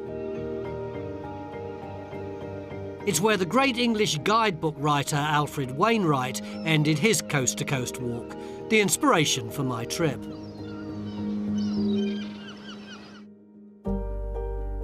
I started my adventure at St Bees Beach on the west coast of Cumbria. cut a swathe across the heart of northern England to arrive on the North Yorkshire coast. In those 190 miles, I've crossed 3 national parks, 11 rivers, 2 of England's biggest lakes, and its most mountainous region. Come by. I've learned some countryside skills, from herding herdwicks in Borrowdale to driving a computerised combine in the Vale of York.